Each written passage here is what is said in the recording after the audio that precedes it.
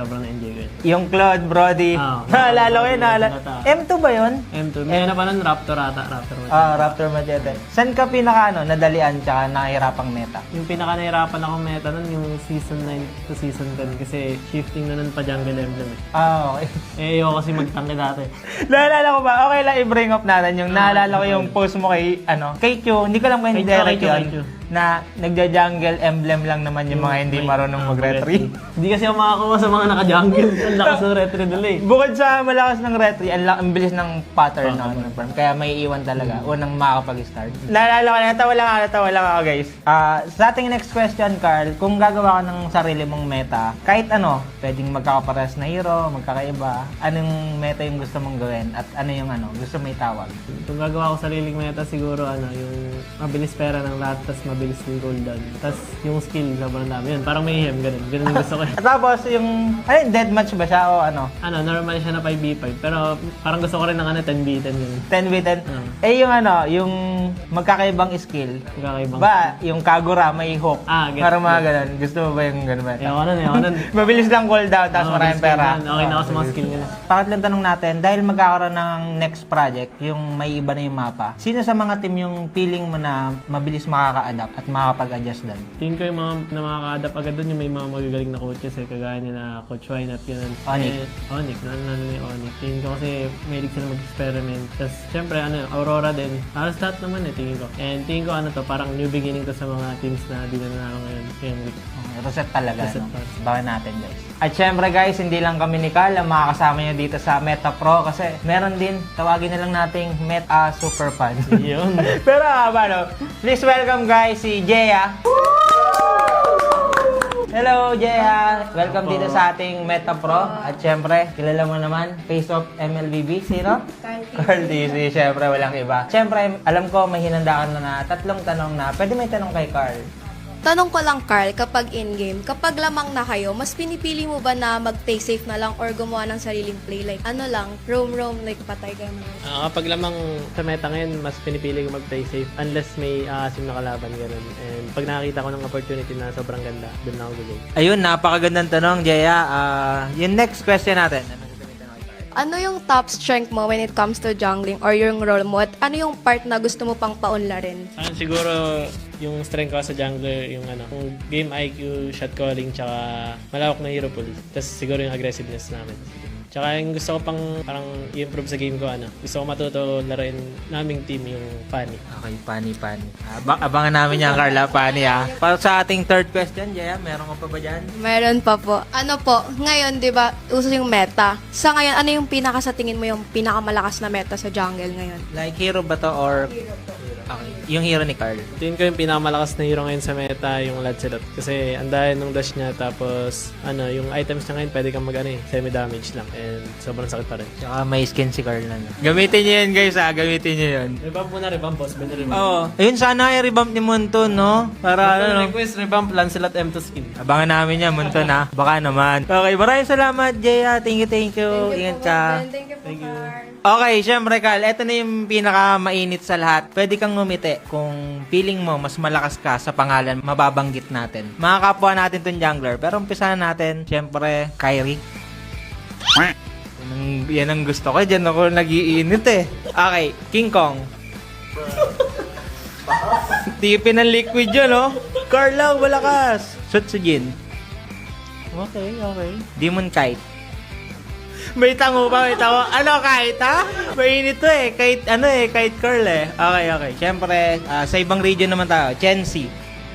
Wow, medyo napakonting smile lang din si Carl, Mukhang papalagyan, Okay, Saida. Yung hina.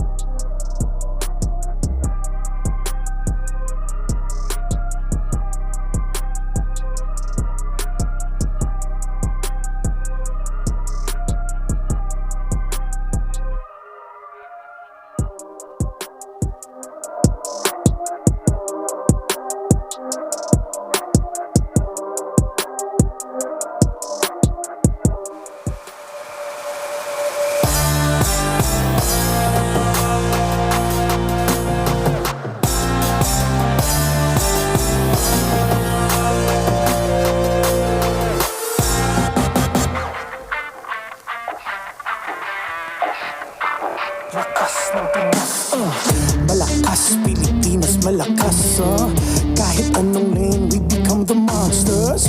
Malakas Pilipinas, malakas, face the golden sun and repping for the 3 stars. Look at us to the top, no ifs, no buts, winning any game para to sa PINAS. Di mo matitinag aming boses sa new level. Nasa kalye man o mobile, you know I become a legend. Listen, open fire, we unite, we winners. But with pressure, like diamonds are made of. Switching the lane na parang gera, HP racing made a setup. Kakatang buhat ni Hilda, full dome SS parang Laila. Susundan ko ang iyong wakas, kasama pataas, tagumpay natin to dahil tayo'y malakas para sa Pinas. Nasa amin ang alas, hindi to atas, kinikilala sa taas kasi kami ang malakas para sa Pinas. Nasa amin ang alas, hindi to atas, kinikilala sa taas, ganito kami sa Pinas, yeah.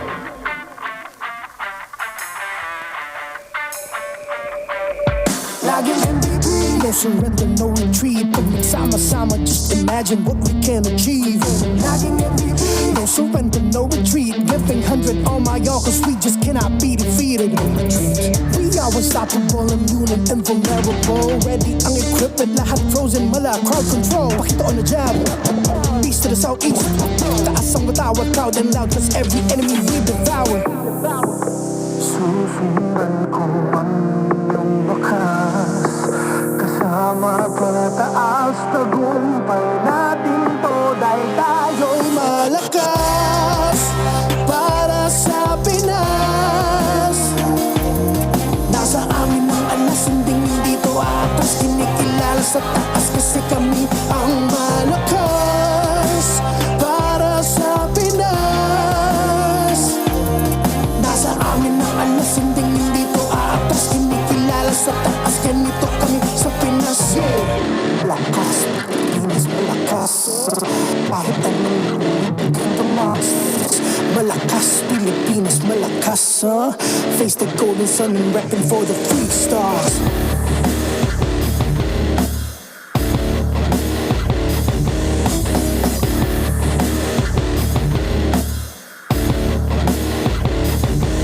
Ang lakas ng Pinas, we unite, we the stars. Ang lakas ng Pinas, we unite, we the stars. Ang lakas ng Pinas, we unite, we the stars. Ang lakas ng Pinas, we the stars.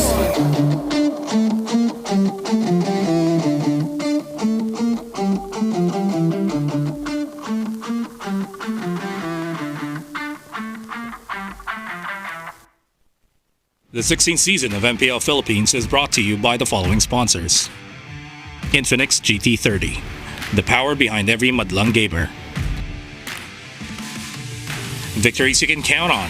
Smart, the simply reliable telco partner of the MPL. BPI, the official bank partner of MPL Philippines. Mas epic na bukas, buksan sa BPI. Our partner in esports, Clear Men. Power up your dandruff-free scalp. Supercharged with Clear. And Nor. Sarap panalo with Nor. Don't miss any MPL action by following our official Facebook and subscribing to our YouTube channel. Follow MPLPH on TikTok for more content. Experience MPL live and stay in comfort at the Green Sun Hotel. Enjoy the promo exclusive to MPL ticket holders. This is until October 13, 2025, so hurry and book your stay. We're weeks away from the playoffs, and you can secure your tickets now. Join us at the bigger stage for the biggest clash of the season. Go to the official MPLPH website to secure your seats. MPL Philippines is monitored and supervised by the Games and Amusement Board.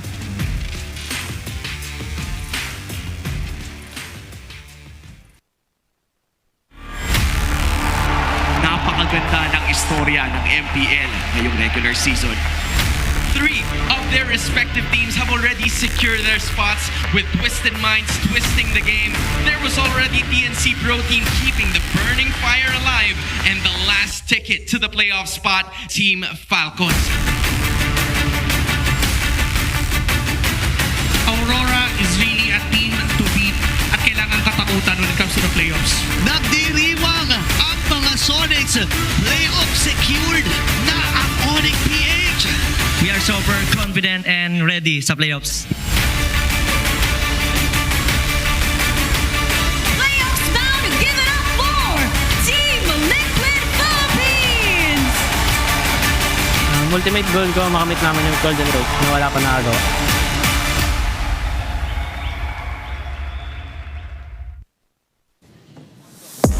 And as of this moment, we already witnessed the 8 weeks na nakalipas and already kompleto, or we've already completed our playoffs lineup. We're moving forward to the biggest stage of this competition as teams fight for the Immortal Cup and the title of the champion. You know what, Odin? Let us run it back.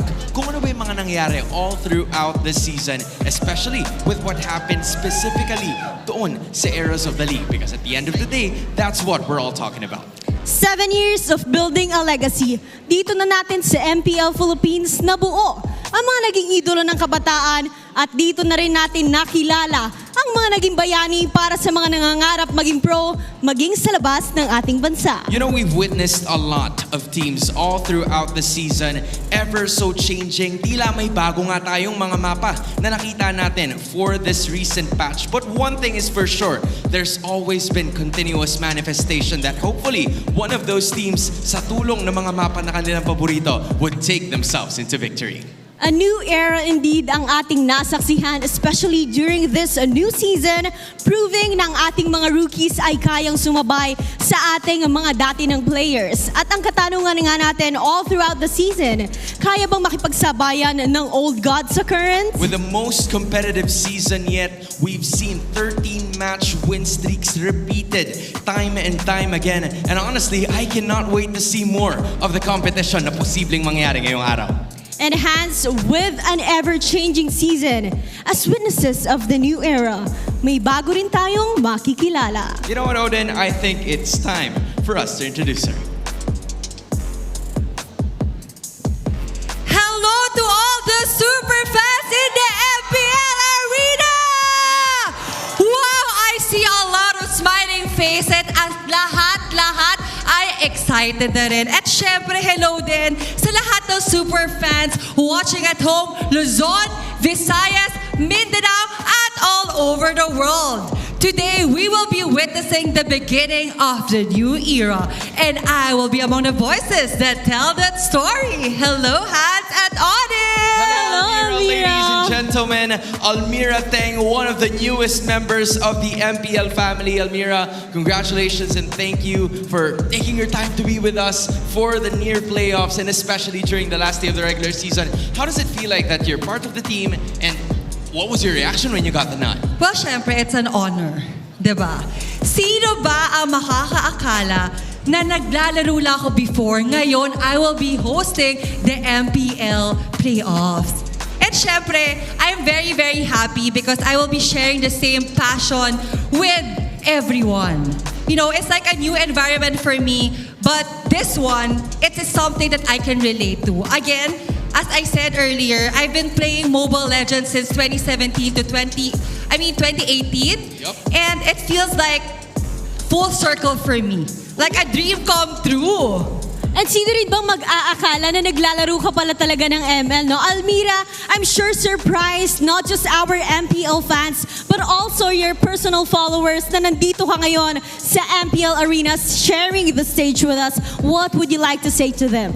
Of course, to all the super fans, thank you for making the Mobile Legends community alive and passionate. And sa mga fans or supporters na hindi po nakakaalam na naglalaro po ako ng Mobile Legends, eto na, maglaro na po tayo ng Mobile Legends, and I'm very, very excited to share the same energy with all of you. You know what, Almira, Odin, I think it's time to give her the floor, and may you please do the honor of opening the show. Alright, kaya naman, sama-sama na natin tunghayan ang Lakas ng Pinas! What a way to celebrate and hype up the current era that we are currently in, which is again the global era. And we welcome you officially to the last day of the regular season here in MPL Philippines Season 16. My name is Brigida alongside Leo and Wolf, and we will be casting the last two series that we'll be seeing in the regular season. Salamat datang to the English desk. Salamat datang to Almira Teng, our newest host. Yes, That's some Bahasa for you. Oh yeah. I have no contribution to other languages, but thank you so much for being with us, and I hope you stick with the show with us throughout the show, even when it's the last day, because you're watching the most competitive region in MPLPH history, and of course Southeast Asia. Up until today, every single match matters. The most competitive season too. That's right. I Of the agree. regions. I don't think this can be somehow enough of a sneak peek to what we are about to witness in the playoffs. But I know we're all excited to see how the full picture is starting to come up, but that is something we will only find out potentially up until or after the last series of the day. So there are a lot of exciting things in store for us, especially as unfortunately, two of the teams who will be playing today are already eliminated. But that's where some of the exciting things start to come in, right? Yeah, Just one. Just one. That's Okay. AP Bread. Right, AP But to Bread. be fair, TNC had a little bit of a, actually not a little bit, but a big scare yesterday. Yep. Fortunately for them, Omega, and of course, unfortunately for Omega, they have lost against Aurora. There might be a lot of scares happening, so we'll be watching out for that. But for now, you guys can experience victory with the Infinix GT30. With GT Trigger and MLBB certified 120 FPS, enjoy ultra smooth gameplay and outplay the rest. We get to see their hand cams every now and then. Even just yesterday, a Franco hand cam was revealed to us. He never let go of his first skill. Yeah. So that's how you know he is a master in using the Franco. You know what? It's not just our athletes who get to use this phone. You can join the Infinix X Laban show match and play alongside Chirizawa, our very own Athena, Giant Gaming, and our very own Womi, in an epic 5v5 match this October 25th, powered by the Infinix GT30. And just like and follow Infinix Philippines and Facebook for the full mechanics on how you can support our very own Womi with Team Jamie. And if you are actually gonna be like me, it will be hashtag Team Jamie for me. I know you're quite different. You're hashtag Team Cherry, if I'm not mistaken. Yep. Yeah, and they never took out our very own now. Nope. Because Of like course. last time, Naisu just said it for Omi. Chirizawa and I go way back. So we can't forget that. And of course, we also cannot forget to level up your game with Vibe by BPI. If you download and sign up for VPI, you guys actually get 50 raffle entries. That's right. Last month, 200 lucky winners received 1,250 MLBB diamonds each. This month, we've raised the amount for you to potentially win. Get this, 50,000 diamonds. That's 4 zeros. Yeah, a sneak peek to how much diamonds Brigida has in her account. So what you can do is download and sign up for Vibe right now, because you can begin an epic tomorrow with Vibe by BPI. And of course, this tournament is monitored and supervised by the Games and Amusements Board. If I were to be completely honest, my diamonds were indeed close to that, but because of how expensive the aspirant's role cost me, they are no longer around that value. It's a shame that I can't request for those skins. Yeah, it's, I would have bombarded your inbox. there's just a lot of skins you have to watch out for, so you gotta take these chances and get those diamonds. But there are some teams who, as you can see, have already taken their chances and have secured their desired spots, specifically for Aurora, because they're the only team who has already secured top seed. But I wonder who between ONIC and TLPH will be getting the second. Today we will find out. More importantly, I think after the first match, we'll get a better picture. That's right. So because of whatever happened yesterday, the score lines have aligned to make it so that ONIC Philippines have a straight up shot into the upper bracket if they do win against TNC, regardless of what the record of the result will be. If it's a 2-0 or 2-1, it will be ONIC Philippines to secure top spot. I hate to throw back to a time where liquid girlies like Brigida would rather forget, but defending champions, Team Liquid, how painful would it be if they did not make it to upper bracket? The last time this happened, season 14, they dropped first round. That's right. I very much could recall that happen because I was casting that in the Filipino desk at the time, and it was a very unexpected turn of events. I mean, play-ins, sometimes they just bring out the most unexpected outcomes when it comes to the games. So this so far is our official playoffs bracket, and as you can see, Falcons are already waiting to whoever Team Liquid Philippines or ONIC. Okay. So what you're seeing right now is the fact that Falcons, no matter what happens today, they have already been secured in the sixth rank. So that means that they will be facing rank number 4, which could be TLPH. Rank number 3, I mean, which is TLPH or ONIC. And now Twisted and TNC, they're just going to be waiting for this match to decide which team will go to 4 and 5. But regardless, they will be facing up against each other. And when they do advance, it's going to be Rora that's going to be waiting on the wings. I hate that we didn't really talk much about Aurora, given how close to flawless their performance is throughout Season 16. They are worlds apart, away from the rest of the league. Yeah. 5 points between them and the next team, and one of those teams are the defending champions. The other is the M6 World Champion. And you know what? The only team that actually dented that record was actually Falcons. Yep. Number 6, and almost did not make it to the playoffs. Yeah, I wonder if Aurora's celebrating that they're not actually gonna be facing up against them immediately because they're in a separate bracket. But for now, this is today's schedule, the last day again of our regular season. TNC versus ONIC as our first series. And we will be closing out the day and the regular season with Team Liquid Philippines versus APBR. Team Liquid, it was a very close fight that they had yesterday. I'm pretty sure they won, bounce back. But all the more am I sure that APBR wants to end the season with their heads up high. That's right. In fact, it's always been this. There's always been this proverb in the MPLPH space where the team that does not have anything to lose or anything to win is the scariest team to face. That's the story of last night's closer. Team Falcons wowed the world, but here today, Brusco and Chakra will be facing off in the final climb. Again, ONIC still wants and can very much get to upper bracket.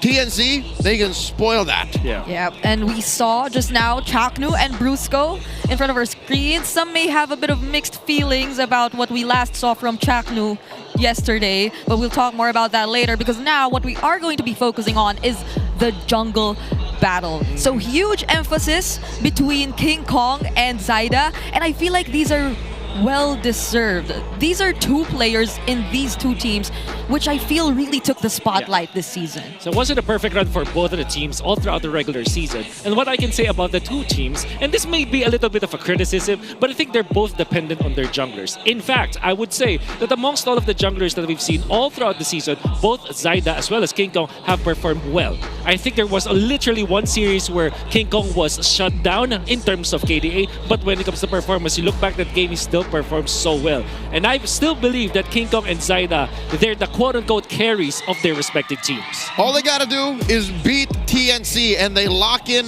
that upper seed slot. I'm pretty sure King Kong is locked in right now. He looks like he's asleep, but I'm pretty sure his 1.8 million followers on the TikToks will be watching. Hey, I know how he acts. Did you see that Suyo video? Okay. I think it's Flying Clouds, right? Uh-huh. He's a good actor. He probably is acting right now. Or maybe he's charging, right?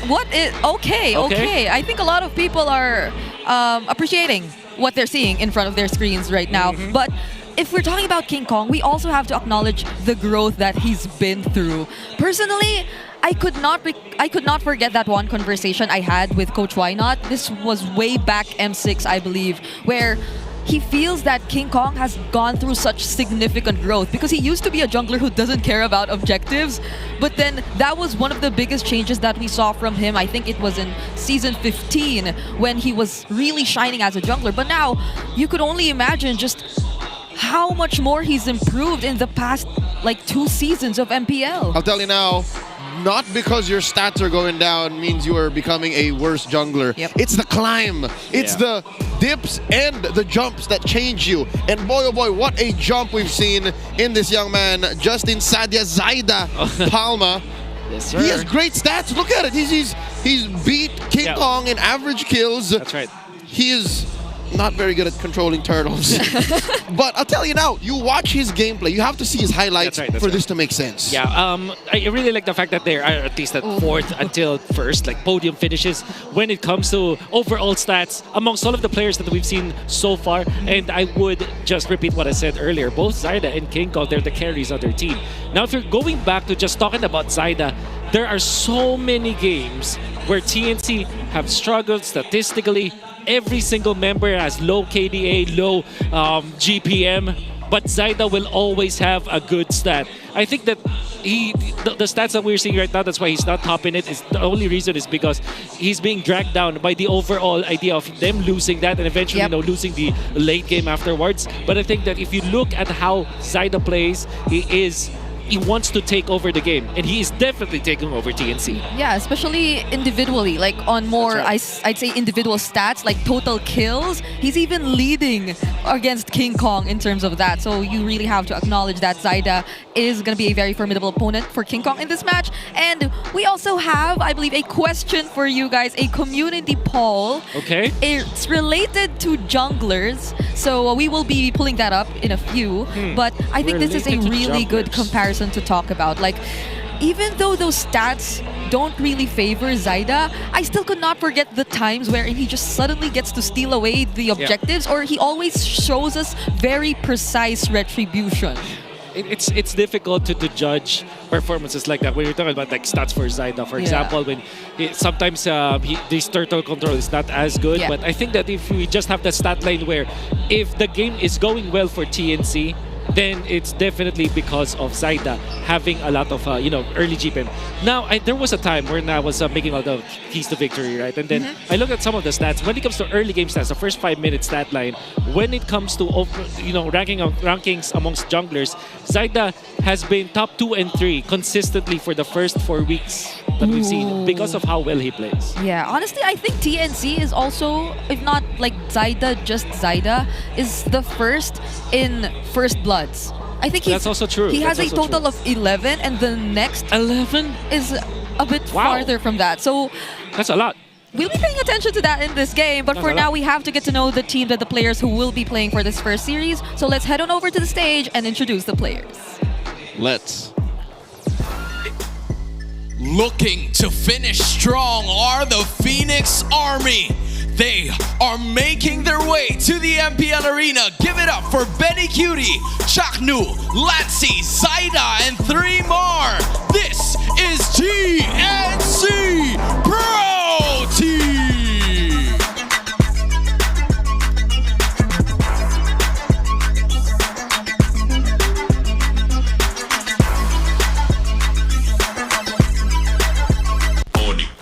And going up against them, you know what time it is. It's Kelra, Brusco, Super Friends, King Kong, and Kirk. It's time for ONIC Philippines.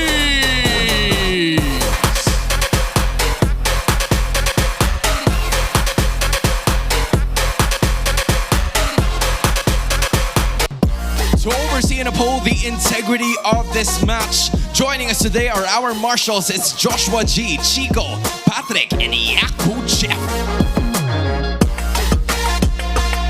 Joined by the teams are their 2 respective coaches. Good friends, Coach Etomax para sa TNC and Coach Why Not for ONIC PH. MPL Arena, this is the last day of the regular season. Make some noise!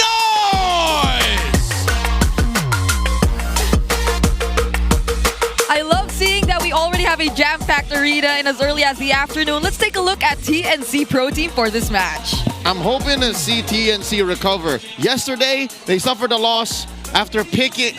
I'm trying to forget. Okay. They picked Hellkurt Rome. Yep. And I met them after the match, and the rest of them seem to be in good spirits. So I'm hoping that against the defending world champions, TNC can pull it through. Yeah, I could hear Renmar disappointed noises when you say Hellkurt. But now let's talk about ONIC Philippines, the defending world champ. Yeah, that's Kirk, King Kong, Super Prince, Brusco, and Kelra.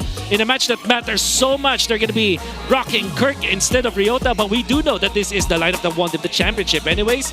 But we're just looking at some of the important stats here. ONIC, red side. Yep, are they red side? Yeah, yes. they are red. So it's really First Blood. Really just about the first blood for TNC. But one thing that's also important here is turtle control, which if you're looking at, it's quite close for both the teams. When we know that both teams are close in a specific stat, it just means that we can expect that area as well to be close in game. Yep.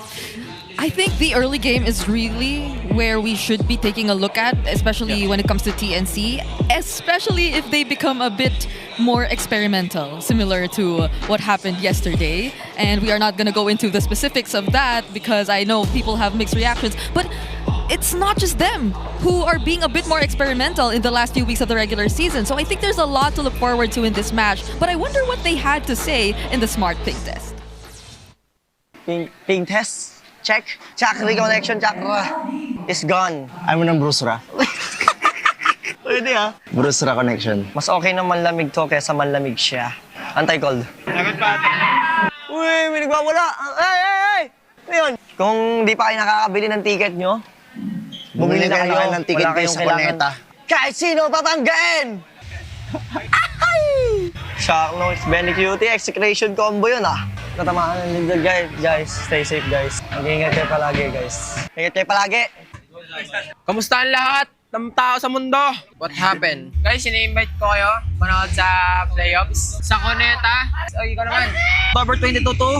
Manood kayo, bumili kayo ng ticket, baka maubusan kayo. Panoorin nyo kami dun guys. Maraming salamat sa mga nanood. Sa mga manonood. Sana matapos ng mga sakuna sa mundong ibabaw. Pray lang tayo guys. Kaya picture kami tatlo. Bang! Mga ganun no? Ano message mo sa younger self mo? Message ko sa younger self ko. Hindi, kay AP side kay AP. Proud ako sa'yo. Hoy, proud ka? Bakit daw? Bakit? Proud ako sa'yo. Alam ko yun. Phoenix Army magingay. Tol, ano word of the day natin? Lasok. Wag yun. Pangangamba. Word of the day now, guys, pangangamba. Okay, so that's the word of the day, pangangamba, which means worrying? Or like... Yeah. It's a bit like that for TNC. But for ONIC, Kelra does look very happy today. Would you agree? He feels nothing for the matchup. He said nothing about their opponents. Actually, there's literally nothing except the fact that he recognized that it was an execution combo. Back in what? That was the... Season 7. So what era was that? That was the Crown era? The start of the Crown Age of the Crown, yes. That's right. Age of the Crown. That was the grand finals, Execration versus Blacklist. Right. I wonder what Kelra's favorite era is, because like I would immediately think it would be global, but maybe he has a different answer. But for now, we have to listen to the keys to victory. Let's head on over to the Howl. Welcome to the Howl. Ako pala si Wolf, bringing you the Infinix keys to victory. It's TNC going up against ONIC of Philippines. Para sa TNC, pasok naman na sila sa playoffs. Pero para sa ONIC Philippines, importante itong matchup na to. If they win, they can get to the upper bracket. At alam naman natin, mas komportable talaga doon sa taas. And this is something na kailangan ng ONIC Philippines. But for TNC to stop that from happening, ang first step para sa kanila, bigyan si Chakno ng fast catch style heroes. At alam naman natin, pag naglaro ang TNC ng much faster with Chakno at the helm, kapag meron siyang mga catch-type heroes, mas maganda naging resulta para sa TNC. I'm very impressed on how they played the Jawhead in the previous game at every time naman naglalaro si Chakno ng mabibilis na catch heroes, it will be better. Plus na yan kapag mapaganda pa yung mapa para sa kanila. And they also have to spread yung mga damage sources nila. Ngayon ang ibig sabihin nito, minsan ang TNC naka-funnel sa isang hero yung late game scaling nila. Katulad ng mga draft nila with Fredrin, Zushin, tapos meron silang Arlot, and then kukuha sila ng isang hero katulad ng isang Moscow o kaya naman ng isang Nathan, kung saan isa lang yung pinaka-scaling para sa kanila. Naging awkward yung isang laban nga nila nung bigla pa silang napilitang mag-Hellcurt na last pick para lang meron silang additional damage sources. Kapag hindi enough yung damage sources para dito sa side ng TNC, nagiging magulo yung laban para sa kanila. Now for ONIC Philippines, they have to play fast. Kailangan mas mabilis sila dito in the early game. Alam naman natin, kapag naglalaro ang ONIC Philippines ng aggressive at disruptive, hindi nakakahinga yung kanilang kalaban. And speaking of hindi paghinga, ito yung pwede nilang gawin. I-pressure si Zyda dun sa jungle with disruptive roamers and strong mid XP combos. Kapag tuloy-tuloy ang pagiging aggressive ng ONIC Philippines, lalo na at tinarget nila ay si Zyda, hindi magkakaroon ng win condition ang side ng TNC. Tingnan natin kung mapipigilan ba ng TNC ang ONIC Philippines today. Back to the casters. So it seems like a few moments before heading into the draft, there is a bit of highlight on Chaknu and what TNC has to give him and let him play in order for them to operate. I do agree that it should focus on crowd control and not damage. Yeah. Don't let your roamers pick up the slack that your cores should have. So I'm looking at heroes like Grok, looking at Khalid, because those two provide both crowd control and damage so that we can avoid the H word. The H word? Is it too much to ask for something as big as or impactful as a Minotaur, for example, or a classic Chaknu Atlas? Oh. Is that something that's weird? Maybe a little coof in the house? I'd want that. Because I feel like for the majority of the season, it's been mostly the Gatot Kacha. Although he has shown us some different picks every now and then. He's stuck with the Gatot Kacha for I think 9 games in total for this season. So now we will be heading into the draft, but I feel like before anything too, the map generally will matter in whatever these two teams will be having or will be prioritizing. So I wonder what they will get. Oh! Now, broken walls. It's broken walls. You know, you mentioned the Gatot Kacha, which is interesting because it's technically a catch hero, but I would put it in a category in a box where it is actually a sustain hero. And the win rate for Chaknu, you'll be surprised. 22%. On the Gatot? 2 out of 9. Yeah, it's a matter of a high sample size with very little returns. Yeah. It's all reliable for the Mamba, but yeah. You know what? It's hard to build around. You know what has a big enough sample size with the high win rate hero for Chaknu? What's that? It's the G-Rock. Yep. At 62%. He's the first Grok post-rework that actually won. That's right. So, I mean, we've seen like a rising number of Grok first picks too, right? That's right. But could TNC be actually considering that? The way that they're banning so far, it seems... Oh. On the blue side, I think they like the Yisun or the Lancelot better. Yeah. I believe the metagame that we have right now, maybe the Yisun is no longer the priority because there's always that, and I'm not that proud to say this, the presence of the Alice. That is actually a soft counter to the Yisun. Because as a Yisun, you want to hit like constantly and you want to reset your traceless. But if you're facing up against a tanky hero like Alice, again, I'm not proud to say that, you just can't play as easily if you're the Yisun. She's just a cleaner Uranus. A Uranus with a stun. Yeah. Yes. Well. And a reposition that actually works. Yeah, especially when there's a flicker, so there's more ways to keep repositioning. But I'm wondering if ONIC Philippines are willing to let go of the 1-1 so they can get a chance at picking up the Lancelot, or are we expected to, of course, not see the 1-1 get through? Every time that ONIC Philippines let go of the 1-1, they have lost all of the games. If I'm not mistaken, they've lost all of the games. If not, maybe they've only won once. But I'm pretty sure that they have a very low win rate against the 1-1. And now up against Benny Cutie, of all people, will they pick it up? Or are they gonna take the Grok?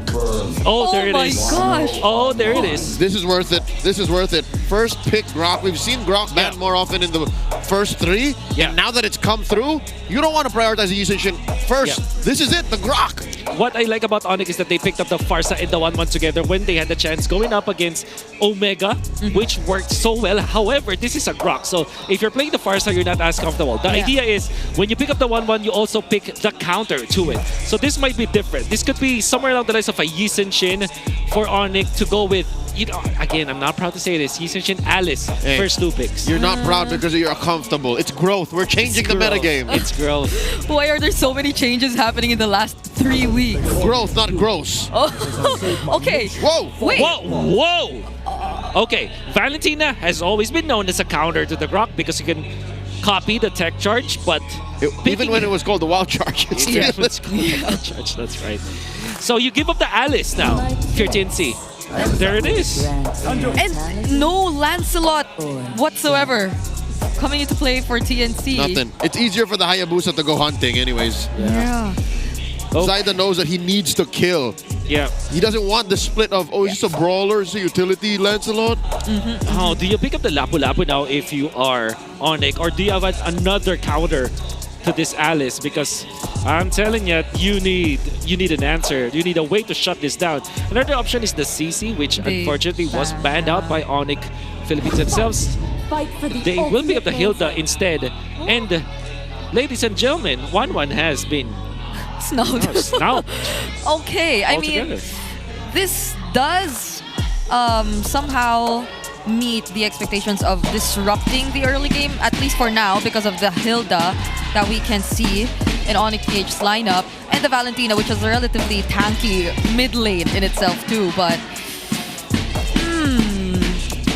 This is so surprising to see. Like there is a chance they might go 1-1 still. Yep, they don't have to ban it.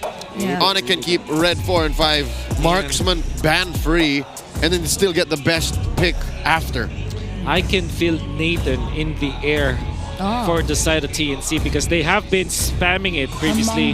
The gentleman right beside me is seemingly not happy when I said Nathan. You're not? Because it has the stank of Hellcurt on it. Hey, relax. There's already the grok. Not yes. Okay, yes. so It's we're fine. yeah, We're fine. It's less about just the Nathan. Yeah. But also, I also don't like the Nathan as much because it takes so much time. That's right. That's right. How about the Bane? Oh, I love the Bane. I'm never gonna say no to the Bane. That's a different reaction we got from him. But Bane is so good. could that be? It could, or depending on the gold laner that ONIC chooses, there could be that Bane. If the gold laner even shows up red 4. That's right. Yeah. But the thing is, Harith is open right now, and for ONIC, you want to get that because that's a traditional gold laner that you can pair up with the Yi Sin Shin.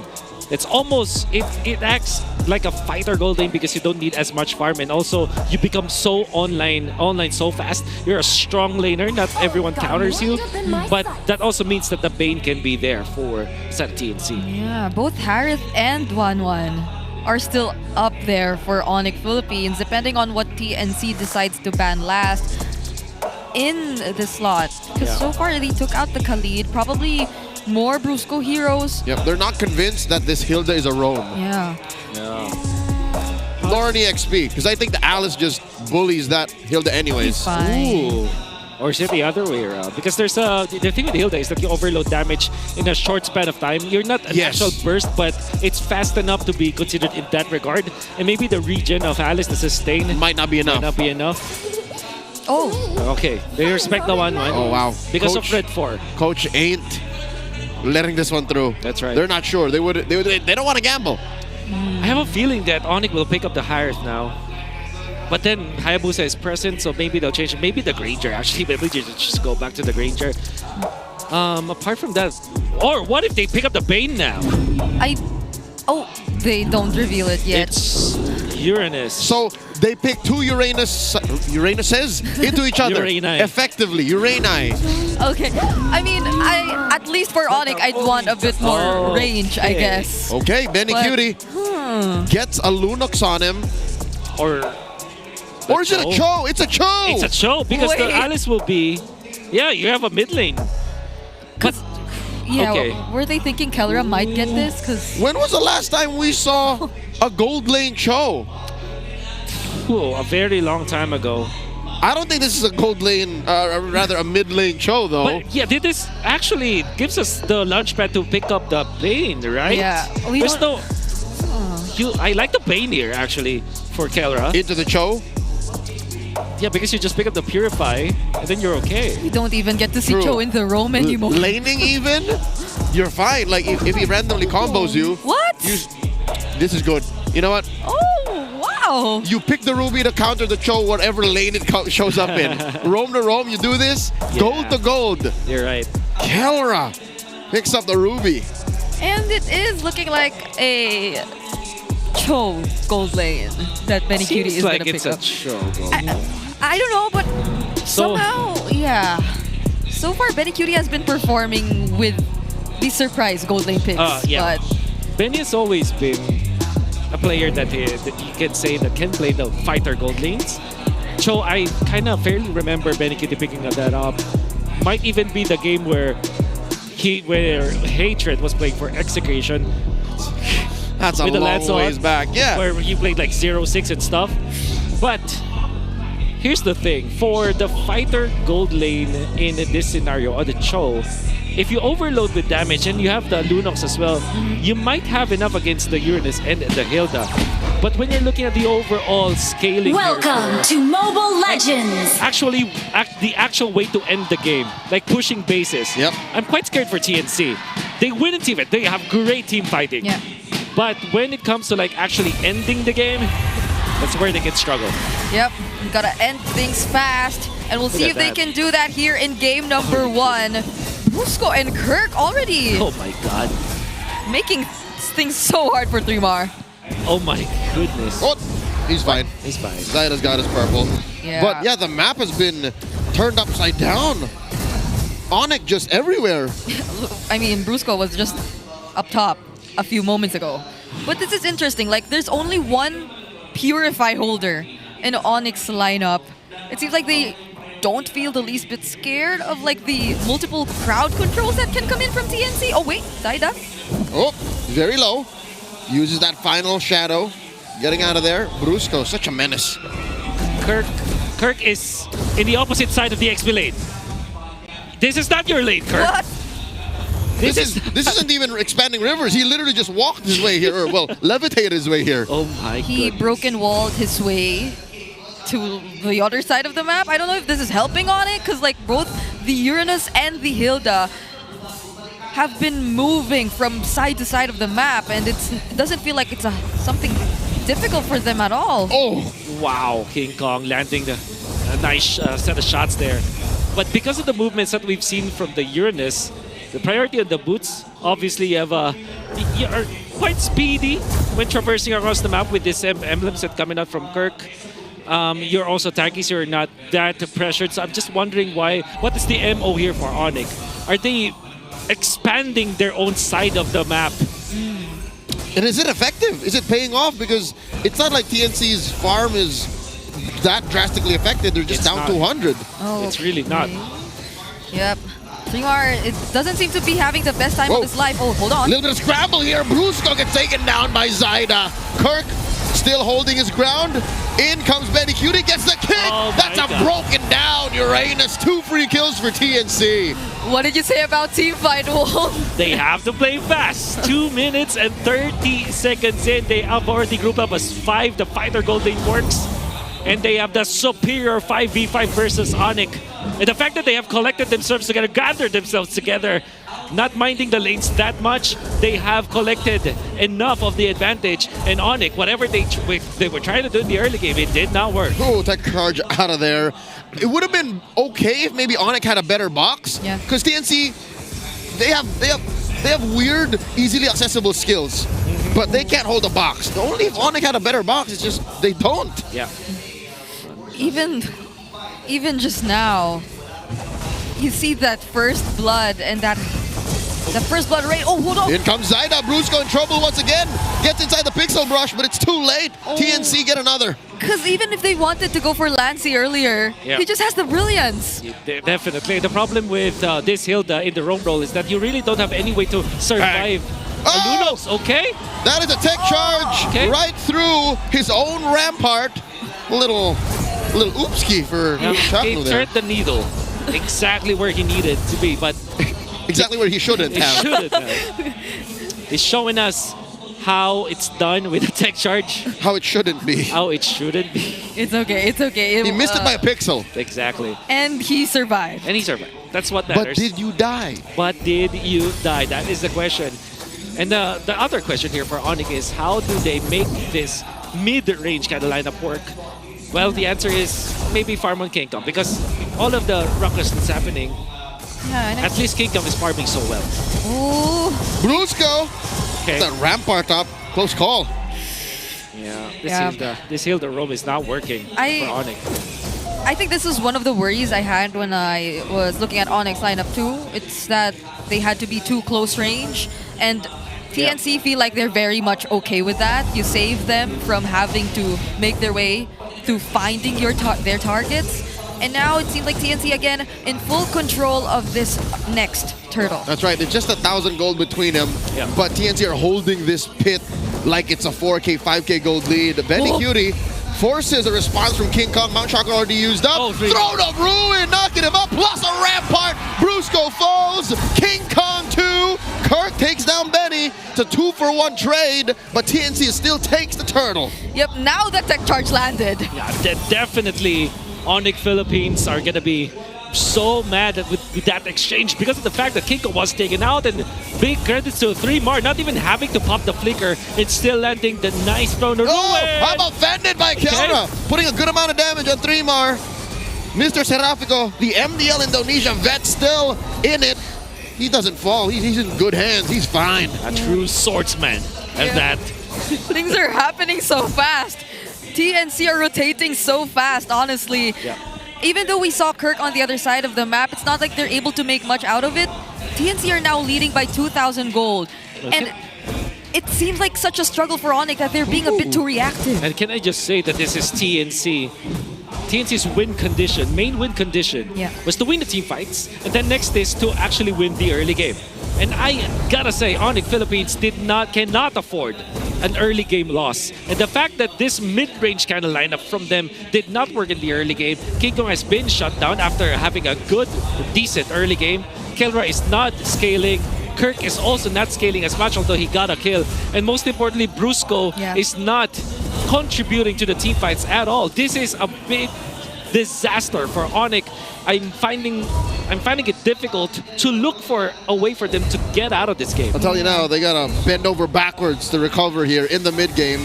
Kirk does buy enough time, running the long way around, taking the scenic route, all the way down to bottom lane, where ONIC are able to translate into a turret. Yeah, I guess ONIC too might have to take advantage of areas where TNC aren't prepared, and in situations where they could really capitalize on the numbers, because similar to what happened down bottom, it's not like Benny Cutie could really commit to defending that turret. And those are the things, the small things that they can at least do for now. What? TNC getting a little careless. You see that passive push up top? Yep. Well, that is okay, yeah. Because they want a team fight. I think that's TNC's MO. Because they do excel in team fights. They want to group up together. Yeah. They don't want to be... They always want to be within arm's reach of each other. Oh, Turtle now at half health. This is the final one. In comes a stolen wild. Tonic charge. Chaknu dropped the zone. A Turtle for TNC. Brusco taken out. Rampart by Chaknu. Keeping ONIC where they want him to be. Kirk got 3 more on him. Got shadows up. Zaida not biting down on the bait. TNC happy with the conversion. A Turtle and a turret. A decent attempt coming out from Brusco. You can even say that's a noble attempt from him.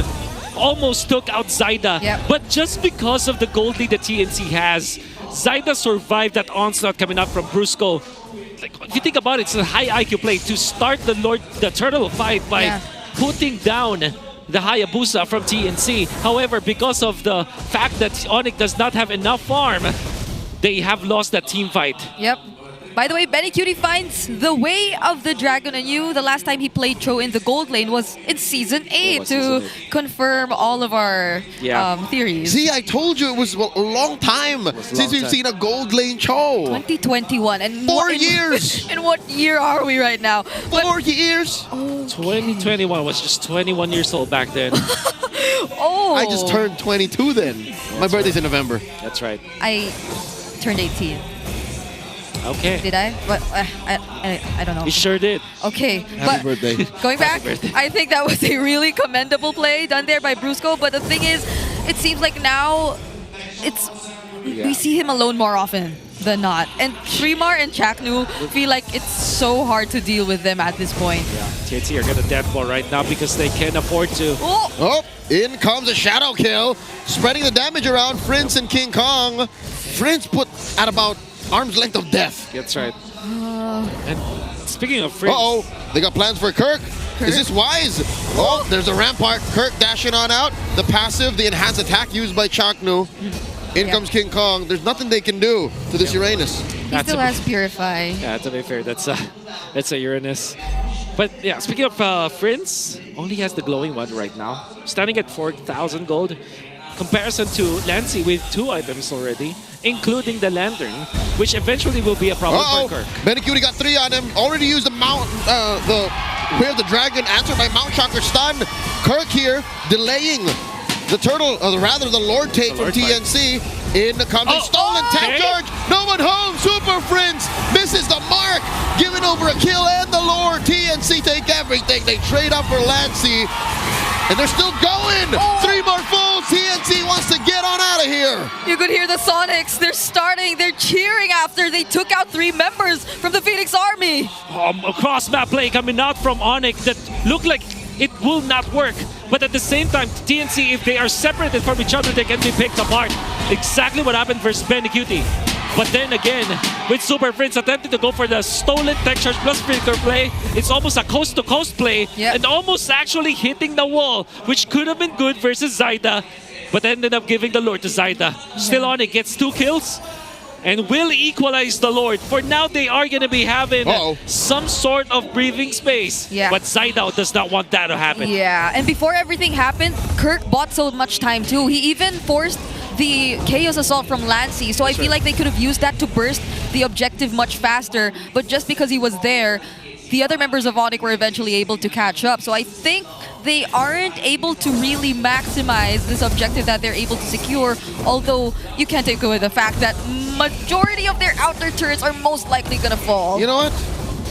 Even with that Lord being taken care of quickly by ONIC, with all the fumbles prior, I think this is just what we can expect from TNC, their pace anyways. Wolf, you already mentioned how they can't take turrets the old-fashioned way. That's right. They don't have an actual marksman. They don't have an actual... No matter what happens, they can only really convert from a death ball. So That's right. I think this is still up to TNC's timing. That is definitely correct. Because if you're TNC, the clear way for you to end the game is if you wipe out ONIC Philippines. And in order for you to wipe out ONIC Philippines, you gotta be together. You have to put all of your pieces together and deathball against ONIC. And for TNC, the only reason for them to be split apart is when the map is not in their favor. So for ONIC, the outright way for them to win or at least equalize in this game, to prolong it enough for them to have enough of a farm against TNC is for them to split the map. So far, Kirk has been doing that. Yeah, and I feel like that's what TNC were doing earlier too. By the way, we look at the Infinix hand cam. This is Zaida, a level 15 Hayabusa, still a level ahead from King Kong. Experience victory for every Madlang gamer. And that is exactly when they were winning majority of the early game. When they were just grouping up together, letting go of some of their turrets every now and then. Their tier 1s, clearly they lost them early on. But when they had to deal with it, maybe that's where ONIC tries to make a move. Because they know that there's someone who needs to manage the waves. And if it's going to be Benny Cutie, then he could be the ideal target. And Benny Cutie is the best target. In theory, I actually like this gold lane show now. When was the last time you saw a gold laner be an assassin, an effective hunter of soft targets? Benny can do that. Benny scared King Kong away from his own purple. And speaking of assassin, Benny Cutie went for assassin emblem. Whoa. If you recall from the emblems that we've seen earlier, with Master Assassin, Thrill, and interestingly Concussive Blast, but you understand why, because he wants to clear the waves much faster. And then he went for Endless Battle and War Axe. So that means that, yeah, there is a one-shot potential if it will be King Kong and Super Fritz as the targets. You cannot show yourself if you're King Kong. Earlier, he even used it in an opposite direction, but it was still enough because everyone, or even Chaknu, could provide the follow-up tech charge and Rampart. But this is exactly why King Kong still decides to hide. They have very minimal information, but look at where Brusco and Keller are hiding too. They're taking that long bush down bottom, the corner of the map. The Dons, Kirk taking it from the other side. 3mar decides to oblige him, throwing out that little shadow gleam into the Y-brush. Chaknu finally checks it himself, spots Kelra, Brusco with the conceal, Super Prince as well. There's a Rampart looking for a big ticket tech charge. Zaida gets caught out! Super Prince kills him, no retribution for TNC! The Lord gets taken out by Lancey! Oh my god, this went sideways for ONIC. Down goes King Kong with a trade 2 for 3. The Super Fam don't want none of this. Could have been the perfect pickoff already, but then they lost 3 members. And that's because the members of TNC have stopped their goal. Kirk's fine. Okay. There it is, Lancey pressing that panic button, holding on to his Purify. Brilliance on out, stealing away King Kong's purple still. TNC on top. What would have been Super Prince's top highlight of this season?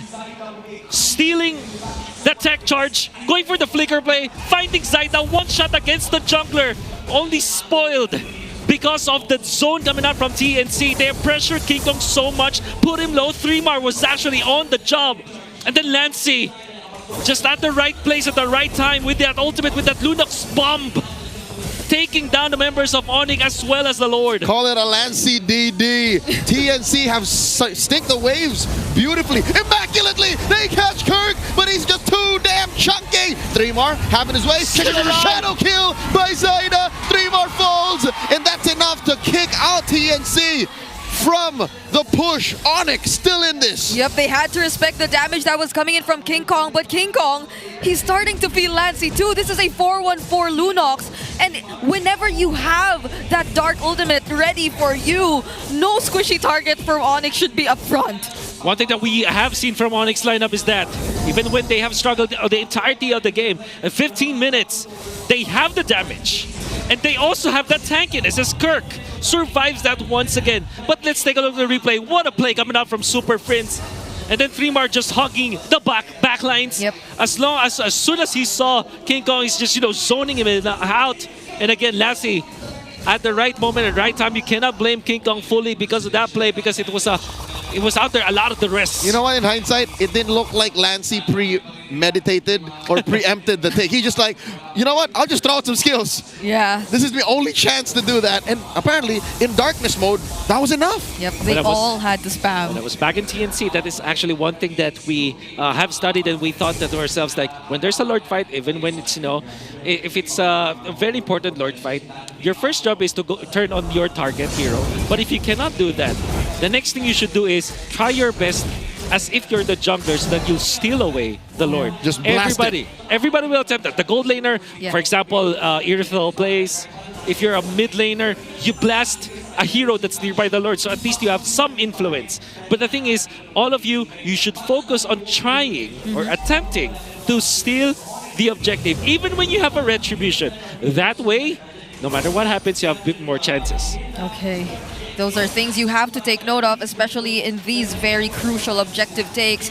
Also, probably of how 3mar is going to position himself first, because I feel like Chaknu is more of waiting on 3mar rather than Chaknu being the first to set things up in this match. It's always that 3mar has to scout and inform him of where is the ideal timing to use the tech charge, and that's when he goes in. That's why King Kong found it so difficult to actually find an entry in that objective earlier. And they're holding the exact same position in which the team fight earlier broke out. You know what? ONIC should learn from this. They have all of the lessons from the first time this happened.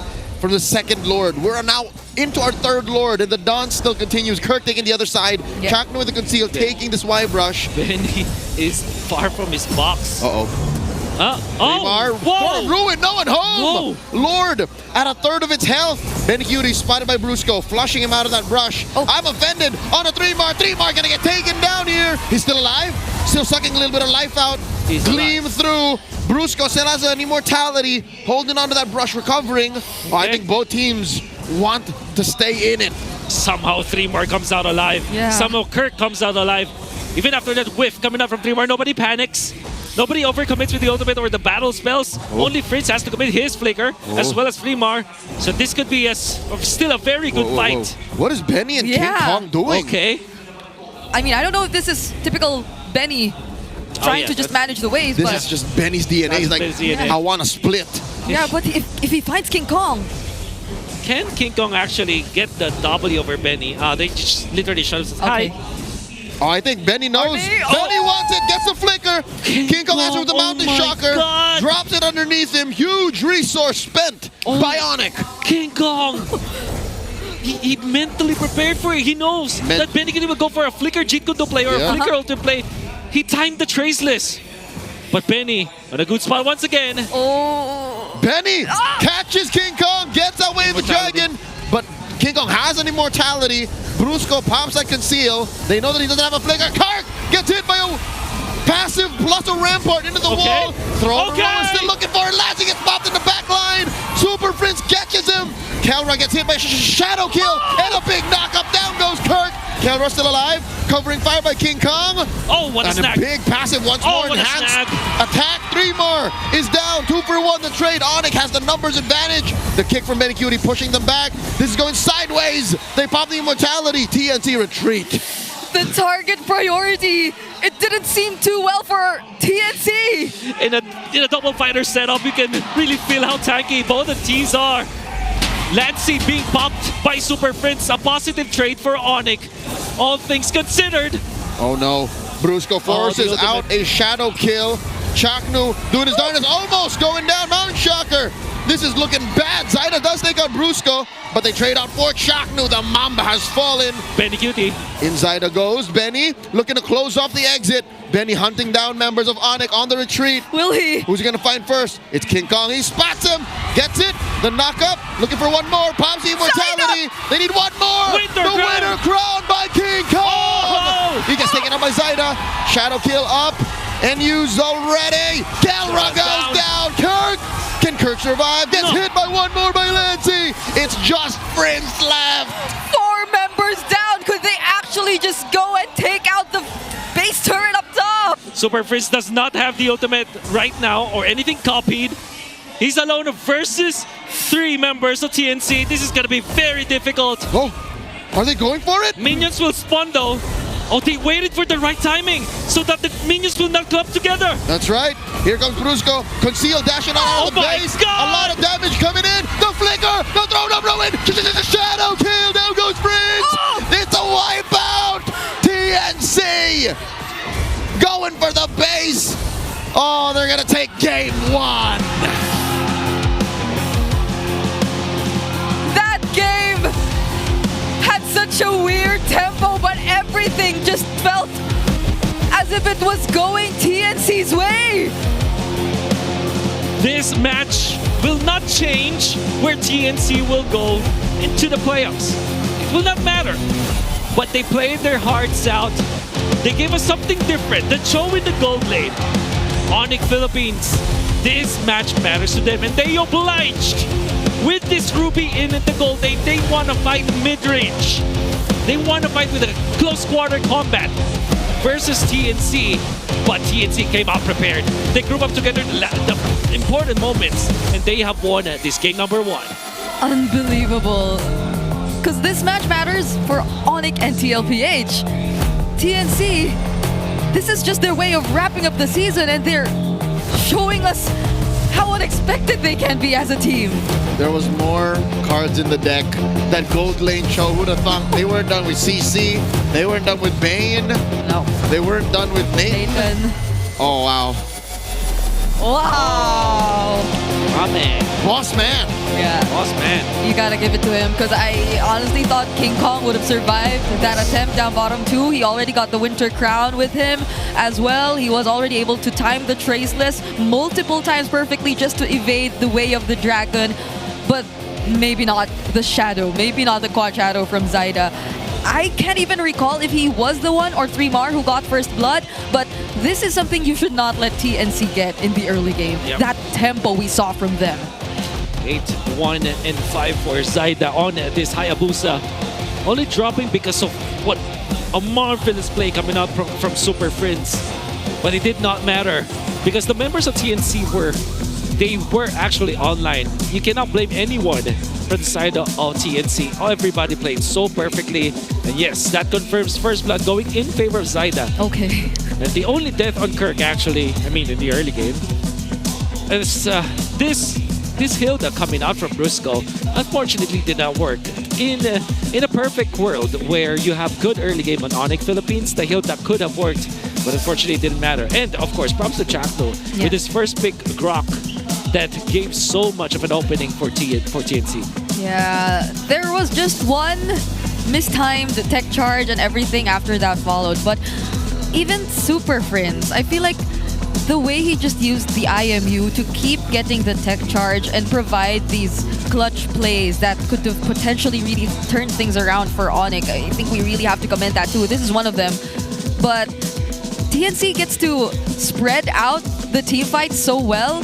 And given that, I guess they're mostly fighters, they can pretty much handle things when it goes this way, when it gets this scattered.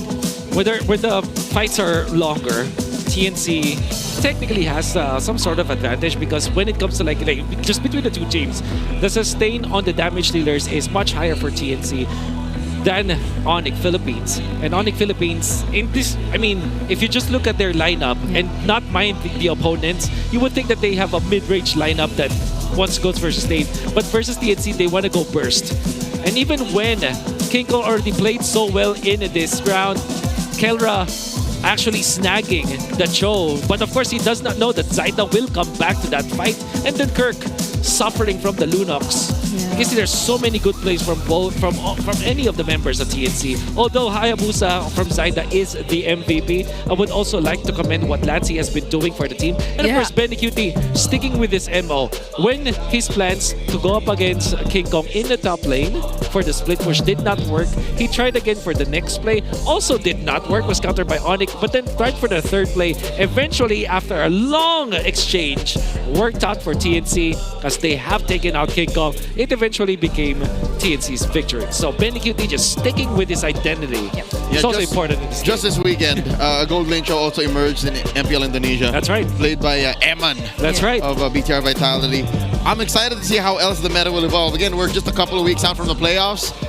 What else might happen in the gold lane? By the way, that Eman gold lane show defeated then at 12-0 ONIC. Ended that streak. Okay, so it's just Aurora that's happy with their 13-0 That's streak. right. Not exactly 13-0 because they already lost one series in the beginning of the season. Highest in the history of MPL, just MPL modern records. Yeah.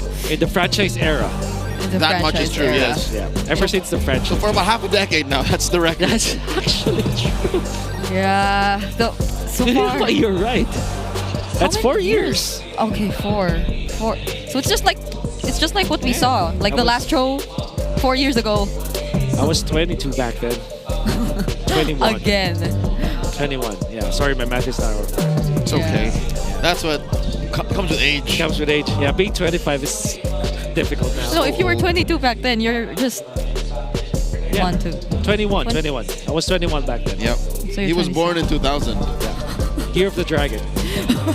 How do you know that? Because I was born. Yeah, but Lancey, props to Lancey. Such a game for Lancey. This Lunox, that Lord Steel. He was the mid-game power spike. If in the early, it was all about Trimar, bullying, Kirk out of the lane, and then Zaida just holding it down the whole time. And then the one time he died, Lancey picked up the scraps. Yeah. That's where, those voids are what Lancey filled. Yeah, and I just have to say, like, Benny QT, in the previous weeks, maybe week 4 around the mid-regular season, it felt like we were expecting a bit more from him. Yeah. But now that they changed the kind of heroes that they give him, starting from the Bane and then the Nathan and now the Cho, there's just something about him and heroes who don't need to be protected. You know what? Maybe we shouldn't look for the old Benny. And maybe we should appreciate the new Benny. This could be. I concur. Because of how good he was during their M4 run, you always would want to remember the Benny QT plays. But then you're right. Maybe we have been searching for a different Benny all along. Maybe this is the new Benny that we should be celebrating. Together with the Phoenix Army. But our rich guy is, of course, still gonna be Zaida. Still taking that first blood. That's right. No one stopping him, not even the Hilda, who eventually, I think, even reached a 0-3 KDA just because every single attempt at trying to invade was met with TNC punishing the Hilda all alone. So, not as successful of an attempt from Brusco, I'd say. They tried. But they picked that into The this lineup. third pick. Yeah. And they probably did not expect that Lunox to be the play, but TNC were the wiser team during that moment. Yeah. And now, by the way, before we head into our next match, you guys can show your support for your favorite teams in the upcoming playoffs happening very, very soon. That's next week. So with Aurora in the first seed, which teams are climbing next? Tickets are selling fast, so this is your reminder to check the available remaining tickets now and hurry and cheer for your squads because we are going to be heading in a new venue. We will be having the playoffs at Cuneta Astrodome, and that's 5 days straight of playoffs action. If you would recall last season, our first 2 days were filled with maxed out series and best of 5s. And what are the chances? What are the chances that happens again? I would say very high because you will be there. Oh, that's true. Yep. So, we're calling all the super fans. We want to hear from you to help us figure out how we can make MPL better, the experience, the watching, the showing of support.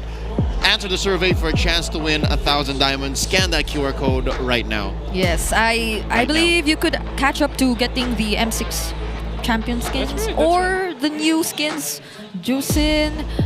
There are a lot more out there. Kufra, you could get it just by playing the game. That Minzitar 60 diamond skin. It's pretty cool. That's true. You should get that. Bang for buck. That deserves an award. And you know what? Shout out to MLBB as, hey, here it is. One of the titles for Esports World Cup 2026. 3 years straight, baby. MLB has been part of the EWC and is the title with the, hey, and I'm not kidding, no other esports title has this. The highest viewership. Yes. All throughout. So, thank you. Satu. Thank you. Thank you Satu. so much. Arigato. Number 1. Satu is one. Yes. I'm on a Bahasa kick That's today. right. Oh, yeah. That's like I could not recall the exact numbers, but it was like millions.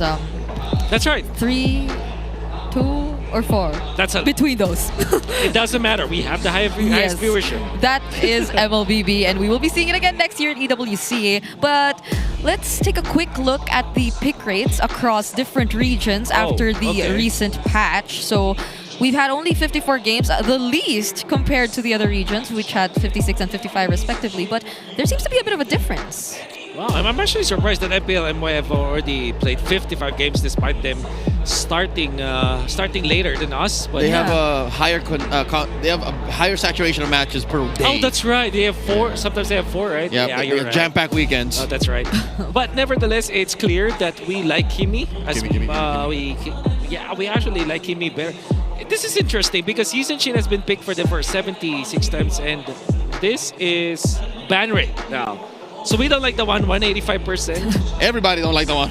Everybody actually don't. Yeah. They don't like the 1. It's interesting how in MPL Malaysia, the Fanny is the most banned hero. Yeah. Where for us, it's just 61% of the time. Still pretty high, but it seems like we do have the counters to the Fanny. Yeah, it gets snubbed pretty often. Yep. Like, more so for specific teams, I'd say. Like, especially if you know it's not entirely their comfort. But even for teams like ONIC, I think King Kong only played it once in the entire season. This is what tells us it will be the most important heroes. And we just like the Jushin so much, as well as the Baksha, and obviously the 1-1. But this is interesting. Chip on top for MPL Indonesia, and then Fanny and CC for Malaysia. You know what? This tells such a clear picture of what each region values in matches and how they win their games. Yeah. MPL Indonesia has a good mix of like brawl and some macro. And then MPLMY is like, no, we're all about mechanics. Yeah. Like, we don't like the Fanny because if you give a good Fanny player a Fanny in MPLMY, like that's a almost sure chance they win. If the Fanny is left open, somebody's gonna pick it no matter what happens.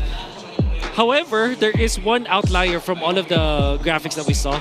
Harith, a priority here in the Philippines. In fact, there are so many teams like Aurora that likes to first pick the Harith in the presence of a Hayabusa, of a Lancelot. Even when that's available, we will pick it. Because sometimes we utilize heroes like this, frail heroes, as a bait. But we also know how to use it. Yeah, and we still wonder why teams let Dominkite get his Harith, but let's see if that happens in the playoffs. Baffles me.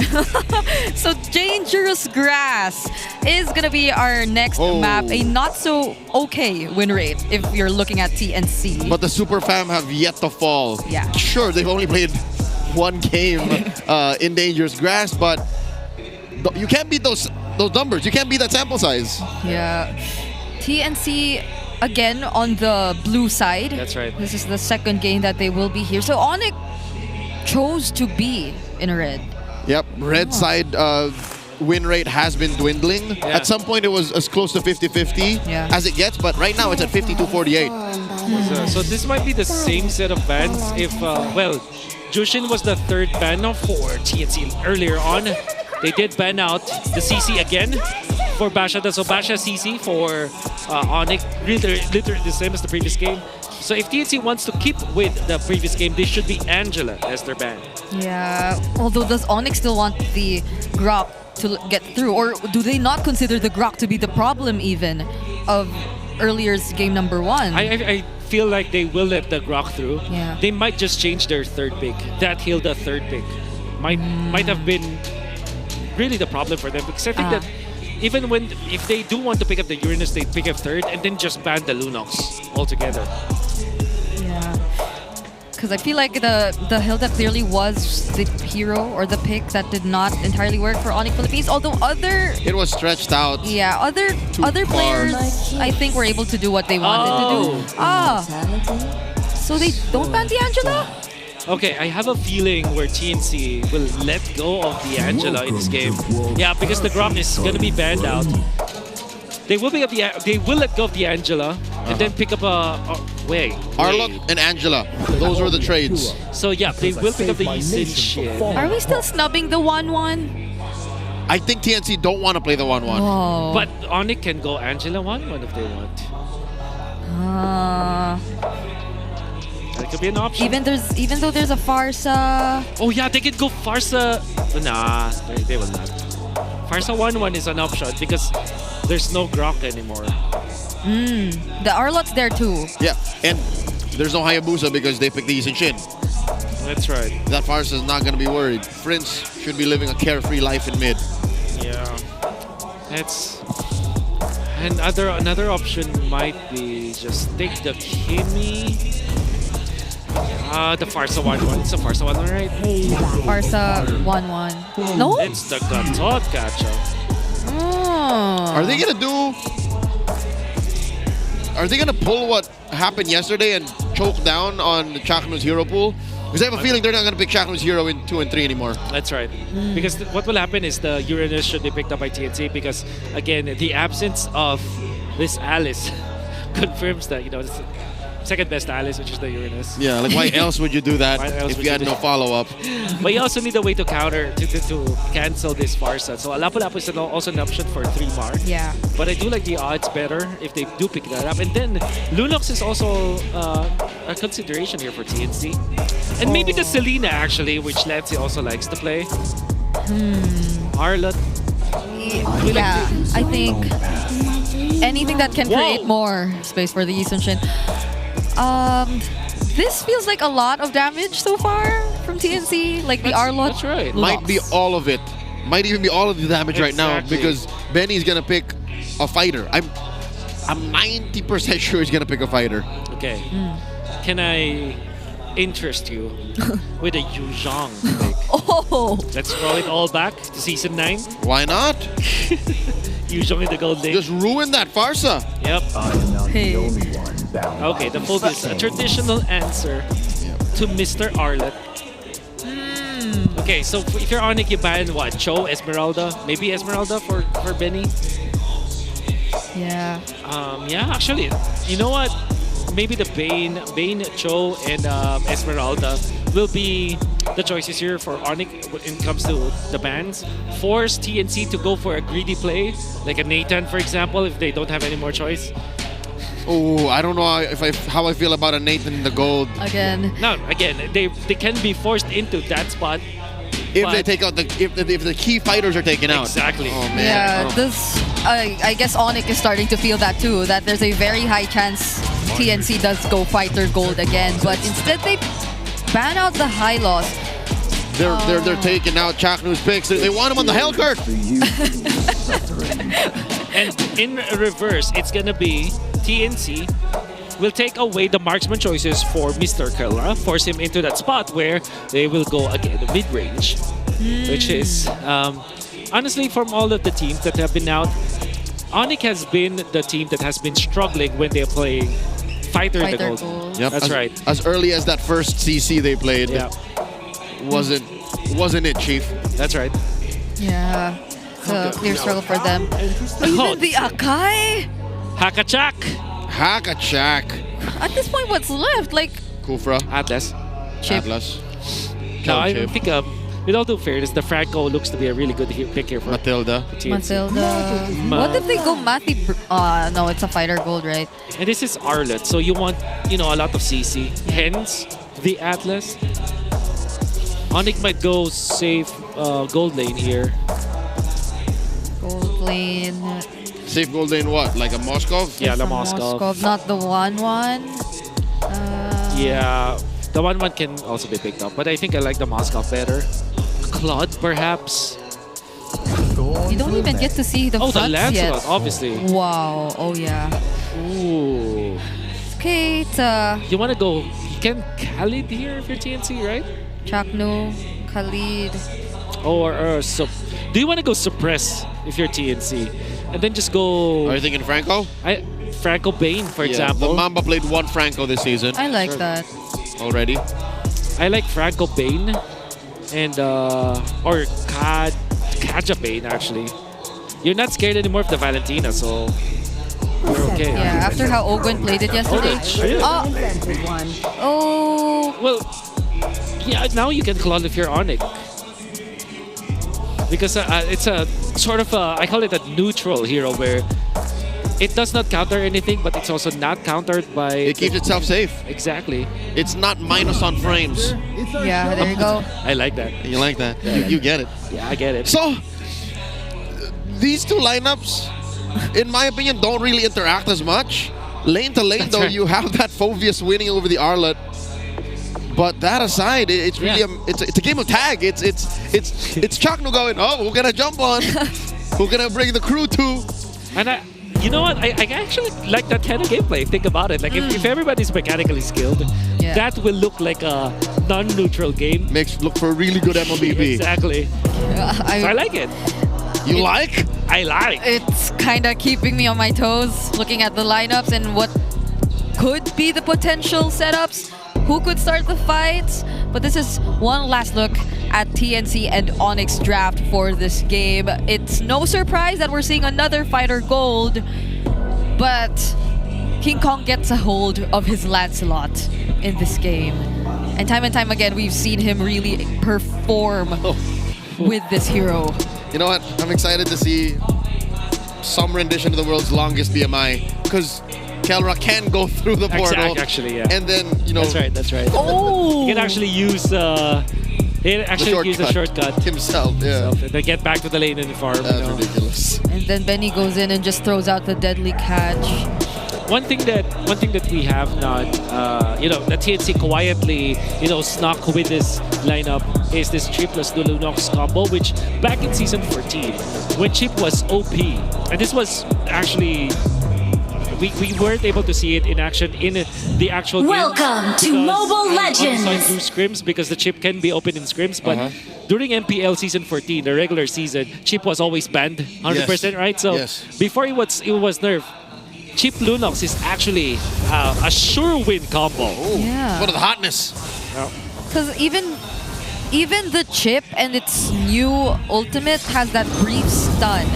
And with whatever amount of time you're able to provide to a Lunox, especially a Lunox who's able to scale, is going to be crucial for him or her to actually burst down these heroes. So I think they're going to be able to manage things pretty well. But again, not much interactions for now. Yeah. Because if you play the shortcut, you're technically on top of the target or the entire enemy team. So you don't expend so much of your mobility as the Lunox. That's why it's a nasty combo. And of course, you have a lot of Oko potential. In comes Zyda, catches Kelra! God. First blood on the gold standard. Benny Cutie feeling himself. Look at that. Oh my God. He spit on that thing. He just flickered in front of Kelra just like that. Oh, that's me and RG. Oh my God. Take it from Leo. You're gonna love that. You're gonna love Benny. that. I like. Rapid boots again for Super Friends. But that was such a great start for TNC. Kazaida again with the first blood. A replay of what we saw yesterday when it was actually, it was Dominic with a solo kill onto his opponent in the gold lane. Him. Yeah, that's a straight up the Bane. It's just so strong when it comes to early game damage. Yeah, Bane isn't even really a melee hero. Exactly. With his enhanced attacks, he's a mid-range hero. It's like a CC. That's right, that's right. And his life just keeps coming back. Like, you could say the same for the Lunos. Look at that. Oh. Big rotation from ONIC. Moving up top. King Kong stealing away that crab. Yeah. Chakno's holding this brush really well, though. Brusco will get to check it, however. Okay, so here's the question, because I think my answer here is yes. Before I ask the question, do we consider Chip as a catch hero? So yes. Yes. Thank you for How about spoiling the you? answer. Let's see. Chaknu not at level 4 just yet. The Mount Chaka, the final slash. Take it out, Kirk. Friends with the covering fire, not enough. Yeah. Oh, down bottom though. Kelra throwing everything with the kitchen sink at Benny to clear the wave. Oh, here we go. The catch coming up. AOG disincentivizing the engagement. King Kong with the Phantom Execution on out. TSC still holding their ground. Oh, Benny Cutie's here too, though. He will be joining this He fight. will be joining the fight. But Oh, come on. at least it doesn't break out right after the shortcut was laid out. So yeah. Still not over I'm still not over this whole memento type of question and answer situation. So yeah, my answer is yes. How about you guys? So is Chip a catch hero? I think yes, especially with the flicker. Because we've seen versions of Chip with Purify, so that he ensures that a shortcut comes through despite him getting caught up. But if you with a flicker, with the way Chaknu plays it, he can go ahead and come from a brush, run out, and then flicker and shortcut somebody. I count that as a catch. I like the sound effects, but yeah, especially if it is gonna be an aggressive kind of Chip. That's so cute. Wait, who's? I thought it was her boyfriend. That's actually Fern. Never mind. Was it? Was it Fern? I think that was a picture in Riyadh. So I think that was. Okay, we will confirm. But maybe she's one of the fans. That's cute. That you know, the plot thickens. Hey, who's your ONIC bias? Fern. You get more options now because Fern's part of the options. where King Kong, Kelra, Super Prince, Hey. What's your Edward Barber? The answer is Fern. Any jom stands? Any jump stands out there? Any jump stands? Any rap stands out there? Raf K, Raf K. Raf K? I've been a Raf K stance since the pandemic. All right. Why not? Why not? Why not? I'm gonna go for why not. Oh, okay, we're back. Oh, what? Huh. So they didn't find the team fight after the shortcut was used. Okay. ONIC just went for the objective. Even more curious, King Kong took it without using a retribution. So, what was that? A false retreat into a turtle blitz? Wow. I think all I can say is wow. Yeah, I think yeah. It's as if Wolf's backward question wasn't enough to confuse me. Wow, okay. Today is Christopher Nolan Day, apparently. We are going to keep on guessing. I love his music. I think to be fair. Have you seen Wolf of Wall Street? What is going on? I like his older stuff. Okay. But still not that much of a lead in TNC's hands. ONIC did take the first objective, so that's that. Yeah. But we haven't seen a successful shortcut from Chaknu just yet. Every single time ONIC are just able to avoid it and fight back. And it's literally just ONIC neutralizing the attempts from TNC by surviving, utilizing Brusco's ultimate to get out. Yeah. And apparently that is all they needed to re-establish the control of the map. Lancelot is no, it's not actually leading, but at least is even up. This is dirty. You see how Kelra learned so quickly from his losses? Okay. He smelt something was afoot, and I think there was a Mount Chakra used by Zaida, so he hid behind the turret. Like, nope, not happening again. Yeah, I know you too well. I've seen this movie before. Nice try, Justin. That's right, Justin. I see you and Benedict. The first time was too much. But at least now Chaknu gets to prepare for this potential objective. Although again, they really have to take note of the AOG. The AOG could be that go-to answer for ONIC. Wait. Holy Crystal only. No boots. Well, I mean, technically speaking, he will not need it because with the shortcut pops, he's in there. the middle of the fight anyways. He has a flicker, so... Okay, yeah. Holy Crystal, don't try this at home, boys. It shouldn't be much of a problem because all the Bane needs to do is farm up a little gold to get the arcane boots and he's good. That's a low cost and no contest. Nothing much.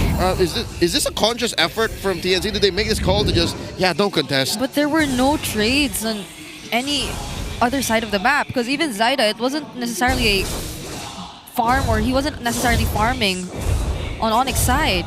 I have no answer, everyone. I think that TNC's just... Are they shell-shocked after that pause? Because it kind of felt like they've lost all of their playmaking, faculties. Yeah. after that play because they are playing so passively. From a team that actually led in the early game by a substantial amount, it would have been disastrous for ONIC if TNC just bullied them out of this game, but the ONIC have recovered. Whoop, there's a Mount Shocker. TNC knows there's 4 members here. Chaknu comes through the Y-Walk, jumps in, sets up a shortcut. Where is it? It's a flicker. Yeah. He just flickered it and then nothing came out. He couldn't press it at all. TNC is making odd decisions in the first 5 minutes of this game. Brusco gets the taunt on a 3-mar. What a dodge. Oh, there's nothing on it, but hey, this was all for that split push. Yeah. Zaida gets the top lane tier 1. Oh, they have trapped Bottom Benny. though. That is the blazing duet. Benny flickers into his own death. Kirk was waiting for him on the other side. Kelra gets his comeuppance. Hey. In goes another fight. The AOG. Brusco in the middle of it all. Chaknu very low. Super Prince with a free feathered airstrike in the safety of that brush. Nothing so far. Finally a trade for Kelra. 3-mar finds his head. And still a beneficial trade for the Super Fam. What a fight for ONIC Philippines. First, that trap that was laid out, Benny Cutie was just surrounded. No one to help him out. ONIC immediately eliminates the Bane. They recall to his face, and when the chip went there for the team fight, ONIC was just so free. Farsa from the backline. Super Prince did not have any contention. He played this whole combo of the feathered airstrike. Yeah. Launching down the members of TNC, and now ONIC Philippines have the lead. And I'm still thinking if Chaknu knew that there were 3 members of ONIC in that rush. Because he flickered in a bit too confidently. He obviously knew because ONIC actually planted themselves in that spot. They just killed the Bane a few seconds before that fight happened.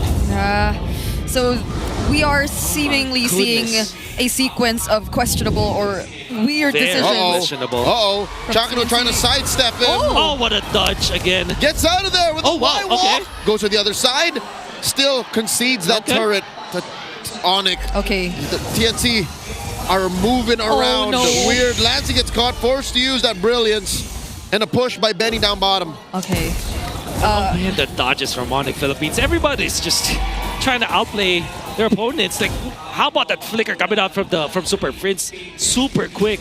Yeah, it feels like TNC's running out of gas. All of their attempts to look for targets, to look for mini stuns or setups, massive setups are not working. Not even 3-mar, who we know to be very consistent. Oh, Chaknu flickering Chaknu in. flickers forward, presses a shortcut, but at the point of his engagement. Speaking of engagement, here comes Brusco, finds the Mamba, plus the blazing duet. Yeah! K and K are back, baby. 3 free kills for ONIC. Oh, Benny just cleared the wave in you're surrounded mid. again. Benny! Surrounded again. Not my boy, not the Bane. 4 free kills for ONIC. I cannot with the recalls. Oh, Zaida stealing away a purple buff, the only thing that he can do for the trade, as the rest of his teammates being pummeled by ONIC Philippines.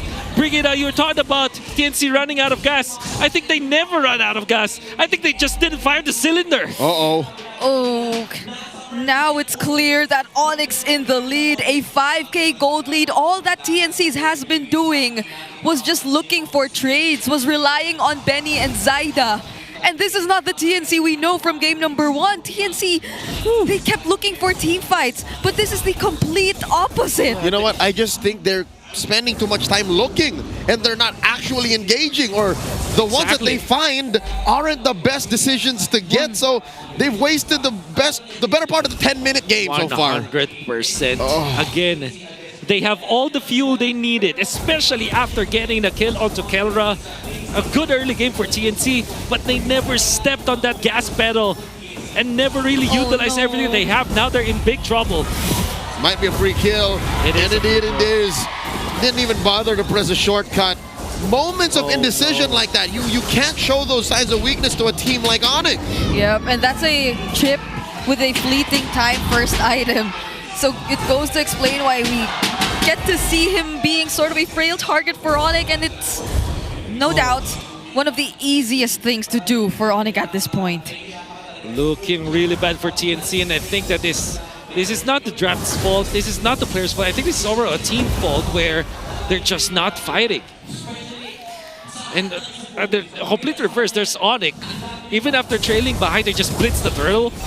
They kept on getting the important kills as well as the important farm on King Kong as well. Okay, glass half full moment here for TNC. They have really good wave clear. Yeah. They That's can also defend true. in their base and hold the high ground for a good 20 days. Like, they're fine. Yeah. They can Fine. keep this going, but big question still, WHY? Why do you keep on engaging on weird angles, and what are you looking for? Yeah, at this point, TNC, I'm really feeling like the best way to go is to prolong and rely on that wave clear, because eventually there are just so many macro plays you can do. But hold on! The AOG, the feathered airstrike, everything but the kitchen sink. They respond with a deadly catch. Brusco gets popped by Bene. Kark falls down as well, and none fall for TNC. It's not just the wave clear, the damage output's pretty reliable too. Chakno chasing after Kelra. The Mamba going hunting, forcing a BMI out of Kelra. The gold standard skedaddles. And Chakno did not have the flicker or missed it the first time. That's why ONIC Philippines felt that they can back down. And the biggest thing about that for TNC is that they did not lose their inhibitor turret.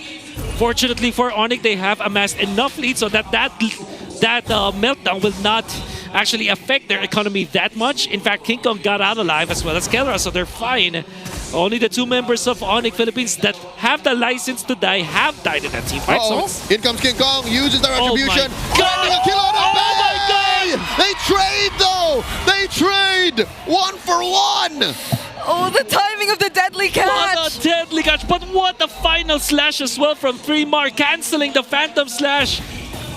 That would have been the killer, the initial killer for Benny Cutie. And by the way, my goodness, that skill to coming out from the Bane, who's already half HP, and then we want to fold just by popping one skill? Come on. That's the ale. That's the ale. That should not be allowed. That's his baba. His little juice box. The amount of sustain on this Bane. But at least now we get to see TNC get out of their base. Oh. Put themselves a bit more further in the map. A little sneaky steal. Chaknu here, spotted by Brusco. Yeah. Not gonna engage, not a good angle for TNC. This I agree with, you know, these kinds of engagements, I would let them play footsies, but for the first 10 minutes, there were a lot of lost opportunities.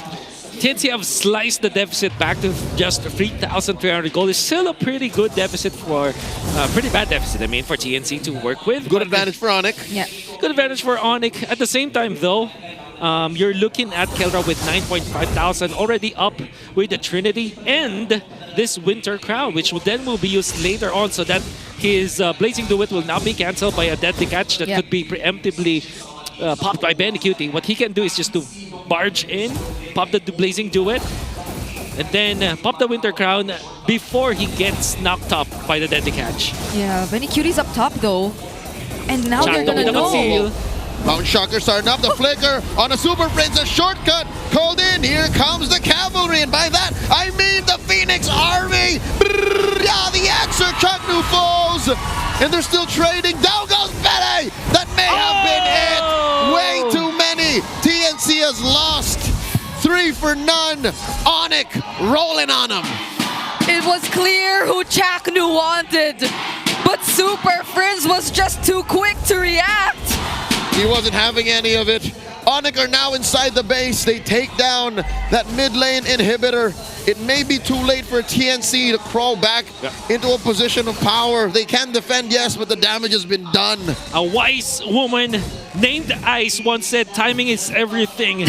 And Chakno unfortunately did not time the ultimate properly because King Kong was already bursting down the Lord.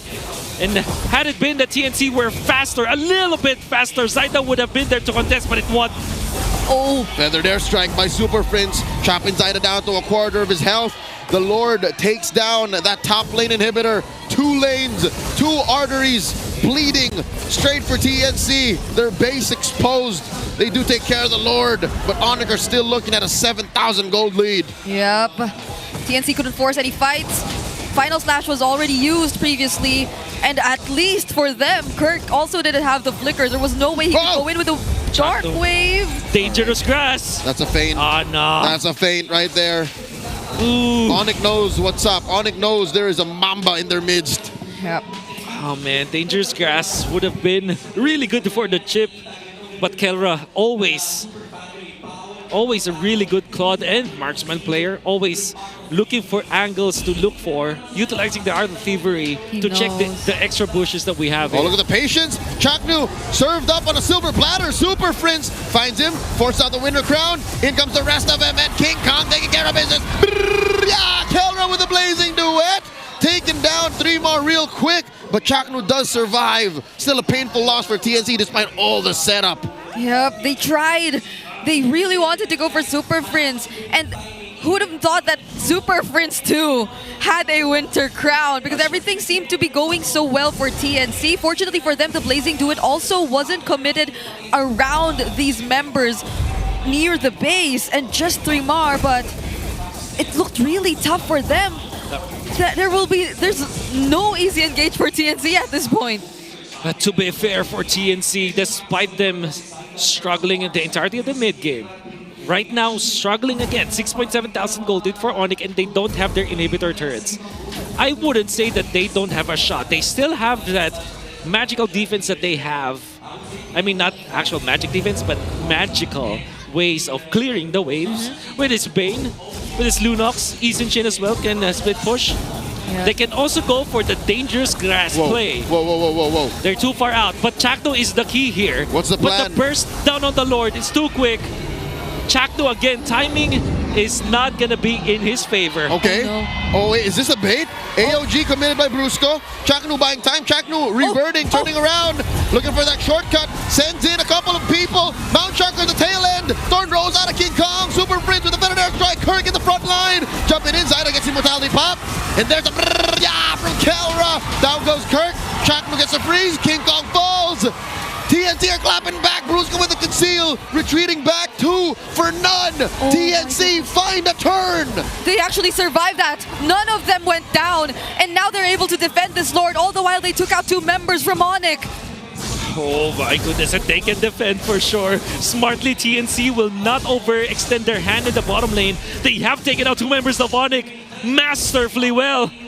With Chakno just baiting out the members of ONIC, and ONIC were indecisive. They really thought about like re-engaging after missing the AOG, and they whiffed so badly that TNC were able to take them apart. This Lord Blitz coming out from ONIC was really good, but it did not work in their favor because Chakno was playing mind games. Yeah, and I just have to say they were so close to taking out Zyda. But Zyda had a quick buy of an Immortality too. That's right. So he was able to just keep repositioning, getting back HP, and just when we thought that they were going to pursue that base turret up top, they just decided to join, and now TNC is the one winning the team fight. Yeah. So they just had to wait. This is looking to be a close game after a very one-sided game for ONIC. Yeah. And TNC, I still feel like they have to play decisively, and they should be the ones to be in charge of the team fights. They should be the ones starting the team fights. They should be the ones looking for a good angle, and they have been doing so in the past 2 minutes. But if they what they did in the early game, being very passive, being indecisive, I mean, it will not work well for them. Oh, Divine Glaive pickup for Super Prince. Lancy too, already complete in his item builds, but ONIC are really holding this brush. So they will be waiting a bit longer, especially possibly for the upcoming objective. By the way, I hope you scanned the QR code. You get a chance to win 1,000 diamonds right there. But these are the items we're looking at right now. Twilight armor coming out from the Phoveus that allow him to be way tankier for front lines. I think you can pick up the Winter Crown if you're Kirk. In fact, any of the members here of ONIC can pick up the Winter Crown eventually. But we are at the point where it's almost equalized. If we get to the 23-minute mark, it's literally equalized. But I think right now we can say that this gold lead that ONIC has held for quite a long time now, which has been, it's literally nothing right now. Gone. It's gone in the wind. Exterminated. Yeah. At least they can just keep managing the waves. They can rely on Chaknu to catch up to the fight. This is a good tempo for Chaknu. Here we go. The shortcut called in. 3 Marzaida come through. The Mount Sharker put on the Brusco. King Kong forced a dash out. The brilliance from Lancy might not have been the engagement they were looking for. Chakno had to spend his flicker to get there. That looked to be a really good timing for TNC, honestly, but the execution was a little bit weird. Lancey as well as Lancey overall did not come with the chip, and when he popped the brilliance, it's like he did nothing. Yeah.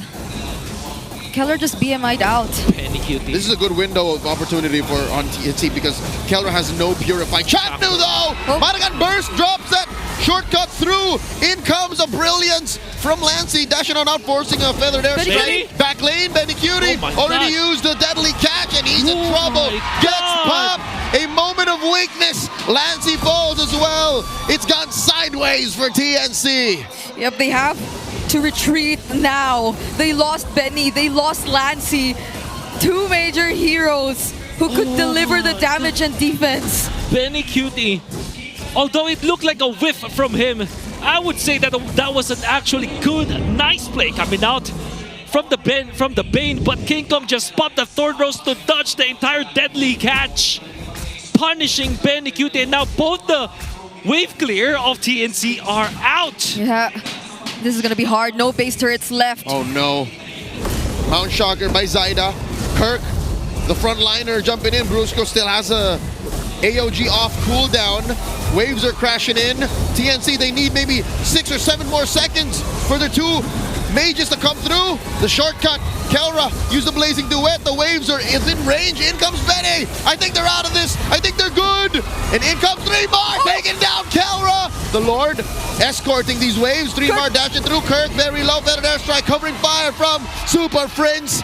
3mar gets his immortality pop, gets his bell rung, gets taken out 1 for 1. They're still inside the base. AOG from Brusco. Takes a lot of damage. The base still getting hit here. They're getting pushed out. The Lord is going to take care of. The deadly catch clears it. Oh my TNC goodness. still in the game. They still get to defend. Even when things look like it was so close to ONIC ending the game. Oh my god. Defense of a lifetime for TNC. Yeah, and 3mar, he definitely was the sacrifice in that scenario. But he killed Kelra. They had to wait for so much time for Benny Cutie as well as Lancey to respawn. Unfortunately for TNC, the Lord marched way too late as ONIC have failed the attempt on the push. Kelra dying, and Chakno already prepared for a potential shortcut play. But you gotta be careful, ONIC. It's whatever we're seeing right now is not gonna reflect how good the early game was for ONIC. Yep. What I can say is they have done well to take care of their side of the map. Because look at that tier 1 in mid. Oh yeah. It's still standing there like rock hearts in seasons 1. That's right. Yeah. It's still there. It's still there. 24 minutes in. They do not. 16 seasons. Yep. 7 years. 7? Is it 7? Oh yeah. It is. Together with Wolf Coach would know. Hayes. Wolf would know. Coach Hayes would know. And few. And few. Wow. 7. But TNC, they have to find that perfect team fight. Hey, you know what? Can I just take us back the moment before the game started when he said that this could be a fight where, because of how mid-range it is for both teams, it's gonna be just a mechanics battle. Yeah. And Whoa, wait. we are wait, happy wait, to wait. see this. What's the plan here? Are they just going to try and delay the retreat? Because look, there's a split push down bottom. It's Chaknu and Zaida. Nobody should keep it back. 3mar delaying it, forcing a freeze. And a blazing duet from Kelra. Brusco did make it back. Chaknu teleports through, forcing a response. Look at me, Mount Shocker. Gets a shortcut, and in comes 3mar. Oh, they're not fully committing to this just yet. Final slash, no one home. And that wave that they left on bottom will get a push. TNC, they might lose an inhibitor, and the Mount Shocker on King Kong. King Kong lives. And ONIC save that inhibitor, calling that Lord in mid. Oh, let's see. Forced use the flicker, almost baiting out King Kong and almost actually successful with that play. But now this is tricky. Chaknu does not have the ultimate. Will probably have it soon on this defense. Lord matching in forward. Immortality is up on almost all of the members of ONIC. And only onto Chaknu. 3mar with a good angle. Yeah. Gotta be careful. He does come from there, calls in the shortcut, plus a final slash. Kelra, defensive, blazing duet back, feather airstrike from Super Prince, but it's out of range. AOG, taking down Laxi. Chaknu falls as well. Where's the damage coming in from TNC? ONIC wiping him out slowly, one by one. Benny falls. ONIC take us all the way. A 26-minute game between TNC and ONIC. It took a while for ONIC to eventually close it out. TNC, they really held on in this game, but it was just too hard. If you're not here, you're missing out. And I'm sure that you're standing wherever you are if you're watching this match because of how close it is. We demanded a mechanics battle when this game started. And TNC and ONIC overperformed in that game. What a fight! In that last set of clashes, Three-Mar with a great positioning. But of course, ONIC Philippines, with the mechanics and the reaction time that they have built over the years, reacted properly even when that game was ended by a 5-0 trade when it comes to a full team fight. That will not say of how one-sided this was for ONIC because it wasn't at all. Yeah. What a fight. And by the way, this is the last match of the regular season. Woohoo! Okay, that AOG you did Oh my God. in the base, it dealt with Lancy and they had no problems after that whatsoever because Benny was left alone as the only way to manage the waves that were coming in. So Brusco did such a great job. I feel like he was really one of the key factors as to why we could not see or feel the chip really be as activated. There's always a threat of an AOG and you could not see TNC be confident in coming together or grouping up because that's going to be the main problem. Whenever they group up, there's a potential that ONIC could just turn things around because of the AOE that they have. And to think that we had a recall battle between our gold laners. Yeah, I'm still not over that too. It's Benny who started it. It's Benny who started it. Kelra obliged. And then in response, Kelra did twice. Did it twice. Oh my God. Or thrice. I'm not sure anymore. What I like about this game is that we've seen a lot of showcase of mechanics from both teams. Yeah. For example, as Kelra is able to pop the Blazing Duet. I think he only used the Blazing Duet defensively just one time and it was the last clash. And then look at how 5 members of ONIC have trapped Benny QT, the dodges. Multiple times. You can see here, look at Three-Mar. Good timing on that final slash and then the deadly catch to follow it up. Kingdom still gets through. Chakno, late positioning. Super Fates dodging so much of the artillery from TNC. And then giving this feathered airstrike maximum coverage all the time. You did not see any feathered airstrike wasted in this game by Super Fates. Yeah. I'm still wondering about that call they did down bottom when Chaknu and Zaida decided to just push the bottom lane together. I don't think we'll be seeing it, or we might be seeing it here in the highlights later on. But how about that? Not this one. This was the end. Yeah. This is one of the ending fights. But look at this. They have eliminated they're fine. Kelra. No. But They do live. They still live. This is where they killed Kelra. But good thing is Kirk did not die. Yeah. And Three-Mar was cleanly punished there. However, again, a sacrifice. Blood sacrifice. Here's the play. Three-Mar, good angle. How about that? But they were so... ONIC was just so aware of what's happening. Yeah. And then look at that exchange. Super Prince popping the predators like the Katotkacha from Brusco. Nailing down the members of TNC. The Lord with some parting shots before he went down, aiding ONIC, and then of course King Kong just running down that Bane. Wait, was that a flicker forward from Benny? You saw that? Yeah, he did. That's right. He probably wanted to catch someone, but they were just so quick to keep their distance and 26-minute game. I think this is the second time we're seeing this week. Like we had one. I wonder. Because we had one yesterday. I think that was the second series. ONIC still at 100%. Rora versus Omega was 26 minutes. In dangerous grass. Yep. Oh, yeah. This is the third game of this series. Long games that we've seen, 20 minutes, 26 minutes. And Brigida is casting, so I'm not actually surprised. But I'm really thinking about that push down bottom, though. Because there could be a bit more element of surprise to it if they didn't know that Chakno was with Zaida. Yeah, but then again, I think TNC... I think there's a little bit of a mind game there. Because remember, as the chip now, you can teleport that's from true. anywhere. from anywhere to one of your Wild Walk portals. One walk portals. And there is one nearby the backside of ONIC's box. Yeah. But ONIC knew that they can burst down the Lord faster than Chakno can teleport and get in front of them. That's true. And then there is always going to be that factor of Super Prince just goes in and out. And as long as Brusco is alive, they can peel. Somebody can defend eventually. And yeah, ONIC is just too confident that they can do that. Also, I think that play could have worked if TNC managed their lanes faster, because somebody from TNC had to also retreat much faster than others because there's a big minion wave coming from mid and top lane. Yeah, I'd say this is one of the best examples of TNC really being a team who struggles if they don't get the early game, or if they at least don't manage the laning phase as well. You could argue that they were close to doing so. Benny Cutie, that first kill they had on Kelra, but the decisions that they were making in the center of the map after they got that kill did not feel in sync at all. Like every decision that happened after that, and the hesitation too, I think that played such a huge role in how TNC completely lost control of this game. You felt the hesitation. This was not as decisive as 3-Mar. For sure. 3-Mar on the Lapus and even the Arlots, because this is still his hero. This is still his hero either way. But I can't believe how the fire went out from TNC after that boss.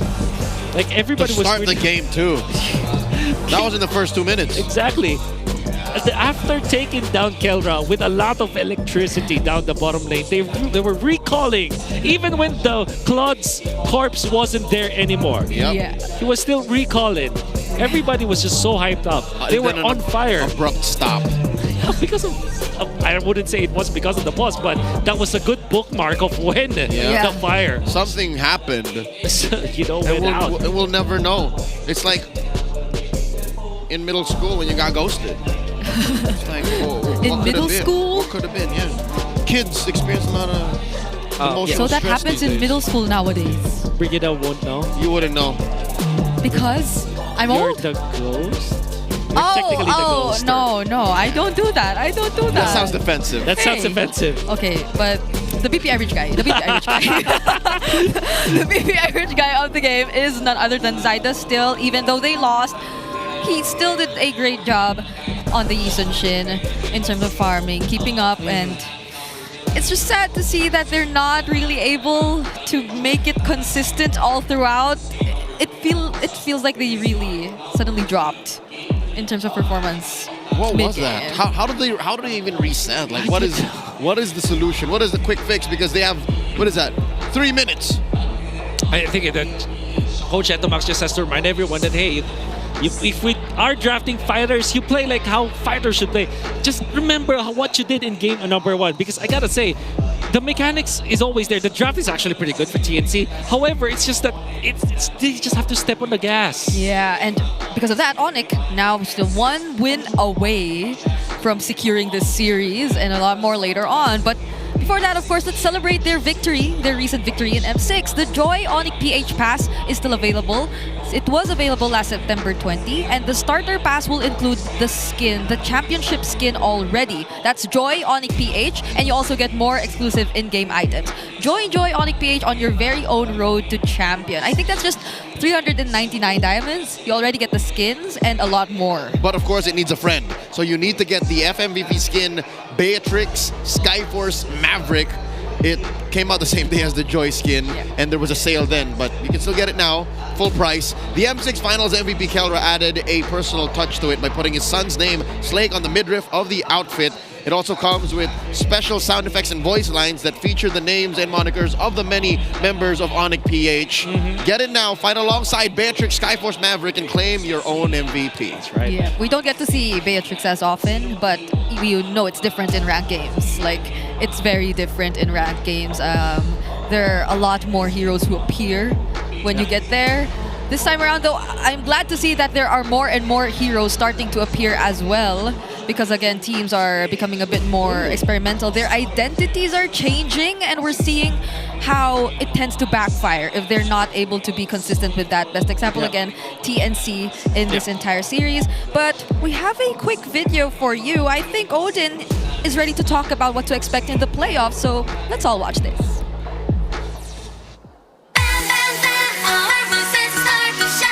Sino player ang pinakamaraming championship in 3, 2, 1, go? Carl Dizzy din. Ay, so ay. Ang taon ni launch ang MLBB in 3, 2, 1, go! 2016!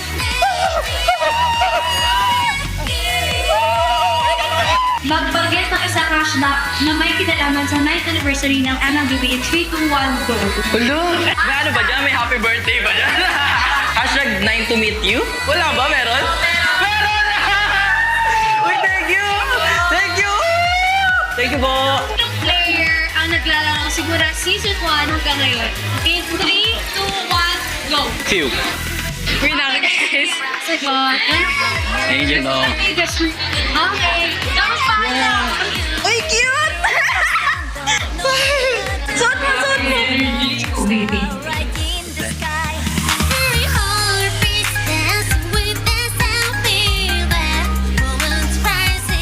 Bucket hat! Kumot po to. Sakto, nilalamig ako! Thank you so much po. Oh, ang cute naman. Ang cute ng t-shirt. Actually, ang cute oh. Cute guys.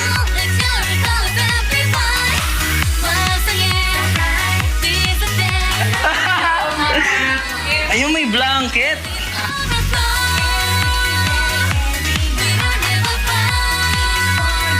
Sobra po.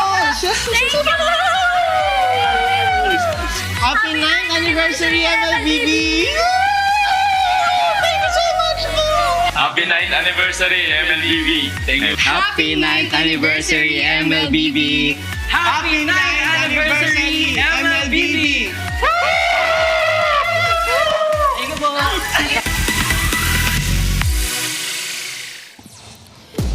Happy 9th anniversary MLBB, and I feel like the playoff video will be coming later on. It's we'll save that for later because right now we are gonna be resuming the series, and TNC for the third time in this series will stick to the blue side. I remember I was 16 years old when MLBB came out. Why do you keep getting younger? No, it's right. He was born in the year 2000, Year of the Dragon. Yeah, and yeah, when I was 16, that was 9 years ago. See? Math checks out. Happy 9th anniversary. Happy 22nd birthday. No, he's 25. Oh, he's 25. My math is not mathing. Yeah. May 13, 2025 was his birthday this year. It comes with age. It comes with age. Okay, it applies to me now. What could be the map? What could be the map? So we came from dangerous grass, broken walls, and we're going back to broken walls. This is our opener. Okay. So I think ONIC would like to ban the same way from the previous game. Baksha, CC, and then Grok. And this should be Kalea. No, Farsa. Wow. For TNC. That's how strong Prince was. Can't blame them though. He was such a menace. Such a headache, Halt these shenanigans. What do you play now? Especially for that all, or for TNC who likes to go for fighters. Yeah. And then they have no ways to deal with the Farsa. Yeah, keyword fighters, not assassins. Yeah. Yep. Assassins would have a field day with Farsa, but for sure. For fighters, like you have to walk up the old-fashioned way. Yeah, or pop a flick and then Super Fritz will just outplay you. It's much better now, but that also leaves probably the Jushin as well as the Alice available for TNC if they don't ban those two out, and of course that Kalea. So it's not gonna be the CC. Maybe this time ONIC are willing to give up the Baksha. So among the Kalea, Angela, CC, it's the Baksha that might get left open. The 1-1-2, because it never gets picked up anyway. At least in the series, it doesn't feel like it gets picked. Or maybe could it be? Because they took out the Farsa now. But that'll mean a different version of TNC again. Yeah. If they prioritize the 1-1 other than like having their mid duo heroes secured first and then letting Benny just pick up whatever fighter he wants in the latter portions of the draft. I can see that happening. I think TNC have showed us that kind of pattern from before, even in the last game. As in fact, the last 2 games that we've seen, it was the Cho last pick as well as the Bane last pick. I think it makes sense for TNC to go that route again, especially because ONIC also likes to play that route. So right now, CC, Baksha as well as the Grok. Those were the last set of bans. So Baksha again. So what will happen in this game is that either the Jushin and the Alice will be out, and TNC, what they might do, and this is just a guess, is that they ban out the Jushin here and then first pick the Alice. Alice priority. Alice first pick, yeah. Because ONIC will not let go of the Grok. I don't feel like. And they just let ONIC pick whatever between the Yisun Shin or the Lancelot. Yeah. That's right. Okay. This is the thing. I think Alice is just a strong hero right now when it comes to like the macro level play. Wow. Willing to give the Jushin. Hey, that's MVP performance gatot and from game 2. Look at him laugh. Look at Brusco laughing. They had to respect the Farsa and Gatot. But here's the thing. With the way the draft is going, I think ONIC knows and TNC are showing this side of them. They have to acknowledge that the chip wasn't it. That's right. That's right. The I chip think wasn't it. we're circling back to one of their main weaknesses is if you hack a Chak, what do you do from there? That's right. That's definitely a valid question here for TNC because it's always been about Jackdo. I mean, I've written a lot of keys to victory. Jackdo will always be in that spot. So Grok it, baby, Grok it. Grok. So I understand this. TNC, they're gonna give the Grok. But I think the better decision for TNC is to pick up the Alice because what happens here is that if they pick up the Grok, Valentina Alice is the answer from ONIC. Right. Or Yisenshin Alice, in fact. There's a Zushin too. That's right. In the wild. Yeah. And the way Super Friends use the Valentina. Yeah. He likes to play it first, the Jushin too, by the way. So the Grok. Oh my god. So this is Esmeralda Yisenshin, I feel like, for ONIC. If not, not Esmeralda. Alice Yisenshin for ONIC Philippines. If not, it's Alice Valentina. Because there is no world where TNC picks up the Valentina early, right? I mean, ONIC did. Just ONIC did. ONIC did for sure. It is my mission to banish all they get Lance. a lot. Lance, Alice? No, it's not. Oh my god. So they let the Alice through. TNC are gonna get it. Yisenshin Alice. Yeah, this is the same draft as game number 1 if ever it gets through. Do they want the Hayabusa this scenario though? Maybe not against the Lance. In game 1, it came through in blue 2 and 3. Yeah, that's against the Yisenshin though. Right, it's a very different matchup. But the Grok Alice combo is Grok still Alice. that. I'm pretty sure they will pick up That's Alice. way here. too much knock-up. Yeah. Oh my goodness. Wow. Knock-up being a special kind of CC. No, It's on a whole new tier. Oh No. why? Never mind. All right, they get a NVM. Kimmy and NVM. And that's the thing because a 1-1. ONIC does not have a burst hero against the 1-1. The Jushin is definitely gonna struggle in this game. Both countered by the 1-1 as well as Kimmy. I think this is a smarter choice here for TNC. I think they picked the... No, I don't know if it's worth it. The EXP lane matchup is too important. Do you go Phoveus so you don't have to worry about the Arlet? That's right. But then you're going in blind into the second phase. But there's a lot of benefit of getting the Phoveus here for now. ONIC. Yeah. Yeah. I agree. Yeah. And they're also concerned about... Yeah, there are so many marksman choices here for ONIC. They can pick up. They can even go fighter because King Kong played because King Kong plays the Lancelot anyways. They can go even mid-range like Bane, in fact, against this 1-1. Or maybe the Obsidia. Wow, no one really took the Alice. Yeah, it will be banned out now by either team, by ONIC, most importantly. Yeah, both sides.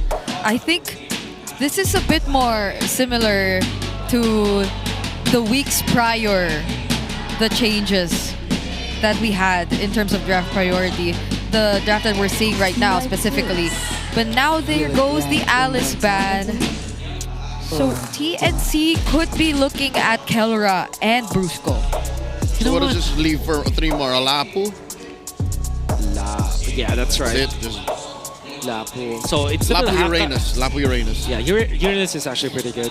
I think it's much better to buy the Uranus instead of the Lapu Lapu if you are ONIC, because you can even swing in the Esmeralda gold lane if you want, if you're ONIC. He gets to use the Lapu but not against the Farsa anymore.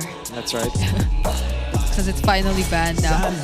Khalid will be taken out. Makes sense. TNC can also go and revert to Frederick, in fact, for Mr. Zaida, because that's if you think about it, you want some sort of utility jungler because you already have your damage spread okay. You have the 1-1 as well as the Kimi. You don't need more damage for TNC. What you need is contact plays. So that Frederick provides that for you. Then maybe get something along the lines of glue actually for Mr. Flingmar. Fredrin. At this point, the only options that are still out there are mostly the glue or the Esmeralda. Okay. Whoa! But even they read into it. What about Akai? They read into it. Akai. Uh-oh. That ban really got Coach Etomax and Coach Finding Hito thinking. It's like, Yeah. wait, what? Yeah, What do we do now? they lost it. Just not Suyo, please. Okay. That will not happen. I doubt it. Okay. Because maybe like the Hayabusa is not likely to come out. No, it was good. Not the Joy even. That might not be the best scenario. Yeah, because the Phobius is... Might be just the Joy now. So it's gonna be awkward now because like what will Zaida actually play afterwards? They don't have the biggest hero pool for Zaida. So now ONIC can just go for there's no get that catches. So what is your Brusco hero? Brusco plays a lot of hero for sure. Kale's not open. That's his 3 main heroes are out. Hylos, maybe? Hylos and Badang. Hilda, of course. But this is actually, this is them saying, we dare you to pick Hayabusa. Yeah. And if TNC picks up the Joy instead of the Hayabusa, that will mean that they have so much farm to do. Uranus is an automatic pick, or actually glue, right? Glue. Or glue. I would. Okay, so Yep. glue. They have. ONIC has no way to take care of the glulings. No burst at all. Is this Fanny time? Oh wait. Even up against the Hilda. It's so difficult. I think they will just pick up Hayabusa, honestly. It is. So Hayabusa. Yeah. No other choice. Kelra now. What is your hero, Kelra? Are you gonna go fighter? Obsidia is open. The Harith is open too. Harith. Oh wait, there's Harith. They might just go neutral again and just pick up the Claude, right? But there's Grok. So they have ways to also access. Because like... Why am I here in the Filipino broadcast say Suyo? Okay, I vote Claude here because it's a neutral pick. Harith is gonna struggle against the Hayabusa. Bruno might be, okay, so yeah, they go neutral. Safe. Yeah. Safe.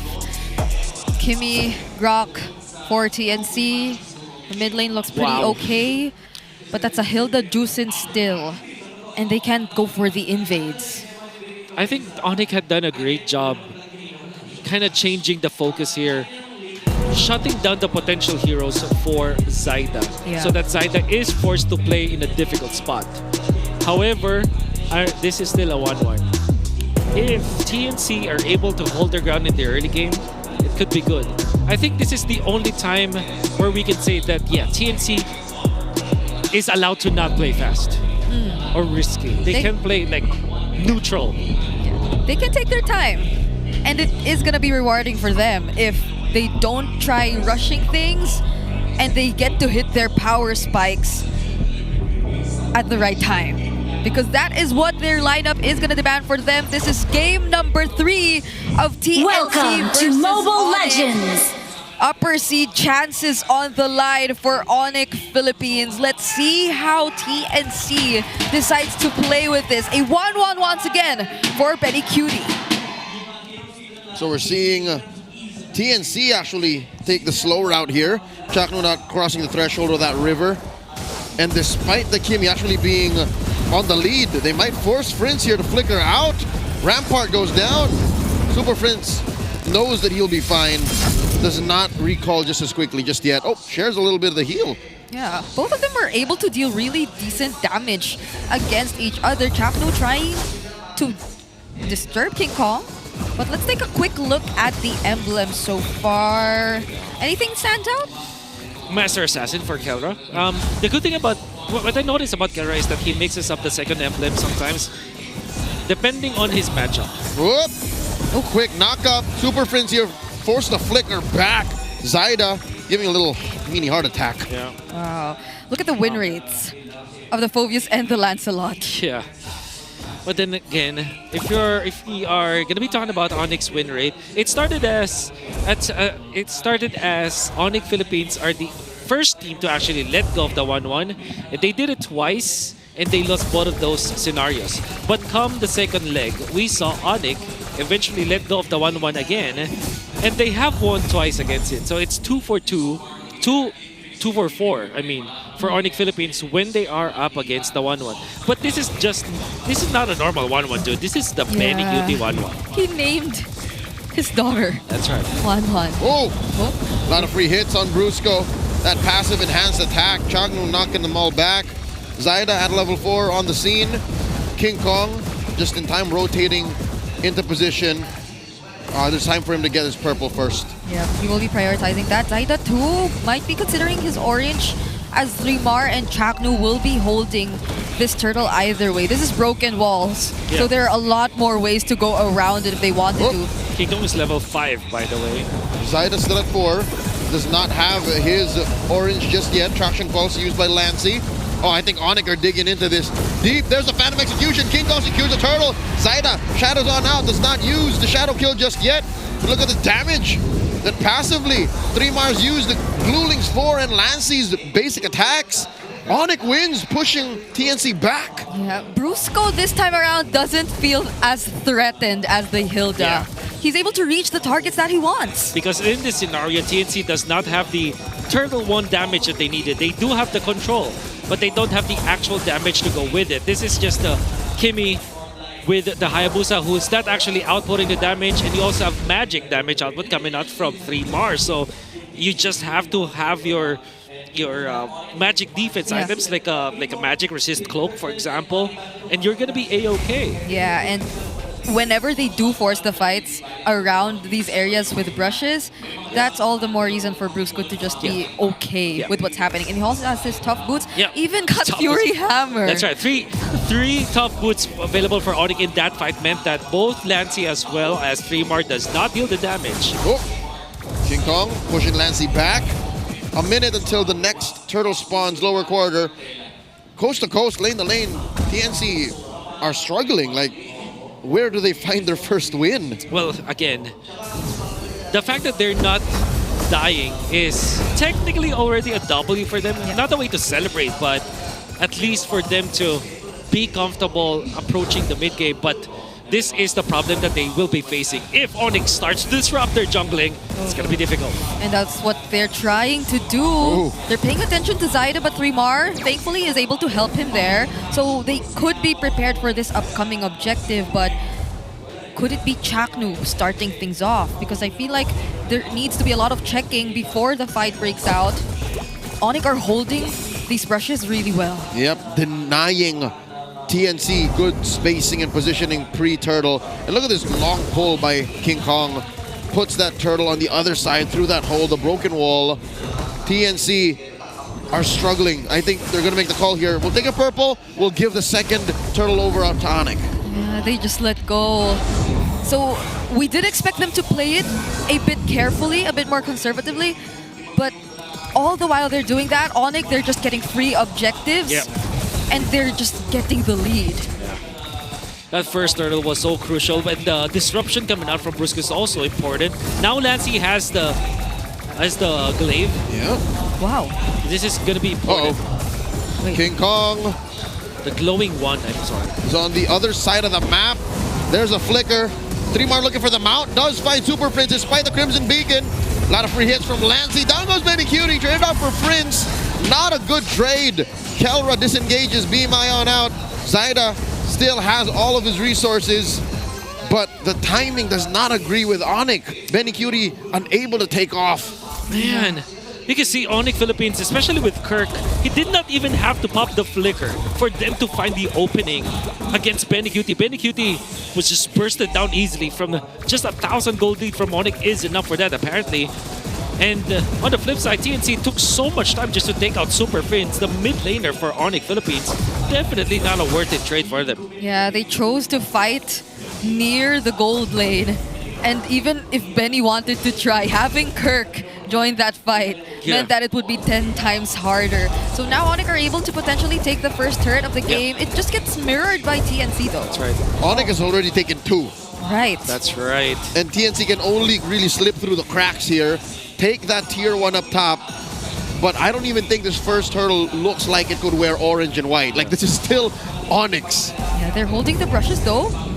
Chaknu will be here. Hello! He's spotted by Brusco. And they just say hello. Yes. Very polite. How difficult is it right now? Benny Cutie does need to do a bit of catching up, even in terms of levels. Kelra is already up ahead. But at least they're somehow trying to go for this objective this time. They do not want to let it go. All right. Chaknu here, engaging on a Kirk, or should I say the other way around, because Kirk did kick out the Grok from that Pixel Brush. Brusco taking the Y Brush on the other side. Slight advantage on ONIC with the pull. Yeah. Super Prince threatening a big choke up. 3mar does not have his flicker, now he does. There's a conceal by Chaknu. All right, looking for that angle. 3mar does get the mount on the Kirk. Turtle gets taken down here. Crimson Beacon by Prince. Who's he looking for? 3mar flickers back out, but gets taken down by King Kong.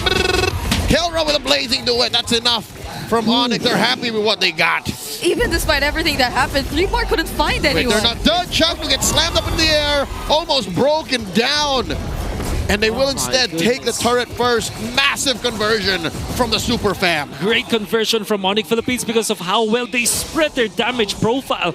You can see Super Prince already being a problem for TNC with just 2 items that he absolutely...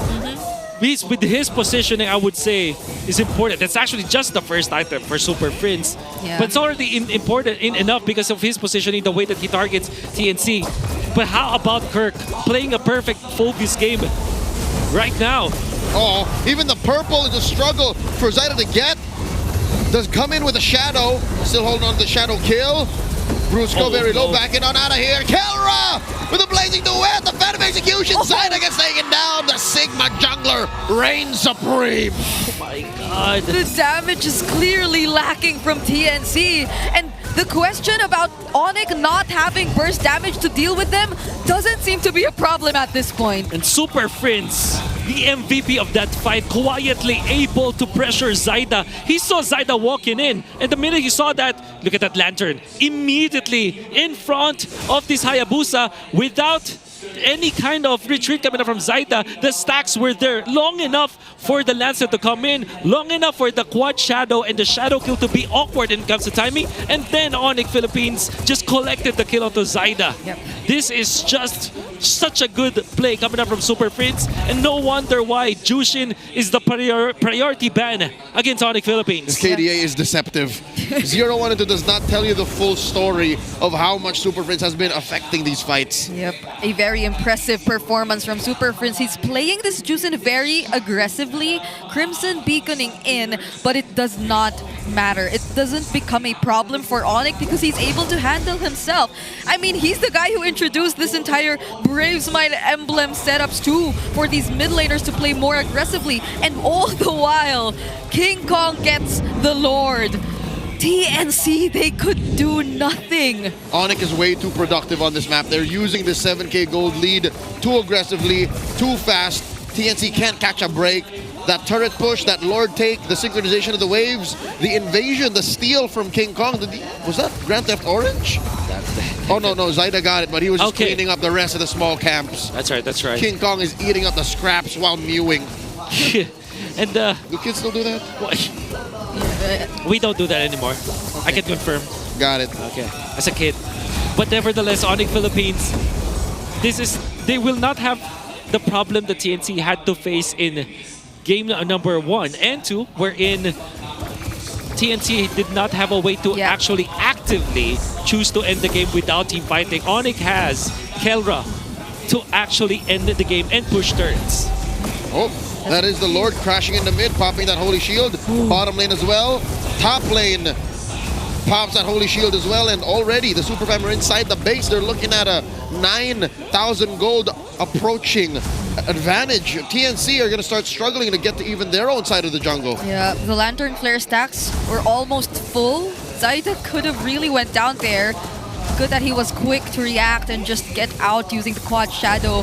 But ONIC, they seem like they still want more. Traction Pulse was used over there just to push Super Prince away, but that's the most they could do. They still had to lose one base turret. Oh man, Zyda did not even get his own orange. Now King Kong gets it. Super Prince had to pop the Crimson Beacon, so actually that's a good resource to take away from ONIC Philippines, because that still is what, a 50-second gold at this stage of the game. Uh-oh. Oh, Zyda had to pop the ultimate though. Just to clear. But I don't think ONIC are gonna force it anymore. They still have another chance with the Lord that's spawning in less than a minute. What ONIC can force though is the fact that they can take away all of the jungle camps from TNC, take away those green camps, take even the purple buff away from Mr. Zyda, who is just level 13 as of now. Oh my god, Zyda is starving. He is famished. He is depraved. He's 4,000 gold down. After being BPI Rich Guy for 2 games in a row. Oh my god. Good luck getting BPI Rich Guy now. That is ONIC's draft working wonders for their team. We actually mentioned in the draft where TNC will be forced in a spot where they will play the Hayabusa, and they had no choice. The Fanny will be a worse option than the Hayabusa. Definitely. Joy is also going to be a worse option because they will be just overloading magic damage, and there's not going to be enough to spread their damage profile. And we also said that this Hilda 4th pick by ONIC is going to be effective against TNC despite being the earlier pick compared to the Hayabusa. And because ONIC played the game perfectly, they are collecting all of the blessings right now. You know what they say, prevention is better than a cure. And they prevented TNC from even getting their feet off the ground. That's right. Oh, this is ONIC delaying the Lord take. Oh, the Lord is confused. I am just but a sneeze away from dying. And they do delay the Lord. It's not going to spawn at 15, it'll spawn at 45. That's right. Chaknu, with the Grok, they too have a way of probably trying to stop ONIC Philippines and controlling the minions on their side, but I doubt it could do much. Because if you keep it together, won't that favor King Kong, or like, won't that just help him keep dashing around TNC? Even with, you know, already being in a fact where you have a difficult defense ahead of you because you don't have like big AoE clear. You have only this 1-1 as well as this Kimi. That's already a difficult spot for them to be in. And then you factor the fact that there is the Lancelot that you have to think about. There is the Claw that you also have to think about. And also Kirk playing a perfect Phobius game. A 10k gold lead in favor of ONIC. Here we go, the conceal. ONIC are inside the base. Super Prince looking for someone to pick up, knock up, and slam. Bottom lane gets pushed in. Top lane up next. Brusco playing man-to-man defense against Zyda. Oh my gosh. King Kong with his puncture from target to target. Slow roll. ONIC are not forcing anything. They don't want to overcommit, leaving just one more inhibitor left. No Blazing Duet whatsoever. No Crimson Beacon in. Just King Kong diving in, but he's able to get out anyway. Are they waiting for even just a tech charge? He's so elusive. For sure. They're baiting something out. And now Brusco flickers on out of there. A little too deep. Super Prince looking for someone once more. Kirk does commit the dive. The puncture. Super Prince with the Crimson Bacon. There goes Bede. He didn't even get to fly up. There goes 3 more. 3 defenders left. Kirk might bite it here. Gets taken down by Lancey. 1 for 2 the trade. ONIC are relentless. They still want to get in on this. They're waiting for waves. King Kong. My God. Phantom execution My through. goodness. Lancey keeps himself alive with the wind of nature. Once more the trade. Brusco 2 for 2, but the base falls. The Super Fam take the series. They were clearly waiting for something, and when it was down, every single one of them went in together. ONIC Philippines secure their upper bracket slot. The most competitive season. They have started strong 4-0, but in the middle of the season they faced a lot of challenges. There was even a time where you would say that they cannot get to the top spot anymore, but because they are so relentless, they made it to the top. For 3 seasons straight, for the better part of a year and a half, ONIC have always been in this position. Super Fam indeed. We're starting to see the playoffs bracket slowly come together. But before anything, this series, TNC really fought for it. Especially in game number 1. That was a very commendable performance we got to see from them. We're looking for more as we wait and witness how they are going to develop heading into the playoffs. The Phoenix Army is very much proud. But the Sonics are the ones celebrating right now. You could see it in their faces, and I'm pretty sure they cannot wait to hear from ONIC Philippines. Let's head on over to the stage for our winner's interview. What a way to end the series, ladies and gentlemen. Upper bracket secured and your winners, ONIC Philippines! Wow, congratulations! Almira, meet ONIC Philippines, meet Almira. And now, Kelra, I want to be the first one to talk to you. Upper bracket secured. I was talking to the team yesterday na parang binibring up nyo na kung mag upper bracket, kung hindi. How does it feel that now you're there and you're heading to round 2 right away? Sobrang saya kasi may chance kami, nakalagpas agad kami sa first round exit. Sa day 1. May ano pa rin ba sa'yo yun? May epekto pa rin ba sa'yo yun, yung first round exit?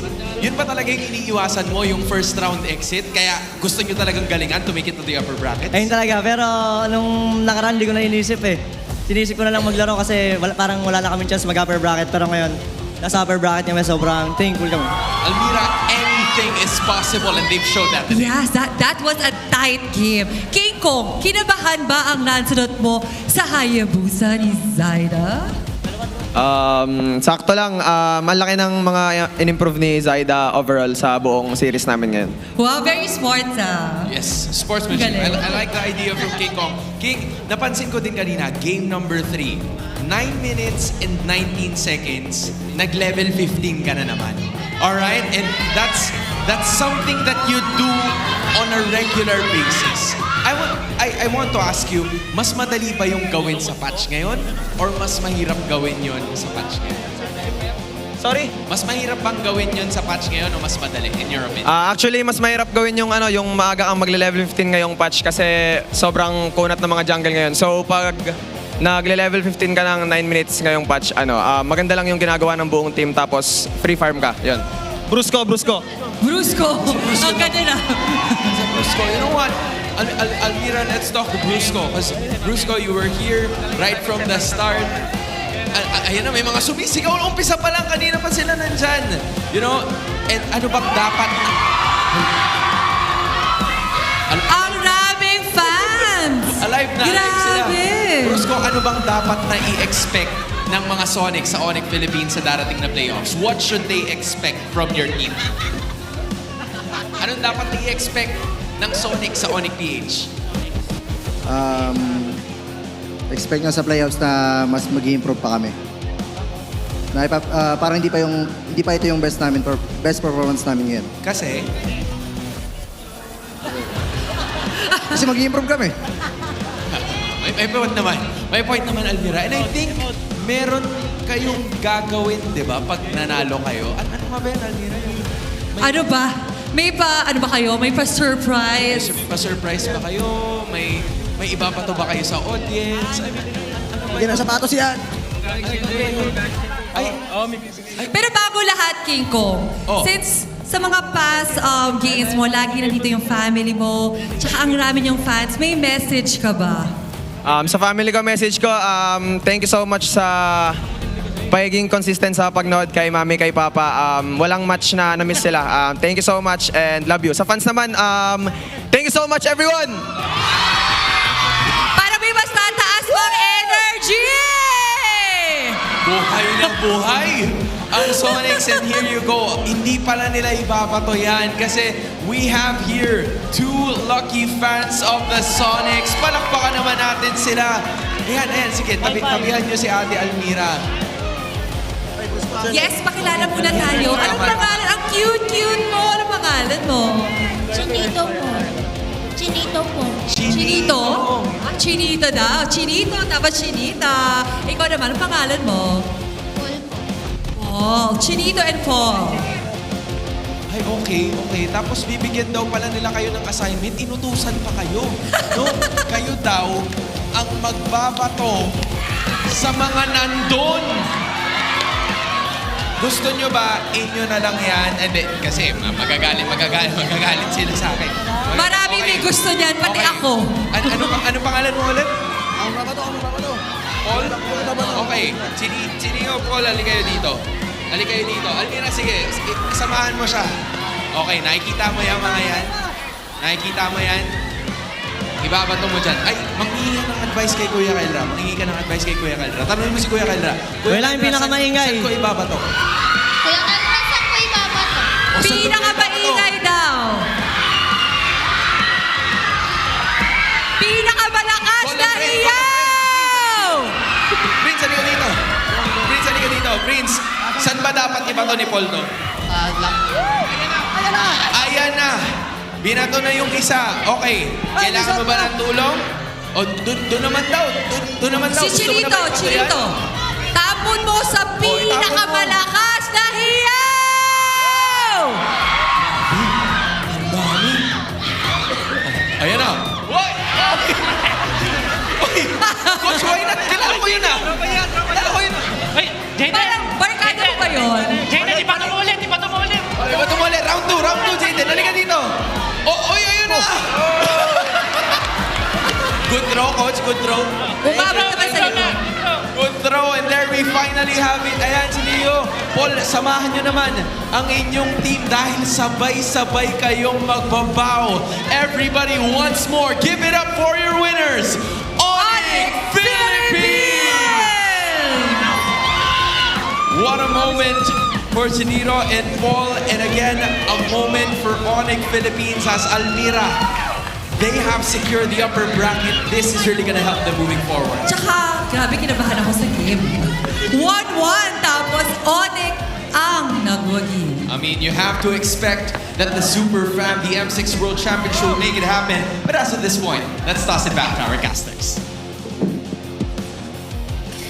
That was fun. Our Sonics were standing up in hopes of getting higher chances at getting the free jerseys. I was hope we hoping that the pitch would have reached us. Yeah, but we're too far behind. So maybe we can ask whoever later on. But our MVP for that game, none other than Kelra. I feel like he had almost nothing to worry about in that game. To be fair, this was the last big Claude. And I think the word of the day, at least from me, is neutral. Because I think it perfectly sums up what that kind of pick is. It does not actually win over the matchup. Yeah. It does not lose. But it can contribute to the team fight. It will take over the game, eventually, in the late game. But then Kelra made sure, and the rest of ONIC made sure that it was online even as the second turtle popped. And you can see 3 turtles, ONIC got it. They amassed enough lead for them to bully TNC out of their own jungle and then take over the game cleanly. Super Fritz was also phenomenal in this game, by the way. Look at that. How many spells did King Kong actually dodge with that Third Rose? All of them. All of them. I don't know how he does all that while the team fight's going on. Because there are just so many spells, so many skills, but he gets to consciously dodge everything. Yeah. And to be fair, TNC were just they were just out of it after that game 2 loss. Yeah. In fact, after their game 1 win, it seemed like ONIC have sucked out the life out of them just by contesting them all together. Even after that great game number 1 where ONIC almost won that fight because of some mechanical outplays, and then game number 2 where there's a lot of test against the ONIC Philippines, but TNC lost the fire in their spirits, and then eventually ONIC Philippines just closed out the series en route to securing the top spot in the playoffs. The gold standard gets the last laugh. Sure, he had a struggle in the early minutes of game 2, but he had the same hero pick, and with a throwback to the draft in game 1, it's full circle. ONIC just proved that they deserve to be in the upper bracket. Yeah, if there's anything I got from this is that I might want to see Benny and Kelra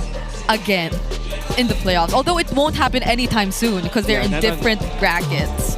And that's another thing we will be looking at later on. So it's going to be a different bracket, that's right. Yeah. Yeah, it is. ONIC will... Here's interesting. Because ONIC eventually faces the winner of TL versus Falcon. That's right. In the first round.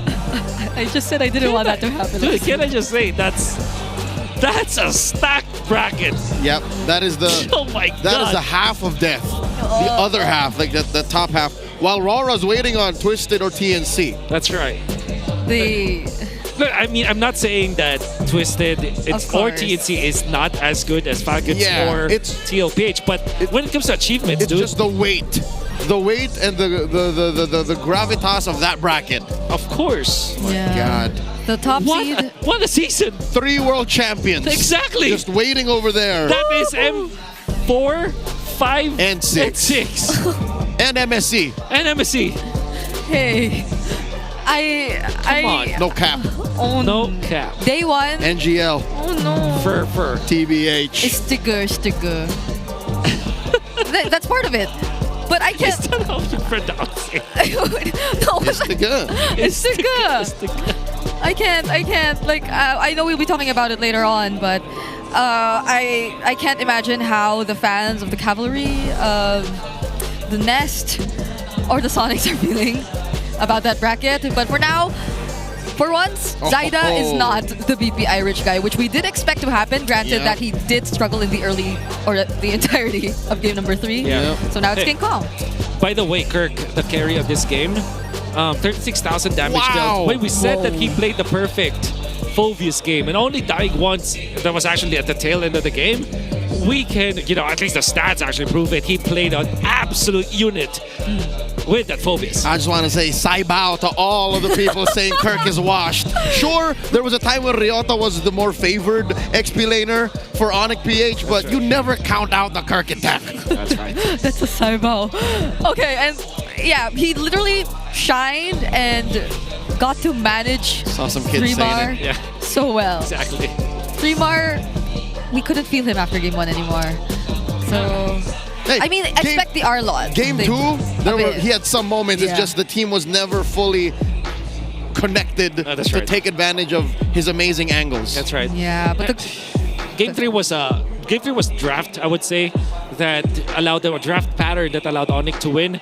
But I would still go back to game number 2 on if you were to ask me what made TNC lose this game, I think it's just game number 2. It's just the Phoenix Fires, just it just went out. They need to work on that. I'm going to say it now. Going into the playoffs, going in a long 5-game series, there has to be a remedy for running out of gas. Getting steamrolled like this is not acceptable in playoffs like we have in Season 16. Yeah, their momentum literally always has to be on the rise.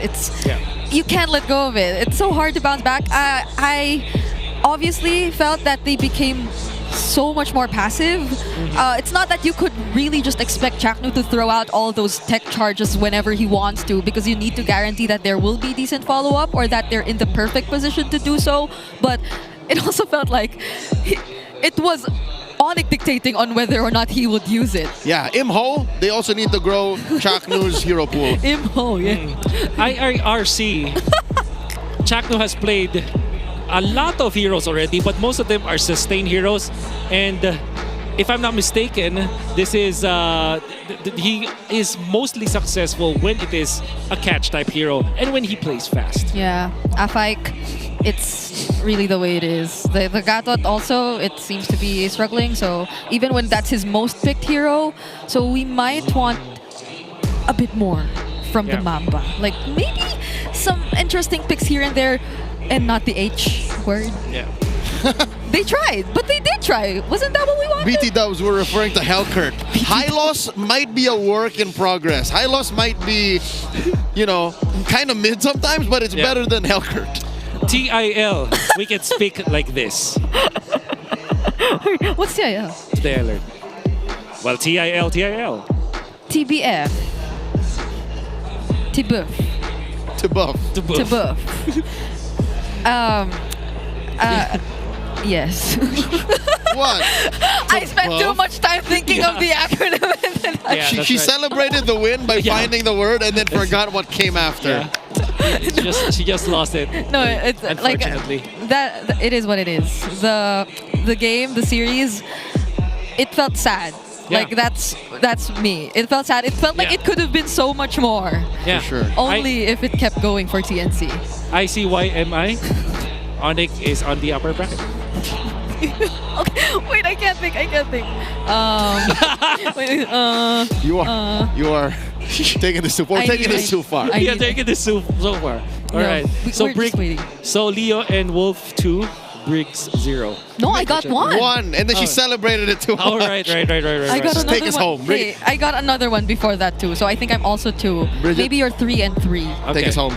Okay, fine. I'll get to think of more later on. But for now, let's look back at how ONIC Philippines actually got to turn things around in that recent game. We will be hearing the mic check in a bit. I am already expecting some weird sound effects, like the except that they don't have the 1-1 right now, of course. But I feel like we might see some of that, or hear rather. So let's listen on to this mic check.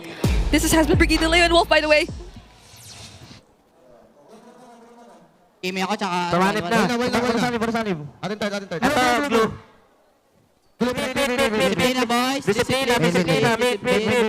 Kung sa malalim ka. Galang. Wala pa krips pasok ko. Wala ko ulti, harapan na ako. Hindi tayo team fight, babasag tayo. Araw nyo lang. Top day wala Kong. Dito tayo. Papliker ako. Okay na. Wala. Wag out. Prempay na nga lang, Lord. Chris na. Tara mid. Huwag gagalawin to. Tap muna. Tap. Pulis ako. Pangat to. Nag-second round. Bot sunod. Wala minions. Bot, pre. Shadow na. Wala shadow. Harap po. Paluin nyo. Nag-ulti ba kaya? Hindi pa. Gusto niya plikiran ko? G muna. Okay. Pliker Kimi.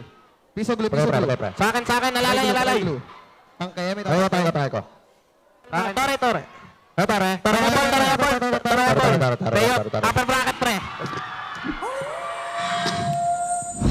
Ganyan ang tunog kapag naglalaro ka sa pinakamalupit na liga dito sa buong mundo ng Mobile Legends. At syempre nakita din natin ang best so far na season dito sa MPL PH season history.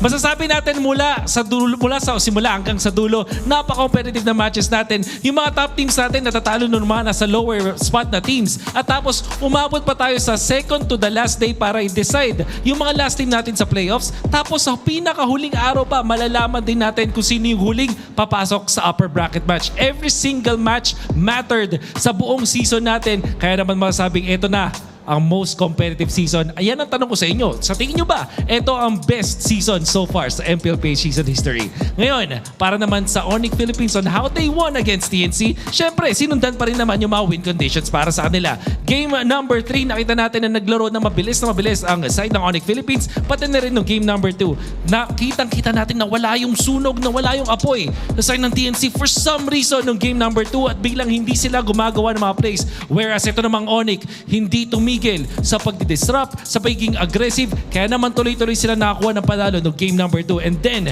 game number 3, bukod sa pag-draft nila para kontrahin etong si Zyda, pag-ban ng mga tamang heroes like even banning the Fredrin, binigay yung Hayabusa, nag-fourth pick ng Hilda at tuloy-tuloy yung pagiging magulo doon sa jungle side ng TNC. Hindi na naman nakahinga ang win condition ng TNC, which is Zyda. Kaya nga naman, upper bracket ang pupuntahan ngayon ng side ng ONIC Philippines. Ang pong ating mga nakita from ating match number 1, but we still have a very important match in match number 2 as TLPH will go up against APBR after the break. Wag po kayong alis. Magbabalik ang MPLPH Season 16.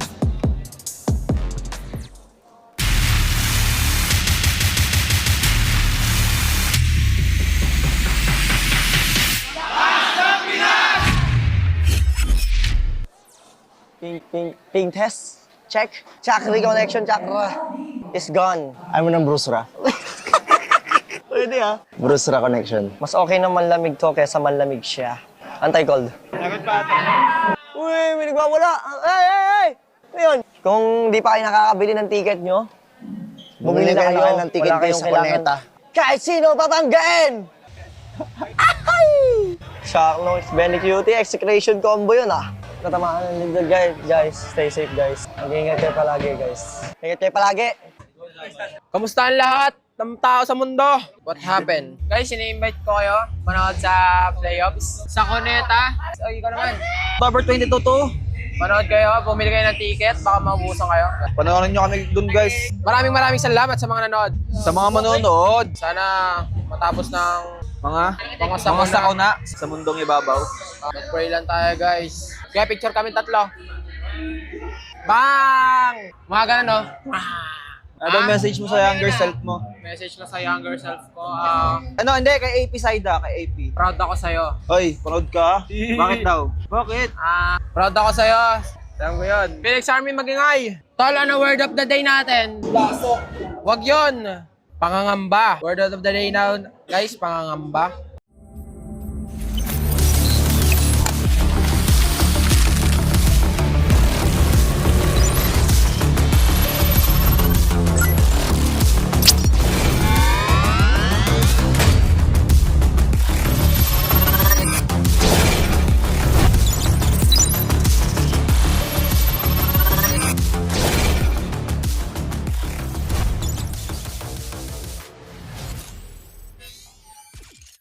Di abutan dito! GG bro! Don't worry! The Unli with Smart Power All 99. Hindi bitin with 10 gig data to power your games plus Unli Facebook or Unli TikTok. Load now!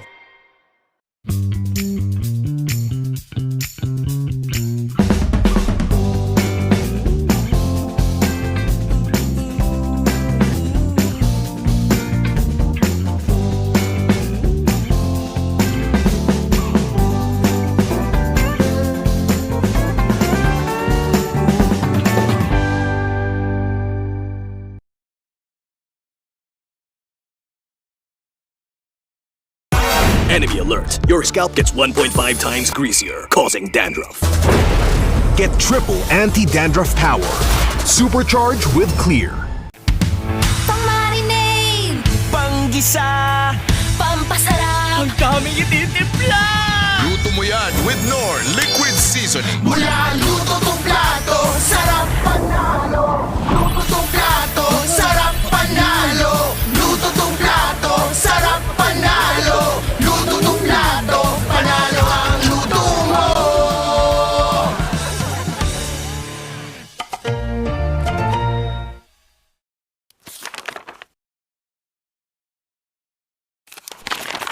Kung isa ka sa mga player na napili matatag sa MPLPH, anong sekreto ng isang field? Para sa akin siguro yung passion ko sa gaming talaga. Kahit anong game kasi gusto ko maging magaling eh. Yung passion ko sa gaming is nakuha ko siya simula nung bata pa ako eh. Parang sobrang saya ko sa mga nilalaro ko and sobrang saya ko lalo kapag nananalo ako. So, Piling ko doon ko nakuha yung passion ko. Nabanggit mo din na si Pew yung GOAT mo. Kasi nung MPL Season 1, nakita ko siya mag-funny. Sobrang nagalingan ako sa kanya. Mga tropa natin dito. At kita mo naman si Pew. Ako sinasayawan lang dito from wall to wall si Napian Angela pero he still got the kill para dito kay Karina. Tapos ngayon naman, kaya siya yung GOAT ko kasi sobrang tagal niya na tapos nasa top pa rin siya. Nabanggit ni Cartesi na ikaw daw yung player na iniidolo niya at tinawag niyang GOAT. Siyempre masaya kasi yung lahat ng tao na parang nag-ML, ang sasabihin GOAT na si Carl talaga eh. Lalo na siya ng international and masaya pa rin na nakikita niya na ganun. Siyempre pinagdaanan ko, marami munang talo bago nag-champion, ganun. Ganun naman yung cycle eh. From child prodigy to the face, and now MLB's greatest of all time, Cartesi!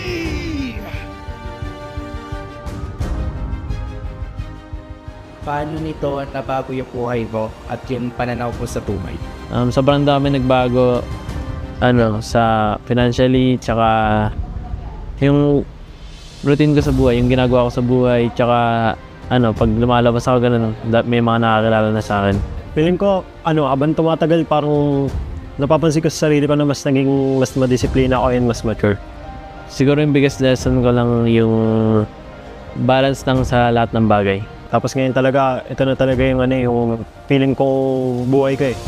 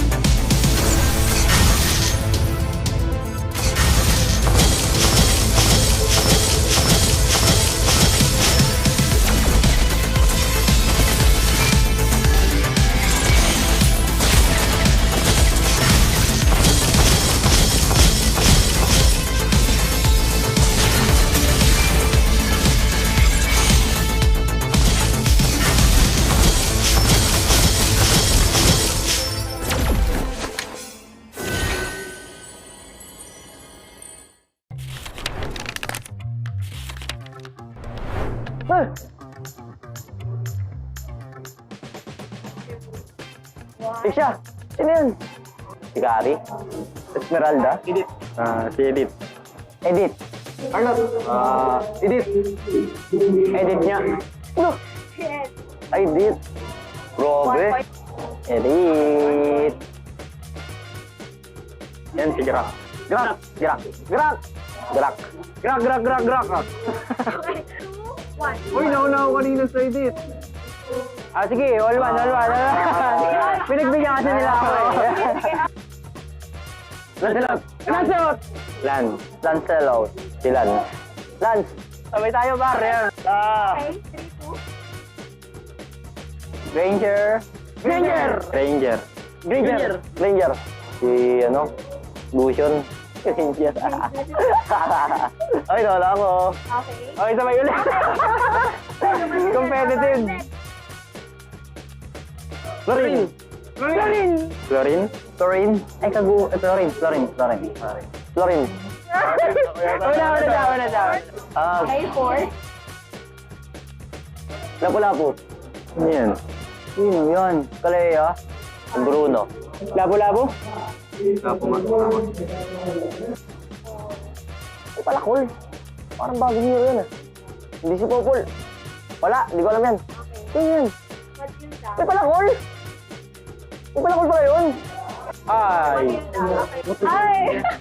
Si Matilde. Siyang nagmamatilde. Matilda. Ate. Yay! Ano yun? Matilda may palakol?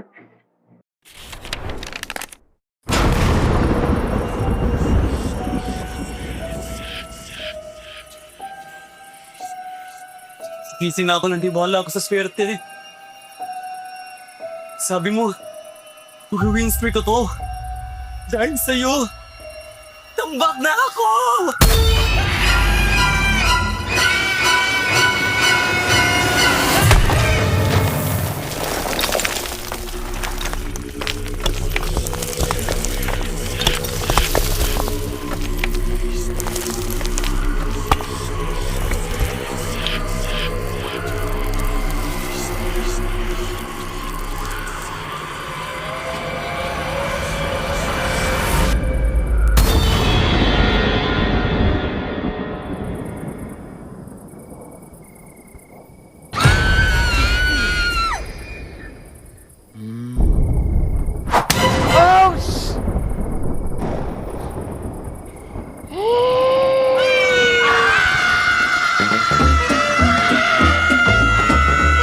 Gusto mo talagang swertihin, basahin mo na ang current patch notes.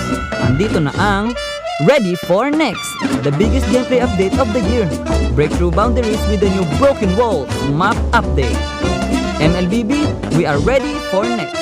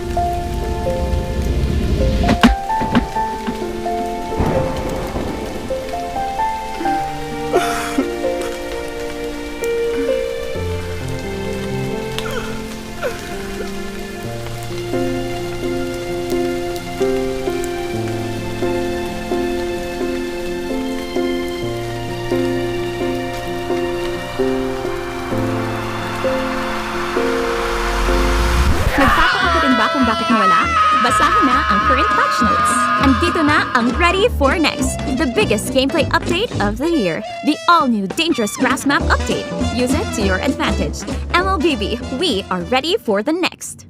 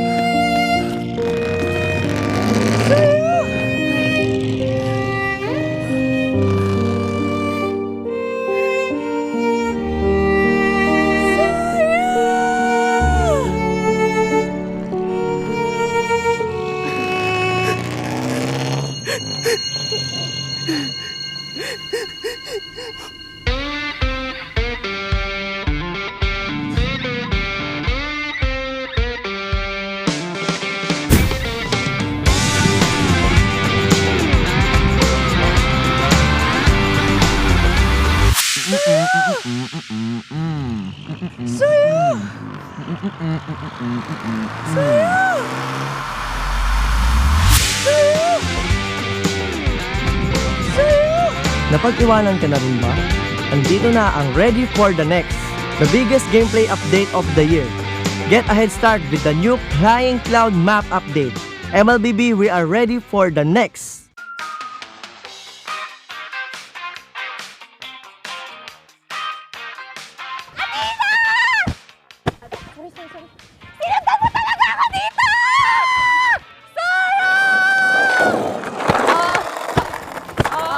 Hoy, ano ba mga bulag ba kayo? Hindi parang mga bulag kasi wala ba kayo nakikita? Mga bulag!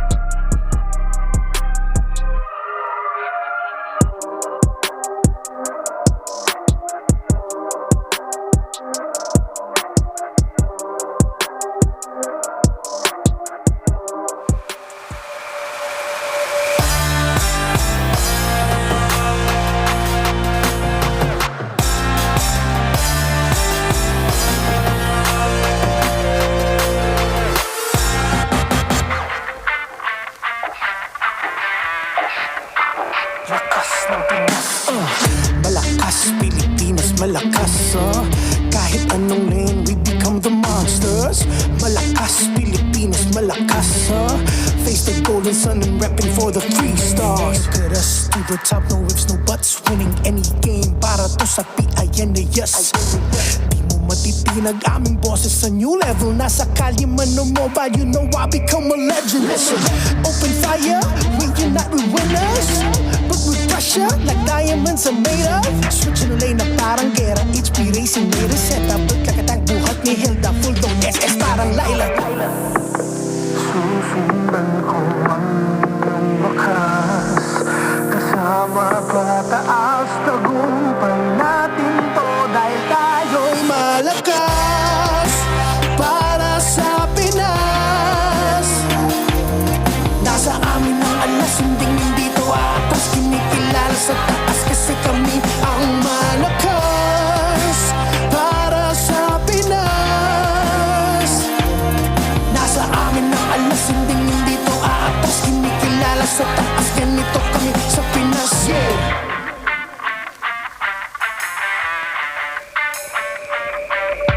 Laging MVP, no surrender, no retreat. Pag nagsama-sama, just imagine what we can achieve.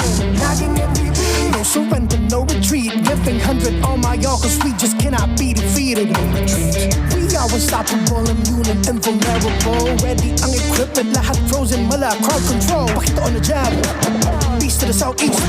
Taas ang matawad, proud and loud, cause every enemy we devour.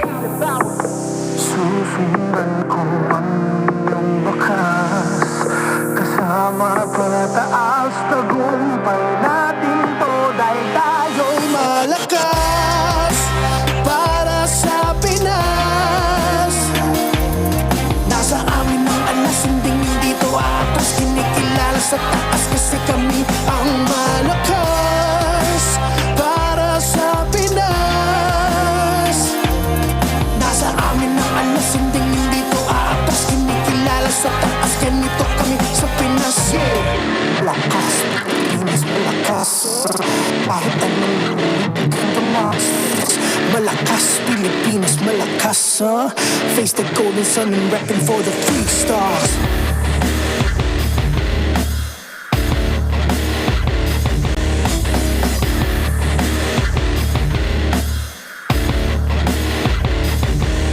Ang lakas ng Pinas, reunite with the stars. Ang lakas ng Pinas, reunite with the stars. Ang lakas ng Pinas, reunite with the stars. Ang lakas ng Pinas, with the stars.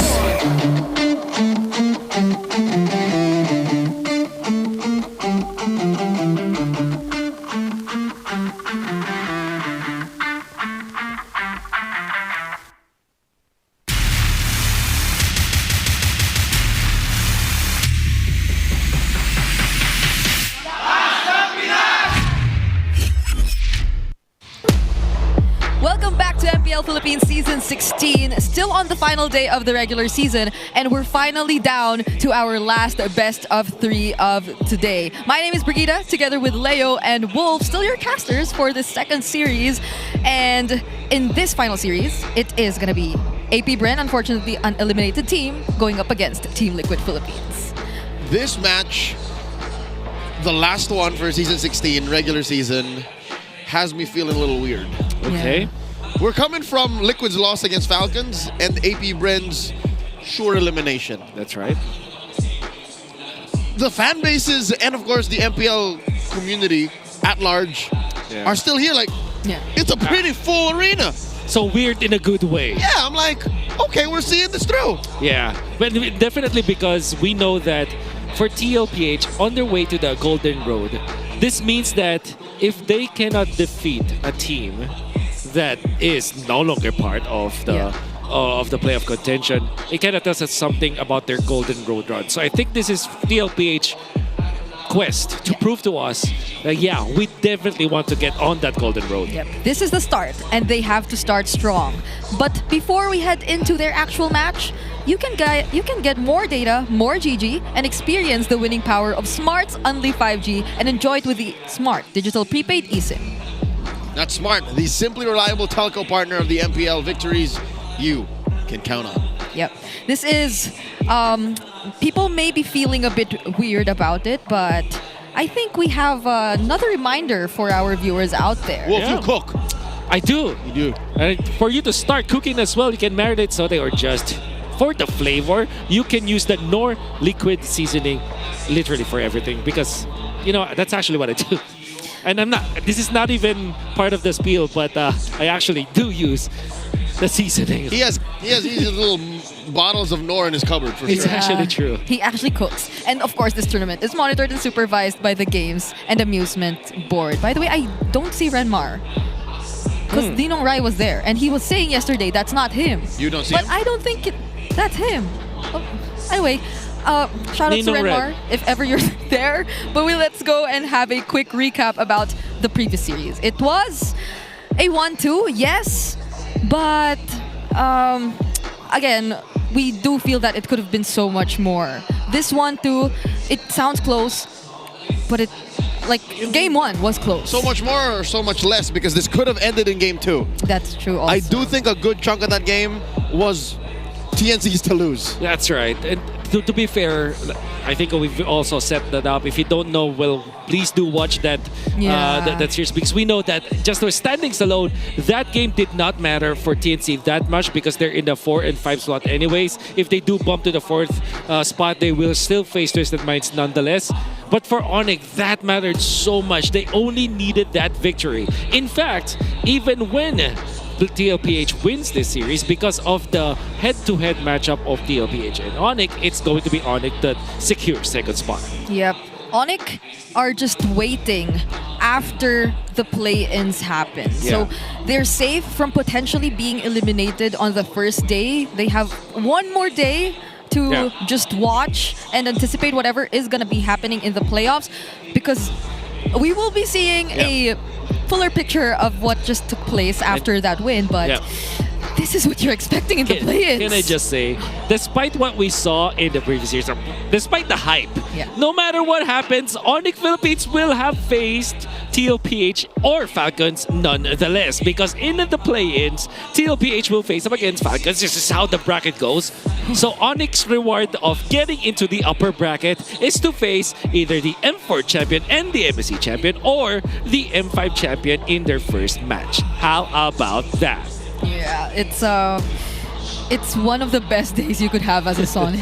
And in that lower part of the play-ins, that bracket there, seems to be where dreams come true. We're in a team as new to the league as Twisted Minds, and a team that was so down in the dumps over and over again, put out of playoffs contention, could fight to face off against possibly the cleanest and most powerful team this season, Aurora. Yeah, that's true. I think we deserve, the Twisted Minds and TNC deserve like a lot more recognition for what they're able to achieve, the rebuilding of TNC, and Twisted Minds being mostly rookies heading into the season. It's such a dream start. It's so ideal for them. They've achieved something that the current APBR lineup has been wanting to achieve for so long now. And if we're just looking at the start of the playoffs, I can't even begin to predict because I don't know what any of those first matchups will look like. Yeah, I know we're all anticipating even Leo's like potential bracket prediction, but the way it's looking right now, it's really tough. But we will be focusing on Team Liquid Philippines and APBR. That's Oheb and James Panks going, or at least being the front of the faces of this matchup. And James Panks, definitely, I think he's trying to figure something out, at least from the past few matches that we've seen him. It's just so tough to be a new face in the most competitive region of MLBB, and that James Max is not safe from that kind of thing. But for TLPH, it's Cavalry's going to. It's interesting because we also talked about this earlier on. Yes. TLPH is scariest when they're off of a loss. In fact, whenever they face a loss for a series, the next match that they do appear, they are relentless, they're strong. But they are also facing up against APBR. And in order for them, to prove that they definitely deserve this golden road journey that they have, they still have to first win versus APBR. Next is to eventually win in the next few matches in the playoffs, then get the championship in the most competitive region. The road is clear. This is the base of the mountain, the summit, beating AP and then the actual climb starts. Carl TZ had the lead here, knows what he's about to face, and despite everything that's happened, again, just barely missing out of the upper bracket, Carl TZ is still one of the best junglers, if not in MPL Philippines, still in the whole world. Yeah, you could definitely see it right there. And even Team Liquid Philippines as a whole, like their damage per minute, it's up there. And that's why we always consider them as the Liquid Stampede, whenever, especially that they get to really ramp up the pace in the early or in the beginning of the game. But after what happened yesterday, I'm really expecting Carl TZ to go up and beyond like the stats we're seeing right now. Well, when it comes to hero pool though, that's almost I would say very meta. In fact, only picking up the backshots Hayabusa once the entire series. And interestingly, he lost the Hayabusa, but I do remember him playing so well. That was the game when they faced up against Twisted Minds, where the only thing that's going in favor of Team Liquid is that Carl TZ was able to secure all of the neutral objectives. And then Yi Sun-shin obviously very good at it. This Fredrin, don't let those stat line fool you. This guy is a really good Fredrin player. Yep, he has it attached to his name. Like there was a time it was always the Fredrin. But now, finally, I think we will be having a community poll for you guys to answer. And we have a lot of options. Who is Carl TZ's rival for you guys? I want to hear from what a our question. casters. This is interesting. And I think I have a definite answer here just because I heard from the man himself. Yeah. And he did not think twice because he said F. It's Weiss, actually. When he was when I had the privilege to ask him that question, of all of the players that has been mentioned here, Weiss, and this is by the way recorded, it's all over the interwebs right now. It was actually Weiss who he deemed the most difficult challenge for him. Yeah, but it's nice to take note that there are just so many names in this. And every choice is valid, honestly. Every single one of them is valid. You could recall a time wherein Carl going up against either of these names was something everyone did look forward to. And there were some heated exchanges between some of them too. One of the most heated was with Irad. That's right. To this day, I still remember Carl TZ laying down on stage as he dropped Irad out of the lower bracket. And then as he won, was asked right at the moment of receiving the trophy, Carl TZ, you won another championship. How do you feel? His first words were literally, rest well, Irad. Oh my God. Yep. Just good things, actually. Yeah. Just good things. But, you know, if I were to choose for Carl TZ, I mean, without his answer of F Weiss, I think his actual true rival is Kyle TZ. Yeah, like, I agree. I would say longevity-wise and how much they have faced up in many important matches. And eventually overcoming that kind of challenge against, especially this year in many qualifiers that we've seen, in many series that we've seen as well, overcoming Carl TZ was also important for Team Liquid. Especially after what happened last night. Yeah. And it continues. Like, it's sad that it'll be cut short just because they'll have to go up against each other in the play-ins. We get our dessert first. It's sad for you. It's actually Christmas for me. Because that's a very interesting matchup. And this is Falcons. I think they have struggled all throughout the season, but to end the season like that in the Miracle Run, no. My God. What a treat. We are looking forward to so much in the playoffs, but for now, let's wrap up the regular season and head into our last series. Playoffs secured, and now the cavalry looks to finish stronger than ever.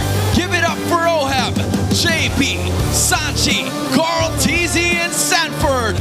Make way for Team Liquid Philippines!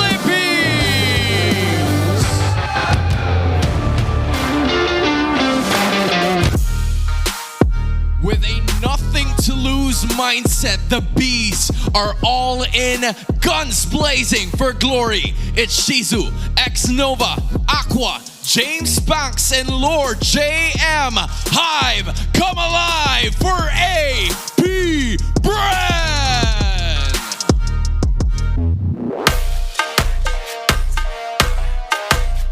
To officiate the matches that are going to be happening today, joined by our marshals. It's Joshua G, Chico, Patrick, and Yaku Jeff. The teams are going to be together with their coaches. It's going to be Coach Tic Tac for Team Liquid Philippines and Coach Jeff for APBR. This is the last match of the regular season. MPL Arena, make some noise!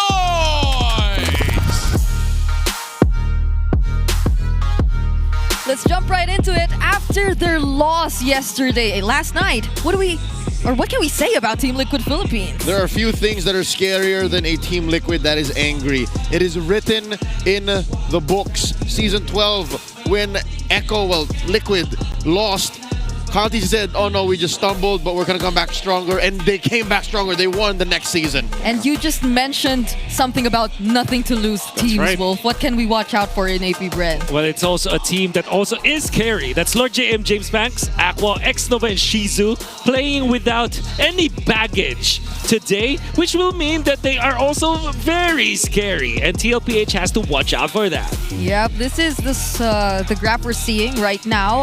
Obviously, APBR have been a bit more experimental in terms of the heroes that they brought out, but kill participation seems to be the closest where these two meet. And you could even say turtle control for APBR. So maybe the early game is something that we do have to pay attention to. Yep. Although we did mention that James Banks feels a bit as if he's trying to figure something out. But maybe it's not on James Banks. And to be fair, it's on the whole team. That's true. We've seen a team like APBR run through teams as strong as second seed currently. ONIC. Remember, they swept ONIC in the twilight of season 16. Yeah. They can do it, I'm pretty sure. Maybe they catch Liquid off guard. That was the only series that King Kong wasn't able to breathe. In fact, he went 0 kills for 2 games. The entirety of ONIC were just stomped by a team like APBR. And it felt like in week number 7, or week number 8, I mean, after that victory against ONIC Philippines, what I noticed from APBR is that they felt like there's a lot of pressure in them. They weren't making the right calls. It was always weird for them to engage. They were always so hesitant, but maybe today is different. Yeah, so if they could do that again, maybe looking at X-Nova, there could be something different. But for now, let's listen to the smart ping test. Kantahan tayo. Duo palubog. Malamang ni. Good luck na lang sa TLPH, guys. Ang masasabi mo, sis, di tayo playoffs? Wala. Aray ko. Manchalan. Hindi, daming last game. Pero sa Liquid lang pala yan. Hindi sa atin ata, hindi ko alam. Atin yan. May naniniwala pa rin hanggang dulo ya. Good luck guys sa mga napasok sa playoffs. Galingan nyo. Nanonood na lang kami. Galingan nyo, mag-watch party kami. Watch party kami. Okay guys, this is the last day of the regular season. We have... Ay, hindi mo! Kiti-kiti lang, kalmado lang. Ayun na. Big smile! Okay, last game. Okay, last day of the regular season, guys. This is the last game. Enjoy the game, man. Ano pa rin to? Enjoy every round. Okay. Enjoy every minute. JG, tignan na tayo dito. Panalo tayo sa playoffs. Let's go! If we win this, we win ang playoffs. Yun! Ayun, congrats sa ONIC Philippines. So guys, sila ang pangalawang upper bracket. They're the team 2 of upper bracket. Yeah, and nice try sa TNC. Sayang, kabisaan na pag nanalo kami dito. Remember? Laban pa tayo nan. Tomorrow champion. 1 week. Tagal pa lang. Kaya okay lang sinabi mo. Okay, X-Nova, Shizu, Sanji, and JP all looked very happy heading into this match. Yeah, contrary to what we set up, Liquid ain't so angry. Liquid is just like, whatever. We're at the point wherein we can't be salty about this. It's almost a sitcom. Yeah. If you play it. If you just put some musical funny bed, you know, that would be funny. So now I want to hear about how should these two teams attack this game. So let's jump over to the how. Welcome to the How, and ako pala si Wolf, bringing you the Infinix keys to victory. It's TLPH going up against APBR, ang pinakahuling match ng ating regular season. And although this does not matter so much para sa APBR, para sa TLPH, they can still be defeated by a team na alam naman natin, primal form na. When teams don't have anything to win or anything to lose, talaga naman nakikita natin na bigla silang lumalakas. So for TLPH to not be surprised by APBR, what they need to do is to contest yung Harit ni Shizu. Dalawa yung nakikita ko mga way, di parang sa kanila. They can deny this with the draft. For example, they can pick o kaya naman iba na lang nila yung Harit. And they can also put a lot of focus in the laning stage. Kung sakaling ibibigay man nila yung Harit ni Shizu, kailangan mas magandang hero ni Oheb, kaya naman dadalawan talaga nila. And speaking of pagdalaw, kailangan mag-focus sa pagpanalo ng lane-to-lane matchups ang side ng TLPH. Alam naman natin na hindi perfecto talaga mga draft. There will be times where one lane is gonna win over another. Pero kailangan when it comes to execution o kaya naman sa mechanics na mismo ng mga teams, yung TLPH kailangan mag-focus sa pagpanalo ng kanilang lane-to-lane matchups. And now for APBR, kailangan nang bigyan si Lord JM ng mga dive heroes with high mobility. Na-impress ako sa performance ni Lord JM na kapag ginagamit yung Alice wherein madami kang ways to get in and out at mag-initiate for your team. So that is something that maybe APBR can also use. Additionally, eto na, no regrets gameplay. Ito na natin pinaka-unang ambiguous na part ng Keys of the Victory. Pero feeling ko kasi eto na talaga kailangan ng APBR to win their last match of the regular season. Playing without baggage, show all you've got, at ibigay na yung mga best heroes nila. Baka natin ang APBR versus TLPH. Back to the casters. Contest Shizu's Harith is definitely one of the things that Team Liquid Philippines might want to take into consideration. I hope teams have learned well enough from letting go or from letting teams pick up their specialties. I mean, that applies mostly, of course, to Dom and Kite, but of course, Shizu has his own way of playing the Harith. This time around, though, they will be on blue side, and that's a very high win rate for Team Liquid Philippines. 73%. And it's mainly because they have, I guess they're very assertive when it comes to their first picks. They're not gonna shy away from a first pick Lancelot. They're not gonna shy away from a Harith, for example. You know, even a Kalea. They're a team that loves to win in their first 3 picks. From Red side, they've done this with the Arlott, Fredrin, Zushin. It's more doable for them from Red because after that first pick, they're like, all right, what's left? Let's finish it off. Yeah. Yeah, that's I mean, Team Liquid Philippines, especially with the addition of Post RC, we do feel how much they've been able to improve in terms of that. But what could be the map? Flying Clouds. We're going to Flying Clouds. Love it. What's the win rate for these two? It's Liquid has yet to lose on Flying Clouds. Wow. Okay. 100%. 3 times they played. Coach Archie is smiling right now. It's pretty. He's under the weather. He's under some clouds right now, figuratively speaking. So we wish him well. It's Coach Tic Tac taking care of business right now. Yep. Make some noise. Okay, so Harith. Yeah. Harith first brand coming out from TLPH. That's how you contest. That's how you contest. Take it away. Okay, no Lancelot, no Yi Sin. Is this Kalea or Alice for TLPH? And I'm only saying it's a potential Alice pickup because My imaginary world. okay, never mind. So it's different this time around. It doesn't get snubbed. Oheb will be picking it up. That leaves the Alice actually available for Lord JM if they wanted to. Do you go Alice Grok or Alice Kalea? Alice Farsa is what I feel like. I would rather that, yes, because you still have the Khalid. That's right. You have so many choices for X-Nova, all of them just as potent. Yeah. Yeah. In X-Nova, we do know that he's had a really good season. So it'll help if they're able to do what they were able to achieve against ONIC through those similar picks such as the Khalid. So could they really be considering the Alice early on? Seems like they're really taking their time. Detective Frederick. On the case. Okay, that's Farsa. Man, I was hoping for the double mommy pick, but Farsa into Fredrin is fine. Again, why the focus on Fredrin though? Is there a reason for Carlties to go Fredrin in the blue 2-3? Because there's a 1-1-2. Fredrin 1-1 is a combo that has been played by at least 2 teams that I can remember of. ONIC played it. So you set up the front line taunt. Exactly. And then the 1-1 just takes off. That's right. And so you're not like a ramp. Exactly. Because you're not greedy when it comes to farming. Yep. And that leaves TLPH to have that option to pick up the Kalia, because it returned to them, and maybe Gatot Catch as well, actually. Then maybe a Kimmy, which is a hero. Okay, never mind. Wait. Well, if we don't get the Farsa, we don't get the 1-1 Fredrin, at least we get the Arlot Akai. Yep, that is the utility trinity right there. The rock, paper, scissors. Baksha, Akai, Fredrin. And it's still a utility jungle either way.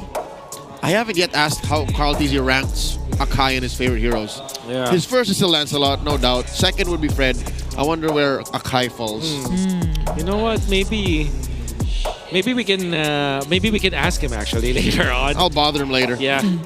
Make content out of it, because I'm sure the people will be very happy to see that. But now APBR, would they pick up just Lapu-Lapu so that they will have damage, or Fulvius? Fulvius. It's Fulvius. It's not very Mr. 50-50 though. Oh, it's this is. It's Lapu 2X. But I can't help but worry about the potential Shizu pick. Okay. Considering the lineup of Team Liquid Philippines so far. If they are facing up against the 1-1 and you have the Fredrin, you ought to have a hard carry for APBR. Especially because you went for the Lapu-Lapu as well. You need some sort of late game, which in this scenario is difficult because Moscow can always be played against the 1-1. However, the Claude is such a good pick because it covers all bases. Again, a neutral pick in That's this what scenario. you would call it. Yeah, you don't lose, you don't win. But if you play it well, APBR banning out the Valentina. Wait. I mean, yeah, they already have the Farsa, so That's right. They're just protecting their own big ticket ults. Oh, now they take out the Granger. So the Claude's still there. Maybe even the carry if they just need some ways to keep shredding. And the but Moskov. positioning again, you That's right. definitely need someone with mobility. So those are probably the best considerations still out there. Do you think APBR will also pick up the Grok 4th pick, a Red 4? It's also a reason why you ban the Valentina. And to be fair, you don't want to give the Grok to TLPH. Because that's going to be a good answer to the Farsa. Good read. Grok Farsa sounds great. Yeah. And Fredrin. That's right. So much crowd control, so much just battlefield advantages when you're talking about disengaging. Yeah. So does Team Liquid Philippines get that through? Oh, no Kimmy. Still no mid laner. He's left with like... What, a Loyi or something? An Eve is... But then there's a Fredrin Lapu. They're just gonna jump on you. The Bavaria's still there. And the Selena. Oh, there goes the Grok ban. Okay, they read through it. That's really good coming out from CLPH because it's interesting because they also want the Grok, but they can't give that in 4th pick. Yeah, APBR still has the Kalia. APBR still has the Khalid. So it is indeed the Moscow, as we also predicted it to be. Now, TLPH, do you want to put this Akai, swing it around and put it in the rope? For what? What would be the better pick for Carl? So yeah. Not just kidding. The Joy. I want it to be the Suyo. I miss him. Oh, so dearly. How about... Okay, I was about to say Chip. I literally invented That's a JP pick right That's there. your JP hero. And you're looking for your mid lane against Navarsa. Navaria works. Yep. Lilia also works. You've also works, I guess. But not against the... Okay. Peace shall reign in the world. There's a Loyi. Okay. You fold the map in half and you do it again. Oh my goodness. The teleports. Oh my god. And they have like an Akai Arla to surprise everyone once they go in. The only worry I have is their damage output. That's right. It's all on that 1-1 and the Loyi. Given that the Loyi could, spell sling, but... Okay, so last pick. Even the Marshal is interested. Yeah, what is it? Matilda. X-Nova, what are you going to play, X-Nova? I want the Matilda to... Or Gatot. The Gatot, yeah. The Gatot Khalid, they're still... on the way. That's the Matilda. Because it's a Fredrin, that's why. That's a really good mid trio. That's a really strong mid trio. The amount of damage you can see. Okay, so for me, the Matilda works, or the Gatot would have worked because they are both heroes that can actually apply some sort of sustain. Gatot has that AOG to counteract any teleport play, and the Matilda obviously will always be there to save her teammates. And to add to that, the Matilda Fredrin is also a good combo. Yeah. I'm curious though because for AP Bren, I think they have they have a good late game, but at the same time they also have the better damage spread against TLPH. Even when this is indeed very scary from TLPH, but there's some anti-synergy between like Chloe as well as Chip and then the Akai. So we'll see. I guess there's just a bit more pressure on Shizo on the Moskov, since he's not the only one dominant in terms of pulling off those macro plays or controlling the map. Overall, you can always expect that there might be someone out there trying to hunt him down.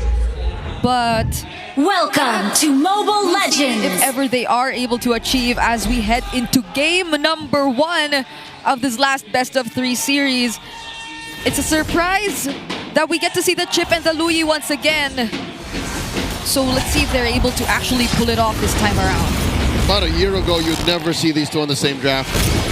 Teams would never allow for these two to be open together, nonetheless. But here, APBR just allowed for it to come through, like just, okay. How crazy is it that there are 3 auto-ban heroes from before? 1-1, Loyi and Chip. And they all get them together. For TLPH, the Embassy champs, the best to ever play these heroes as well. You know what I think? It's just a testament to how open the metagame is. Yeah. That's right. Like these high priority heroes are just normal picks at this point. It feels like the drafts keep changing per series. Like there are heroes that get always prioritized, but here in this series you don't even see the Alice. And for the first 2 days of week 8, there's always been an Alice. So things keep changing, but so far at least there aren't any kills on the map just yet. Everyone, as mentioned, even in the house, they're playing their lanings very carefully. Yeah, for sure. And this is evident for even the jungler here from the TLPH. That's Mr. Carl TZ already at the Blizzard that's available for AP Bren, that was available for AP Bren, completely skipping his own Rock Ursa, or the Golem as some people would have called it. And it's an interesting jungle pattern for the side of AP Bren, for TLPH, I mean. I think this whole very precautious and, how do I say, deliberate rotations in the early game are just a product of their drafts both being very similar to old utility meta. I mean, yes, there is a utility jungler in the middle, but that's just how you play these lineups. You don't want to pick fights that you can't win or capitalize on. Yeah. So both teams are on that same pace, and that's why it's so uncharacteristically slow for us. Yeah, we also don't really know how Carl will decide to pull off like the Akai and the early rotations from it, aside from it being a debut pick. Surprisingly, I'm starting to doubt myself if it really is, because it does feel like it's been always part of his hero pool, of his arsenal. For sure. But it's the first time we're seeing him on an Akai, maybe a bit forced that he had no other choice to go for too, but we're finally back. And it's still going to be that very patient start for both of these sides.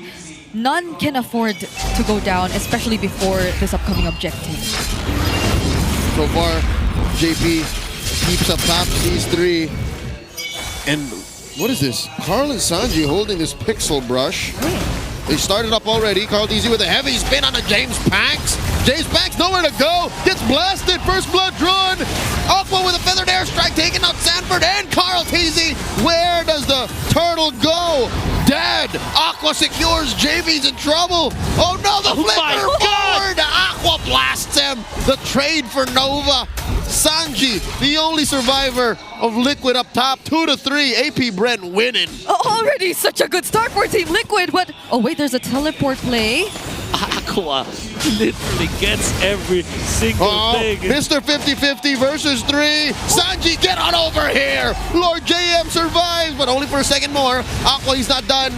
Pops the feathered airstrike, almost takes down Carl. Circling Eagle, knocks Sanford up. Dad wants to keep going. One more, give me one more, baby! The shutdown by the Apex Predator. If I'm not mistaken, he had no boots. Yeah, no boots. So it was the Fury Hammer Prio for Sanford. That's right. But that didn't Now have he the got the double. boots. Now he gets it. Because there's a lot of damage, but my Aqua getting so much. However, that is a shutdown in favor of Sanford in the direction of the Arlot, which will be really good for TLPH later on. This version of Aqua, it's like Haji locked in. It's so similar. He's just so aggressive. Flying around, always picking up the kills, and being such a nuisance to Team Liquid Philippines. But it's great. Like, just shortly after, they got to shut him down. So things are pretty, I guess, even for now. What I really like about how Aqua is playing is that it's as if he's just reminding everyone that I'm still in the league, you know? It's an MSC championship held by Aqua before. It always has been part of the conversation in the top nuke mages here in the league. And now with Farsa, it's looking really good. Yeah.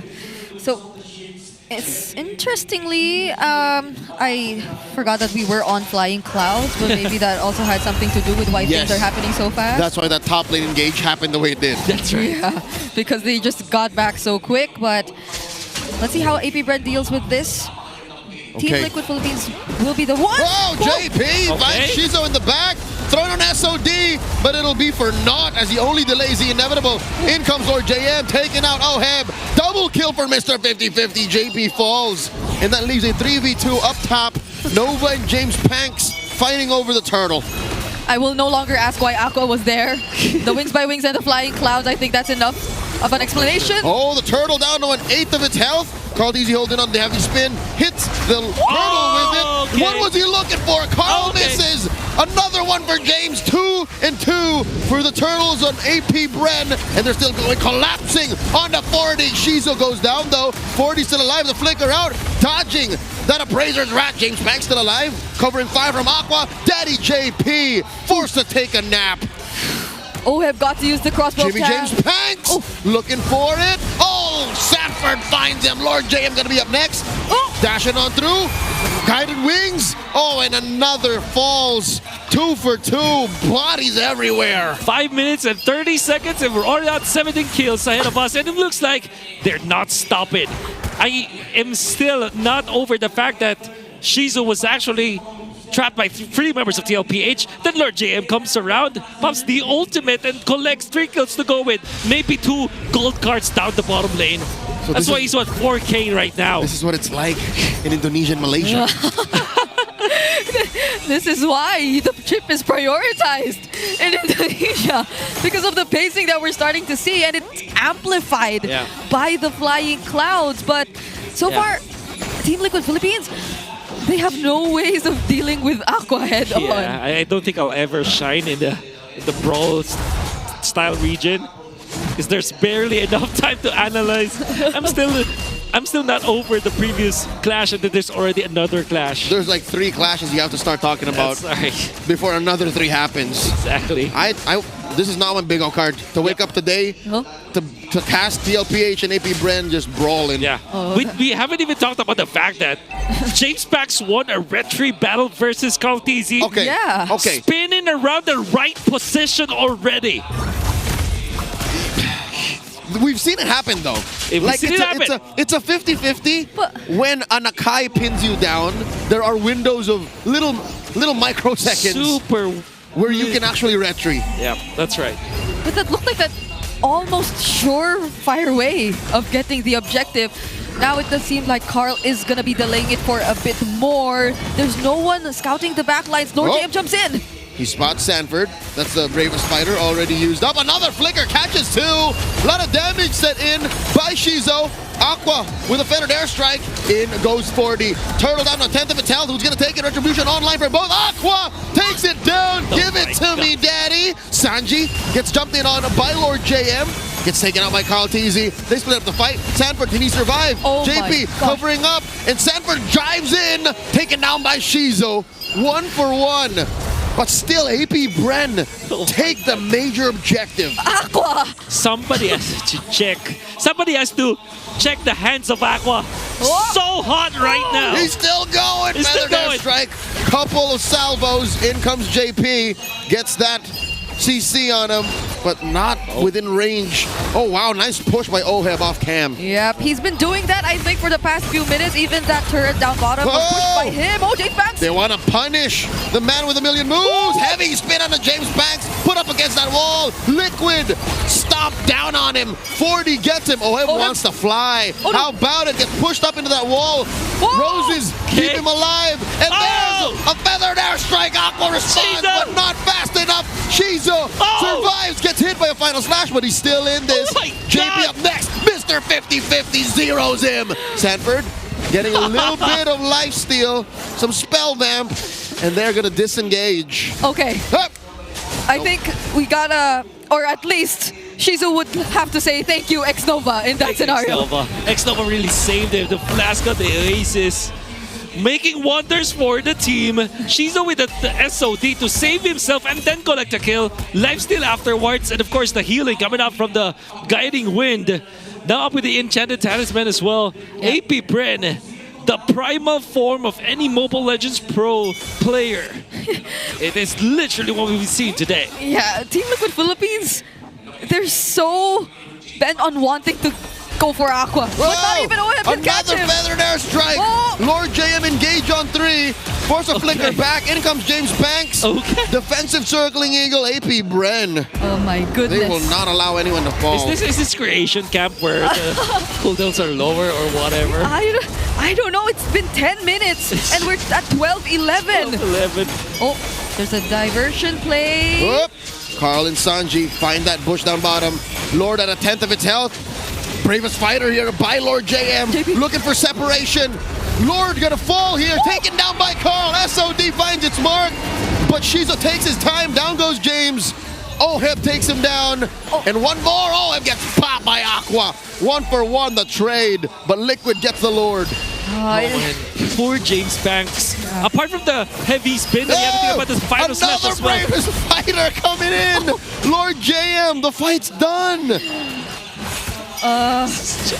Okay, X-Nova had to tell him that we stop there. There is the war in the bottom lane, man. There is just bloodbath. Everybody's just want to make some plays. Yeah. Every time that Lord JM finds a target, he will not hesitate. Oh, wait, what? What?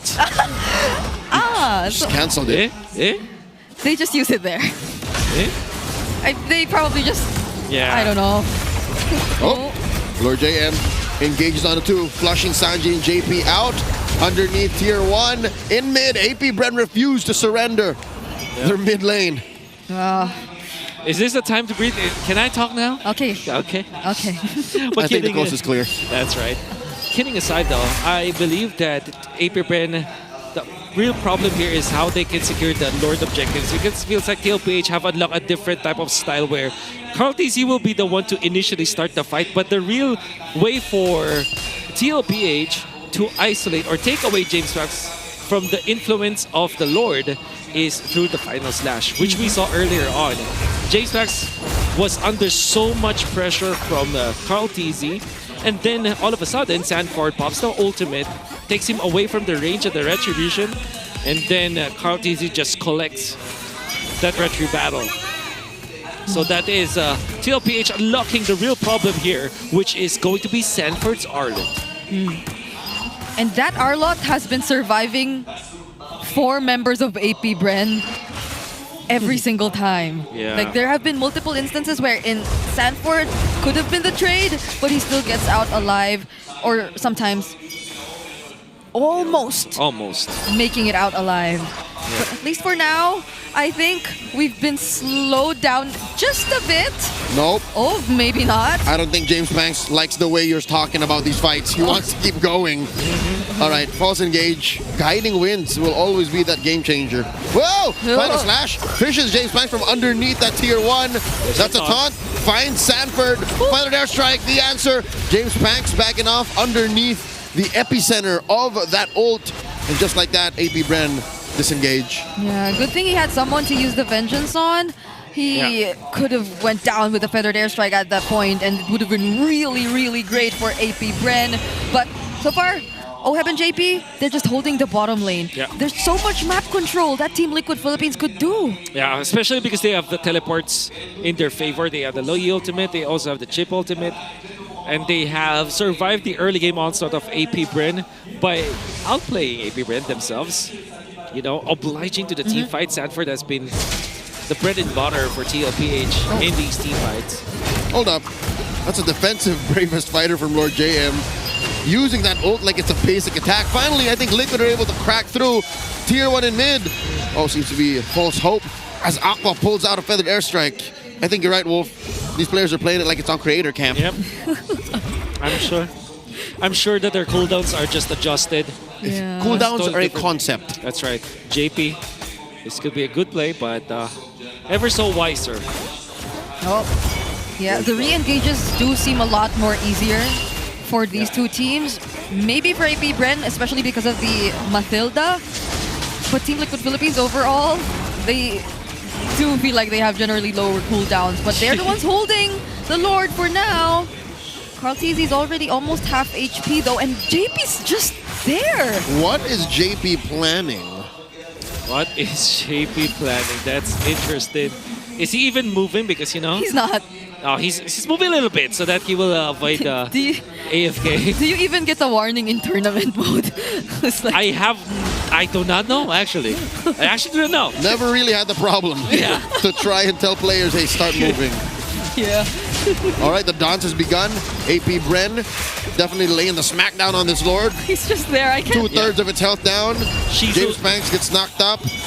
Shijuk spots that movement. There it is. Why Wall X Nova gets popped? Suddenly, Carl TZ got Lord JM on him. Save me! Carl TZ on the brink of death. God. But Lord JM here flickers out, and they skedaddle. They switch over their targets. Shizo gets hit, gets taken down.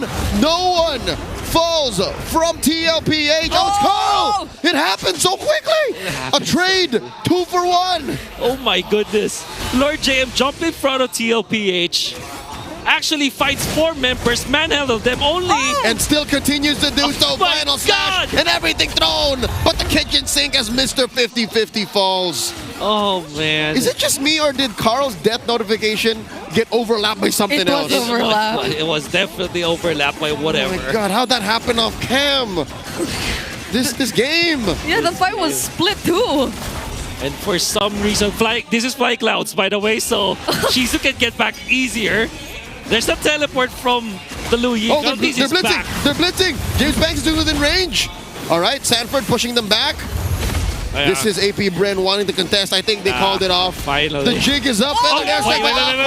Psych! We're running away, but we want to suck a punch on out. Lord, no, Team safe from Liquid. Aqua. Aqua's scaring me.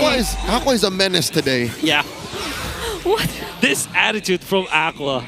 It's such a different color that he's wearing right now, but I like it. However, TLPH still wins the battle. They have outwitted AP Bren, especially because when Lord JM jumped in front of 3 members of TLPH, actually 4 members of TLPH, they just popped the ultimate, the diversion, getting out of there, wasting the initiation from Lord JM, then eventually collecting the kill on the Shizu.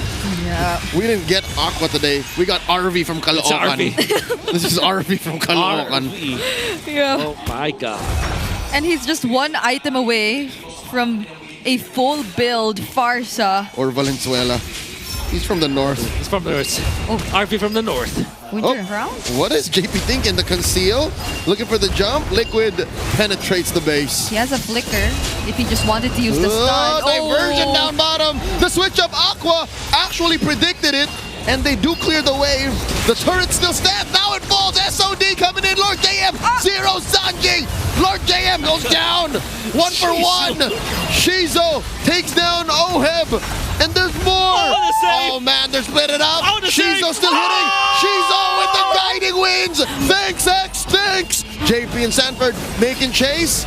Are they going to find him healing off the orange buff? James Banks coming in. It's a 3v2. The retribution coming in. And the quick CCs. The circling eagle. Oh no, it's not looking good. Sanford takes down Shizo. Shizo. Aqua takes Carl off camera. Aqua flying in. I heard you needed help. And they're still fighting. Sanford very low. Winter Crown. Final slash. This is just turned out to be a straight up fight. Another circling eagle. My God. How is Sanford doing this? Let me breathe. They've been fighting for 2 minutes straight. Diversion into the base. Lord JM clearing waves. Final slash. No one home. Sanji's the target. Oh, X-Nova. Okay, he needs to save Lord JM. They're the only defenders in the base. There's just one minion though. Are they actually gonna Lord JM gets hit with a crossbow of Tang. Cleared it. Can Nova defend? No, Shizo's coming back. Oh my Lord, the whole sequence led to just a Lord in 30. That is breathing time for you. For now, not unless they force it! Here we go! Liquid smells blood in the water, circling eagle, knocking up 2, and they're still going SOD! Will Shizo press it? Shizo's focused on clearing the waves. I think APBR need to take the disciplined route and defend. And Aqua's back, the real carry of APBR. 7-3-7, saving them in so many fights. X-Nova as well, but TLPH.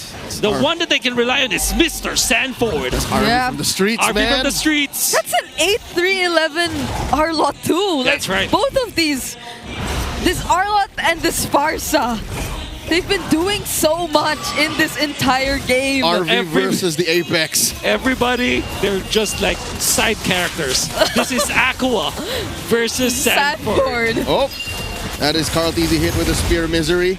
Sanford trying to split up Nova and Lord JM. Bravest Fighter set up already. There's a shortcut. Who's coming through? Carl Teasy knocking up. Feather Airstrike, the answer from Aqua. Oh my Sanford very low. Sanford. Vengeance on the one. Carl Teasy. The base. Help split it up. The base. Oheb is there. Sanji is there. Are they trying to split? Oh no, they might get punished. Here comes Shizo. Oheb backing out. Shizo gets blasted here. Winter Crown.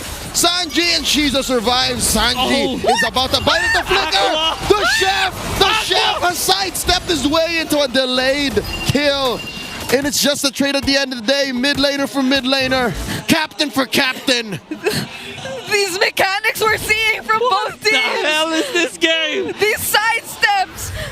Those small decisions. Oh my God. 20 minutes in and the world is watching. This is what a match that has no bearing to the playoffs bracket look like in the Philippines. That's right. This is APBR. This 8th. They're unleashed. They're unleashed. Aqua is a problem. Shizu eventually now becomes a problem. Even the split push coming up from TLPH did not work. Whoa. Easy. Making himself scarce. Found easy with the headbutt and the heavy spin. Isolating Shizo, popping his immortality. How will this young man live? Oheb gets the kill. And now Nova up next on the docket. Mr. 50-50 answers in return. Bravest Fighter stunning them with the tail end of that big sword. And there's Aqua with a better airstrike, but it might be too little too late. Oheb burning up. He's feeling it. Down goes Lord JM. It's just Aqua left. Aqua wants to take down Oheb. He finds kill one, but at the cost of his life.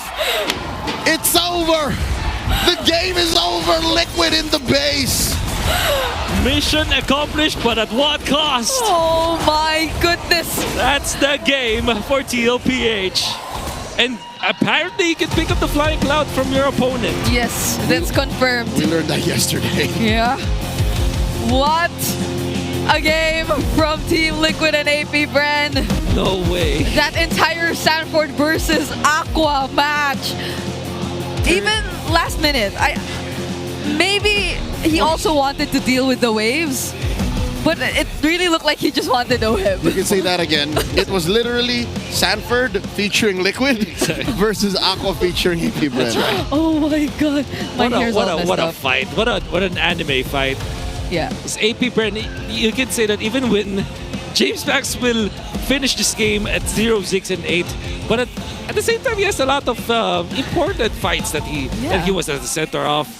Obviously the real carries here are Sanford as well as APBR and Oheb at 5-5-9 on the 1-1. Everybody's record is just so dirty and messy. Oh, hey!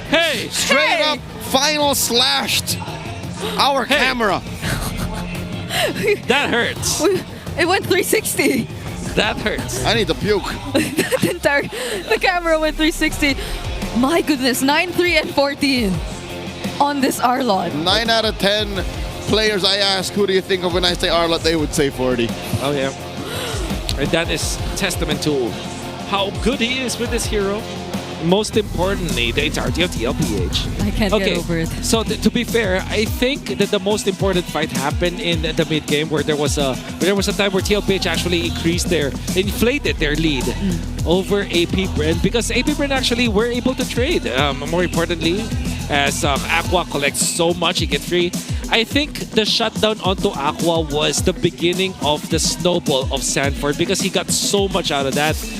And we skipped that part actually, because Aqua's already with 1 death during this part of the map. And look at that. He even snags Aqua. Aqua is able to survive in this scenario and able to fire back as well. And look at that. Lord JM also trying his darndest in this game actually. I'm convinced that his Feather Airstrike is his basic attack. Yeah.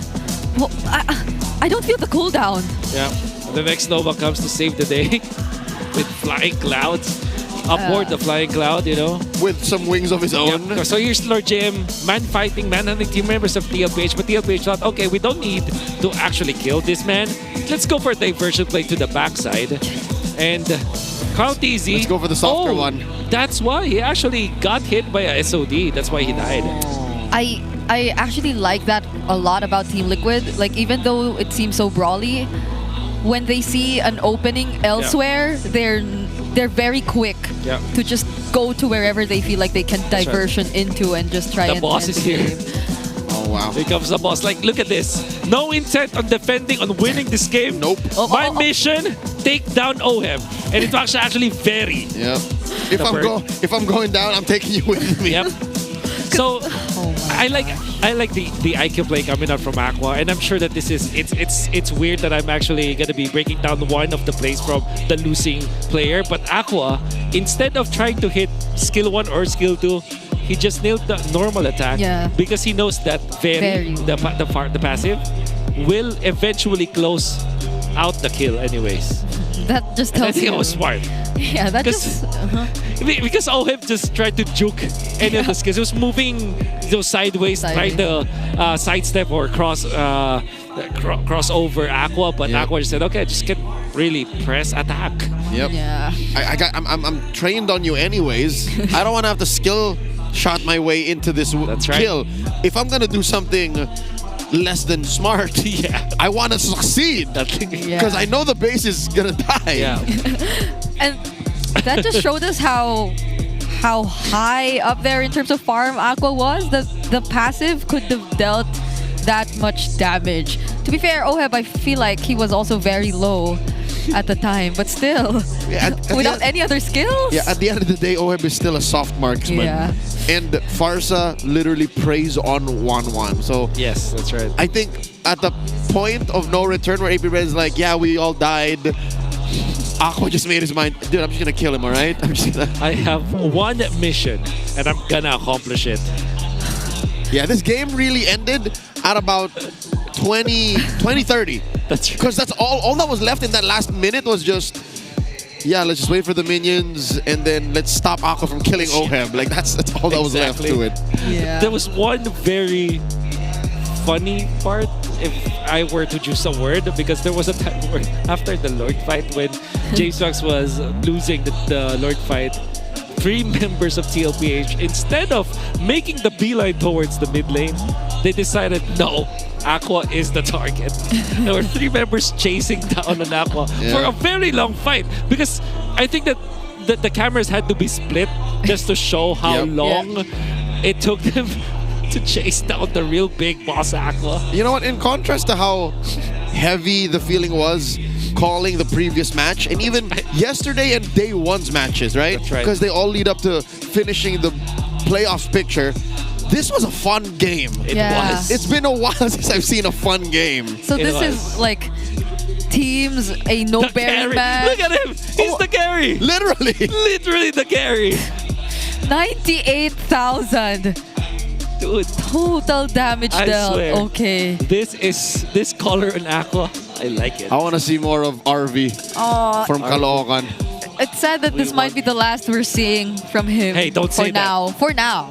For this season. Don't ever say that. For this season. Okay. Because we will definitely be seeing more in the next. Okay. BPI Rich Guy has to be none other than OF, although he could have been the one to struggle the most because of the Farsa that was very aggressive and that looked mad during the entire game. He actually approached it really well. He was aggressive, sometimes even the first to try and look for Aqua, try to make him feel a bit more awkward in terms of how he was gonna use the feathered airstrike. Yeah. But it was, I think, almost always a failed attempt because he could just use his other skills while using the feathered airstrike, and Oheb would still get bursted either way. So it was tough, but they were able to manage it through. Hopefully now, though, we don't just call it Aqua featuring APBR in the next match, and we get to see a lot more others from that. So maybe some surprise setups coming in later on from Xnova. And speaking of that, we have a tank that specializes in setups and a new skin for him. That's Kufra with his epic skin Cursed Scroll. So it's available for free. You don't need to spend anything. All you have to do is open your game, find out more. Basically, play.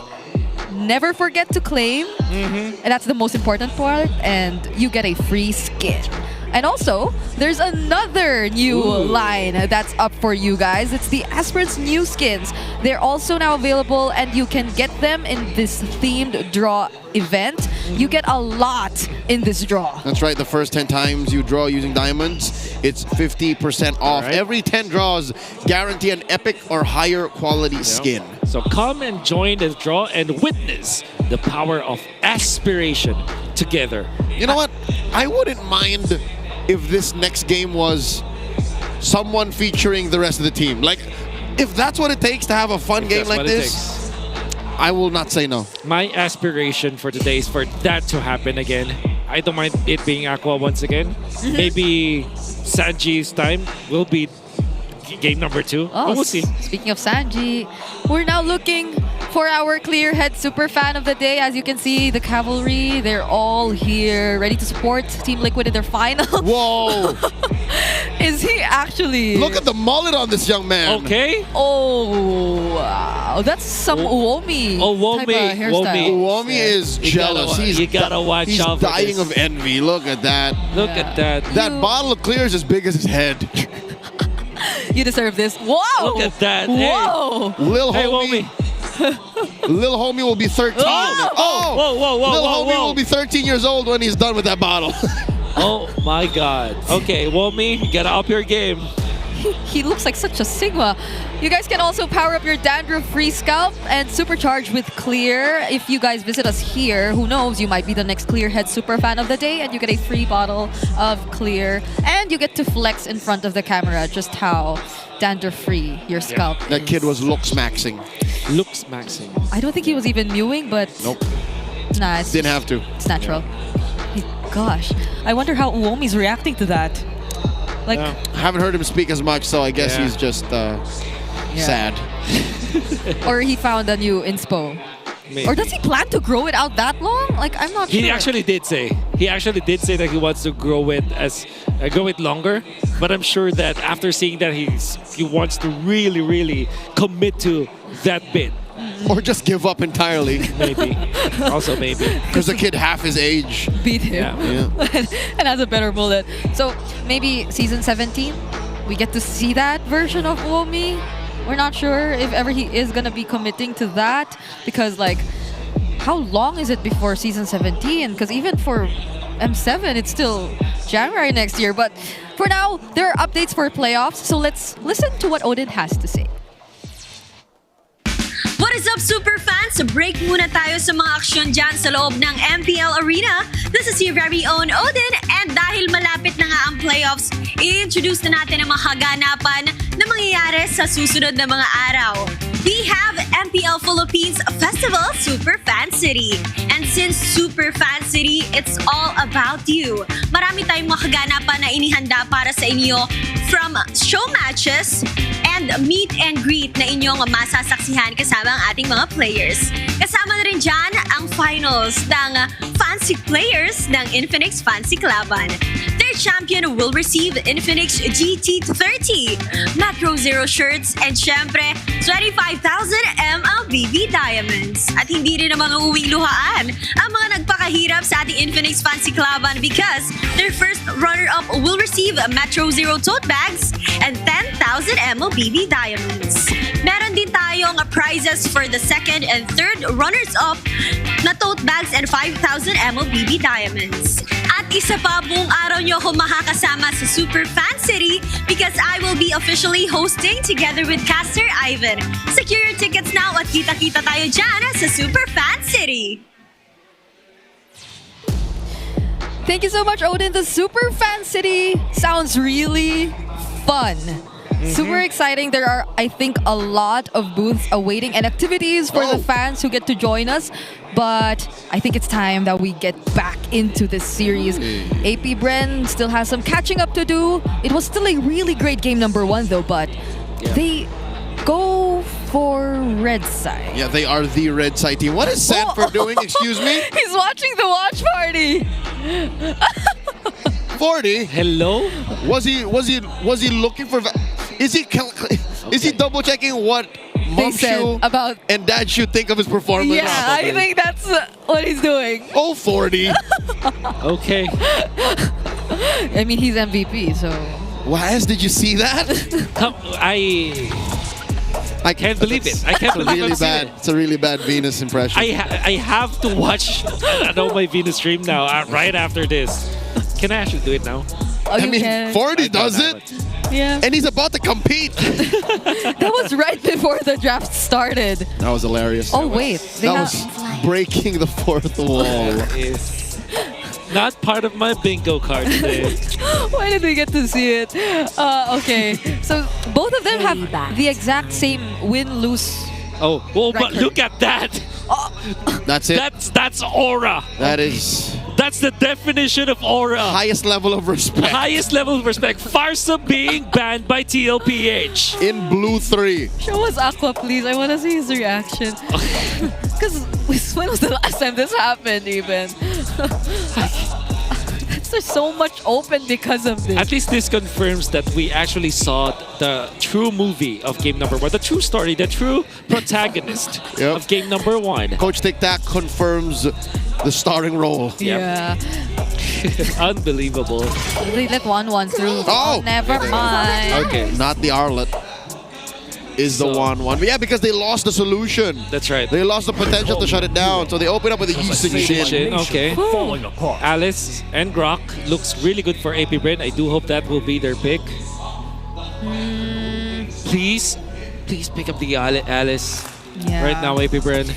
You know what? Alice. I'm not even mad. Mr. 50-50, Lord Jam played pretty well in that lap. That's right. I think the worst that can happen is if they do pick up Alice as well as the Grok, TLPH will just pick up the Valentina. So that means that maybe we can confirm the Alice. Maybe Arla to go with it. So they take it away from 40. So Granger immediately. Oh. Uranus. Okay. Understandable. Hold up. We don't know where this Uranus is going. That's right. This is the James Specs we're talking about. That's right. From week number 1, they flexed this one out, and Sanji's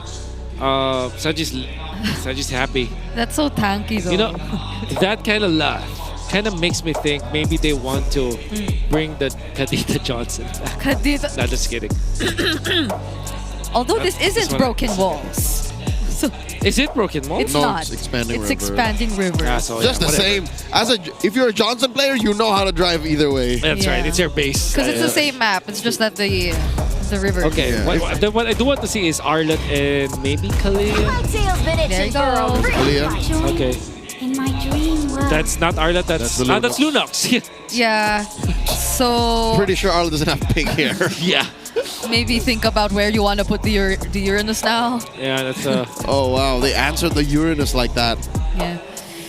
Because even if the Alice was still open too, yeah, they already have an answer through the Lunox. Interesting with the Lunox pick because this can also be a gold lane Lunox, right? That's true. Okay, so thorns remain. All right, no Uranus jungle. This is AP Bren being very honest this time when it comes to their core choices. What? And a random Stallion appears. That is. How does he see? He doesn't. He sees in 2D actually. Horses, do you actually know that they see in 2D? No. They actually do. What?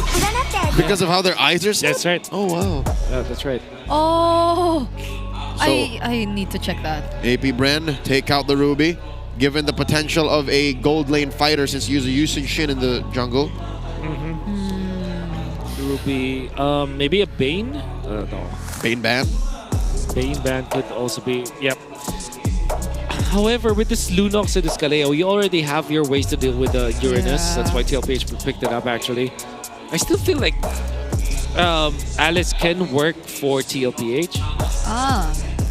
But I mean, we've been hyping the Alice up for quite a long time now, but we have not seen it being picked only once the entire day. Yep, not by Liquid either. Not by Liquid either. I don't recall an Alice in Sanford's hand. He's never picked. They did not ban the Arlet. Among the plains. All right, there's the Eve. So they're really cracking down on Aqua. That's right. 3 bans on Aqua. So what are the other heroes that Aqua's known for? Novaria? He's the only one to use the Zetian in this season too. Zetian? Xavier? Oh. Hell no.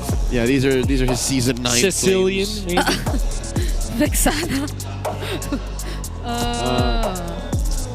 Oh, the Louis out there too, but... In before he picks up Angela. Oh my god. Hey. I'm not so sure the first 3 picks are Angela-able. Angela-able. Yeah. Are they not? Uranus? They're mid. They're mid in like the hierarchy of Angela-ables. You know what? I agree with you. And I don't want to see Aqua and Angela anyways.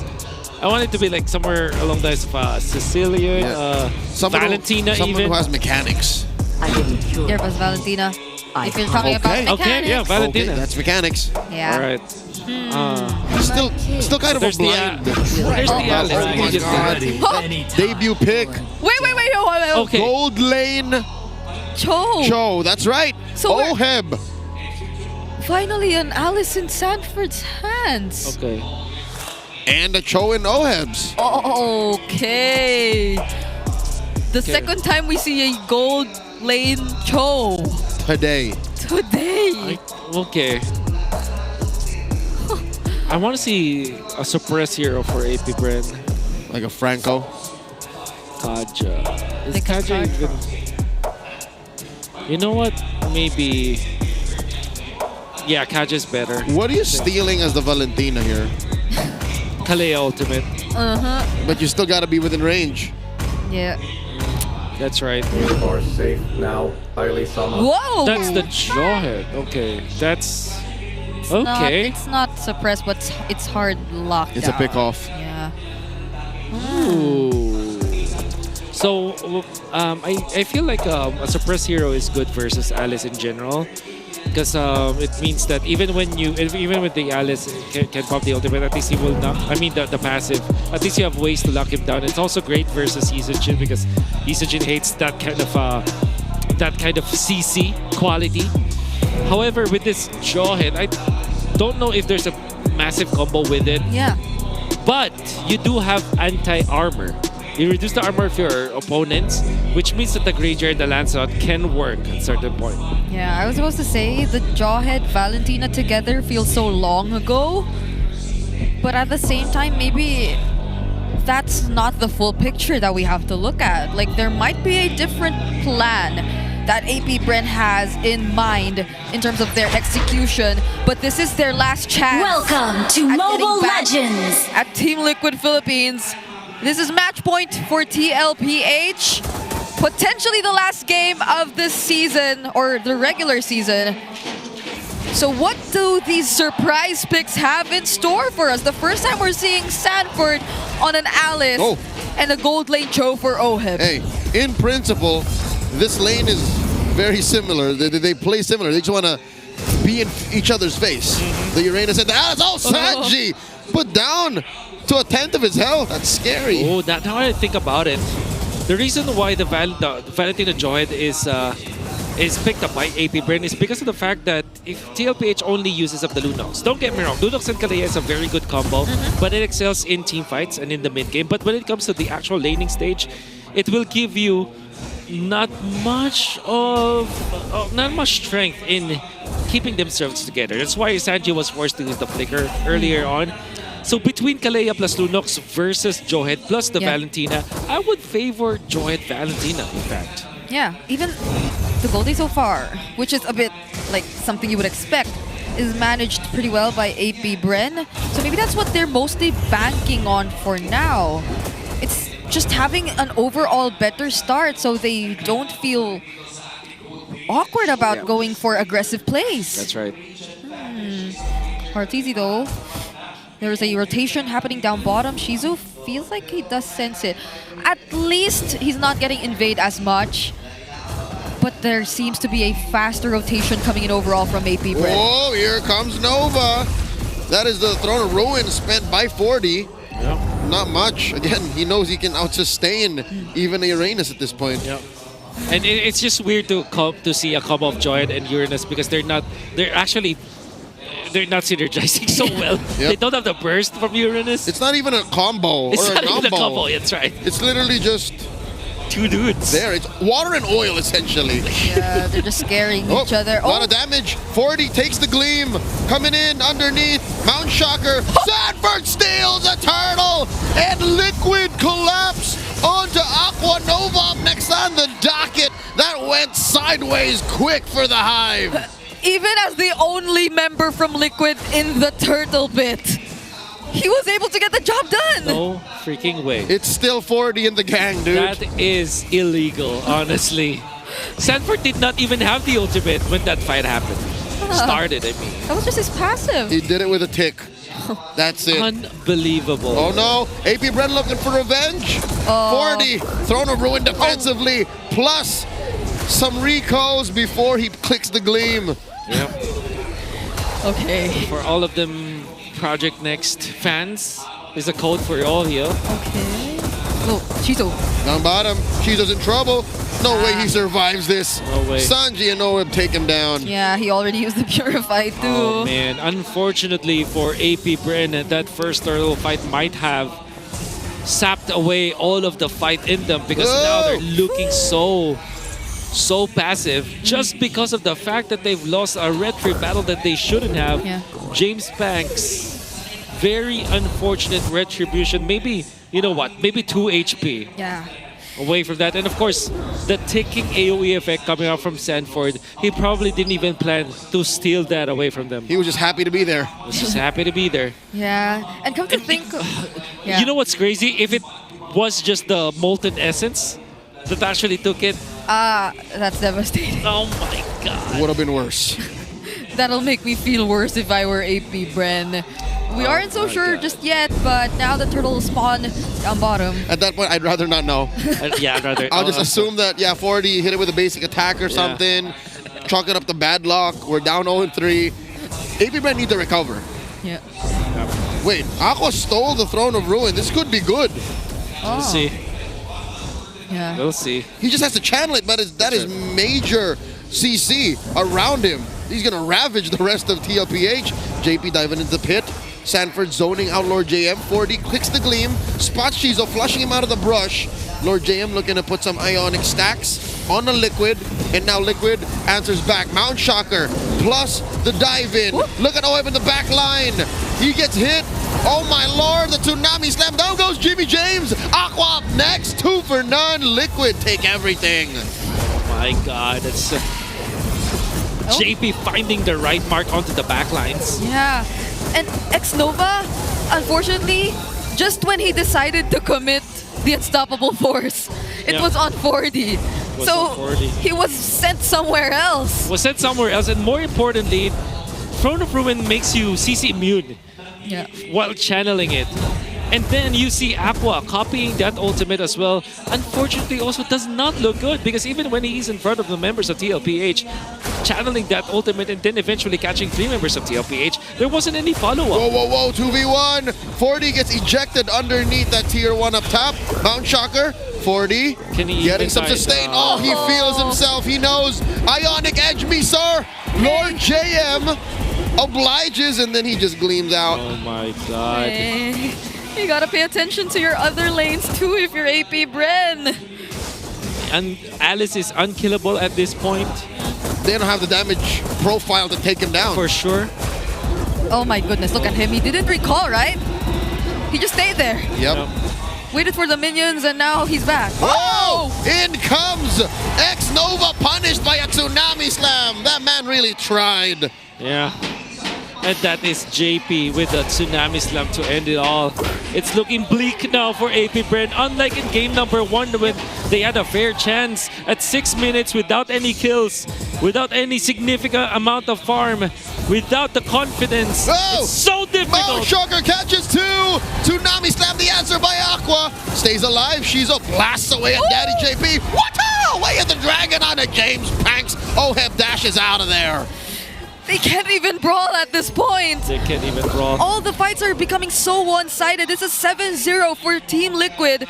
And now they're looking to just take away this third and last turtle of the game. But does AP Bren plan to contest a 5k goal lead existing between these two teams? Mountain Shocker here. Carl Teasy spots everyone. Passive wave down bottom. And there's a tsunami slam on a 1. X-Nova does survive, but only for a second longer. Carl Teasy secures the turtle. Sanford in the middle of everyone. JP falls. James Banks finds one. Nova getting on out of here. Oheb, what? How did he die up? Ladies and gentlemen, the fight continues. The Gleam by 40, forcing a dash away from James Panks. Lord JM, Aqua, X-Nova to the rescue. What happened to Oheb? I do not know what happened to Oheb. Kill one, explain. I don't even know what happened to Shizu. Apparently, there might have been a 1v1 between two teams. Maybe the kick was there for Oheb. He found the angle against Shizu. Then Shizu just so happens to be in range of his own turret, maybe? But Shizu did not put damage on Oheb. That's why it registers as an execute. Yeah, I would theorize. That is the easiest explanation. That is the easiest. Or maybe he was dragging his map. Okay. I don't know anymore. I also don't know. Between like 3 ways to get out of the turret range, like you have a flicker, you have your Shunpo, you have your Jit Kundo. There's so many ways for you to get out of that. That's a freak accident off camera. Definitely a freak I accident. will believe it was a drag map. And that he didn't know that the minions were gone. So you're saying Oheb was fighting and checking the map. And that's how confident he is. Oh my God, Sanford coming in with the flicker. Aqua gets taken down. Nova flickers, ejectors 1. Carl DZ survives, taking down X-Nova. James Banks up next. Sanford gets him down 3 for none. Liquid are stampeding through the hive. Oh, Lord JM, do you want to pass Lord there? JM, Mr. 50-50 survives the engage. And Carl DZ survives all of it. 40 looking for more. Shizo blasting away. He's trying his darndest, but you can't help but feel this 8,000 gold lead as Carl Teasy commits Grand Theft Orange. Yeah. 11-1, only 1 kill. That's one from James Banks. Even after that flicker ejector play, the miracle set coming out from X-Nova under that second turret of AP Bren, the mid lane, with James Banks being alive, it's still not enough. It's not. Even when James Banks got that close to Carl Teasy. Oh my. He looked like he could deal with it, but apparently it's not enough. Now they're just bursting down this Lord Mr. JM though. 50-50. Oh no! Wants to find that steal, but gets slammed 6 feet into the ground by 5 members of Liquid. Unbelievable. Endless battle, brute force breastplate. Oheb, the world is his oyster, but most importantly, this Sanford Alice 1-0-6. Brute force breastplate with the cursed helmet, rocking so much HP, I think. Or let me check. There it is, Oracle on route. Just built it now. He is 7.4k HP for Alice. Wow. To give you some context, Uranus is at 6.7k as of this moment. 1,000 between them. 1,000. Yeah, he's a lot more tankier. And now that AP Bren doesn't have enough damage just yet, he can just keep going in. Oh no! Stolen tsunami slam, taking down Sanji. At the cost of their mid laner's life, they take down that tier 2. Oh. It's good enough for AP Bren that buys X-Nova the immortality. Better than nothing. Better than nothing for sure. Yeah, actually, Shizo's starting to hurt. Like, Sanford could feel the damage, but that's one Holy Shield already down for AP Bren. And another up top. Mountain Shocker thrown out. X-Nova with the unstoppable force. Almost caught Carl with the ejector too, but traceless away. Wow. Carl TZ keeping himself sharp and safe. How cool was that from Carl TZ? He did not dodge the stun from the unstoppable force, but chose to dodge the ejector instead because that's the more important CC to actually use your traceless on the CC immunity. You know what? I don't even call ejector CC. If you get hit with the ejector, you're just good as dead. That's right. So you can't trace this midair. Now they're trying to collapse on the Lord JM. Instead, they find X-Nova pops his immortality. Oh my God! A throne of ruin! Stunning 4 members of AP Bren. They're in the base. They take down 3. Waves up top. And the turret falling. Oh my God, turret's still there. Stands, falls now. Liquid are 12K up. Oh, he finds the kick. What? Taken down one more. And it's just Lord JM left. Mr. 50-50 gonna be here to witness the fall of his base as Liquid stampede through the final match of the regular season, sweeping AP Bren. So many debut picks for the series, especially from Team Liquid Philippines, that they were able to pull off every single one of them. What a way to bounce back, especially after last night's loss. But all the more, what a way to wrap up the season overall. GG well played to AP Bren as well, especially game number 1. That was a treat for all of us. A battle of 2 protagonists. Aqua is so good, but the man of the hour was Sanford, the real main character throughout this game. GG well played to AP Bren. And wouldn't it be nice if we heard from them? It will be. That's true. So I feel like it's about time we head on over to our hosts to hear from AP Bren before we wrap up the season. AP Bren, this is week 8. And alam namin na marami kayong pinatunayan this season. James Panks, for the last time this season, sino ba gusto magsalita sa inyo? Ikaw daw, yan. Ikaw, James Panks. For the last time this season, what would you like to say sa lahat ng supporters ng AP Bren? Anong gusto mong sabihin sa lahat ng sumuporta sa buong AP Bren the whole time? Ang gusto ko lang sabihin, thank you sa pagsuporta sa amin. Tsaka sa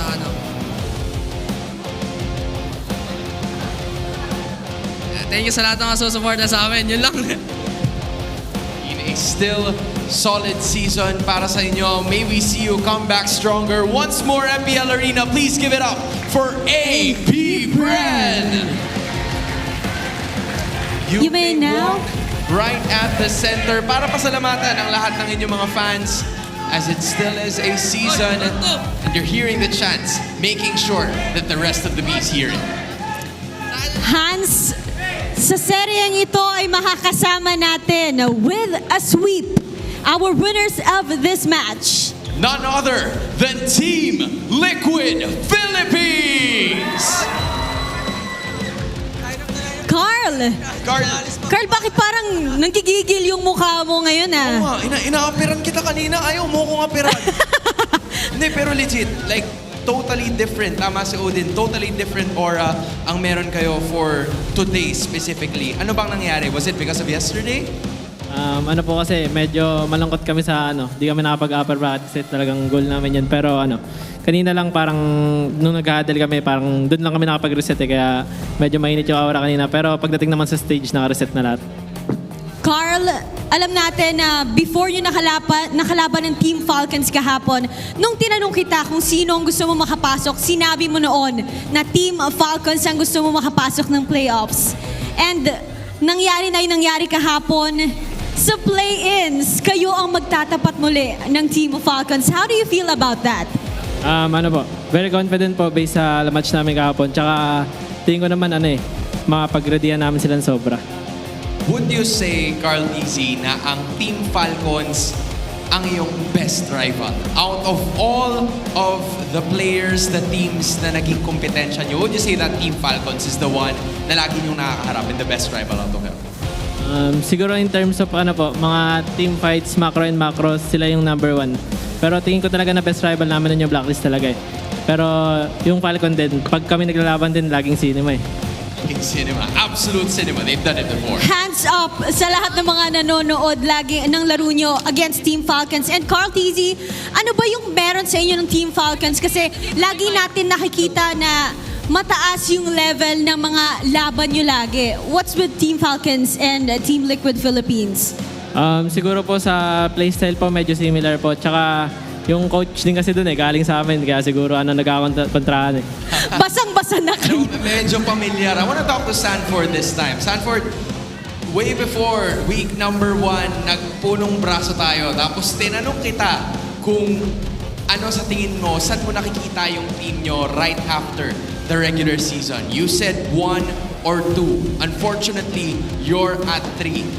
Does that discourage you or mas lalo ba kayong na-motivate para lalo pang galingan going up into the playoffs? Feel ko po yes, mas kailangan po, mas na-motivate po kami na mas galingan namin kasi ayun nga, naangatan kami ng ONIC so kailangan namin magdoble effort para makuha ulit yung spot ng upper bracket. You know, from a scale of 1 to 10, nasaan ang power level ng Team Liquid Philippines ngayon and what should the cavalry, the fans of yours expect pagdating nila ng Cuneta Astrodome?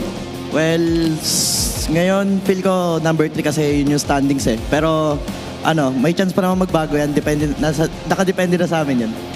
With that being said, a lot of the people here today came over para suportahan kayo sa inyong huling laban towards the regular season. What is your message to them and everybody watching at home?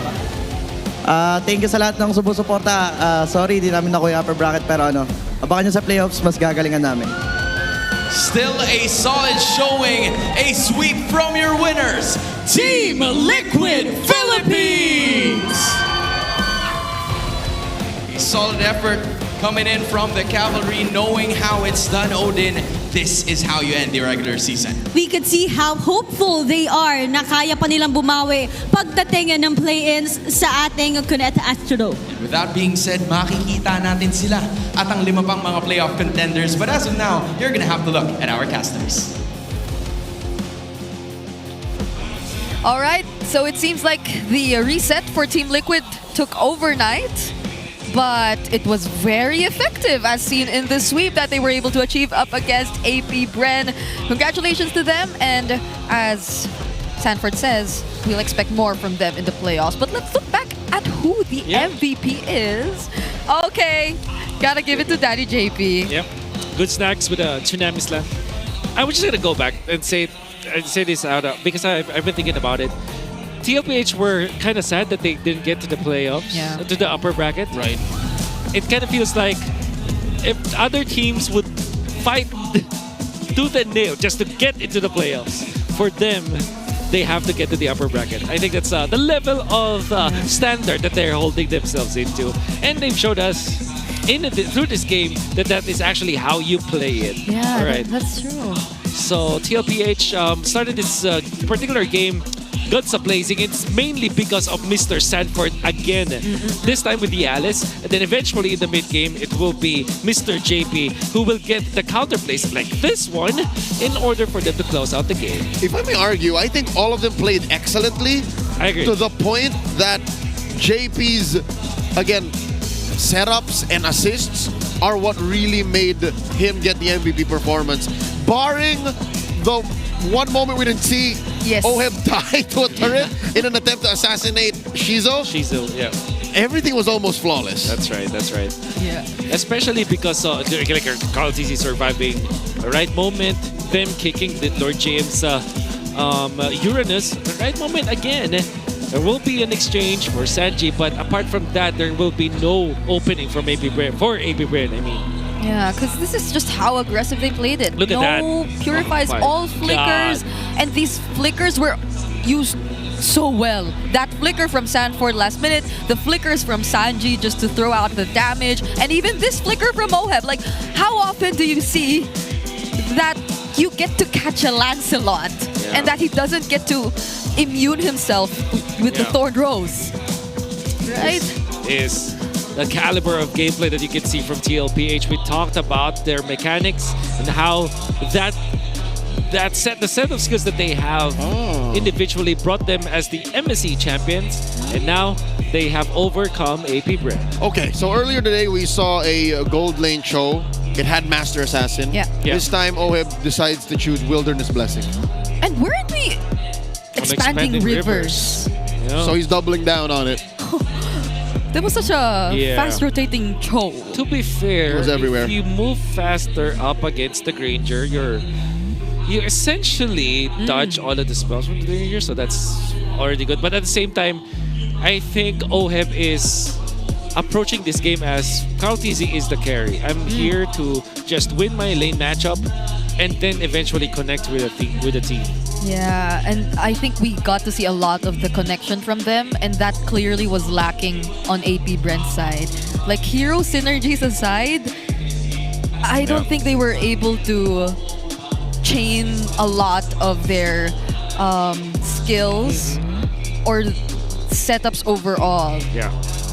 Maybe it's also because X-Nova just keeps getting punished, or he's finding it so hard to land those ejector plays, because like the traceless from Carl TZ's and the brilliance from Sanji 2 always keeps them alive, but yeah, it doesn't feel as connected.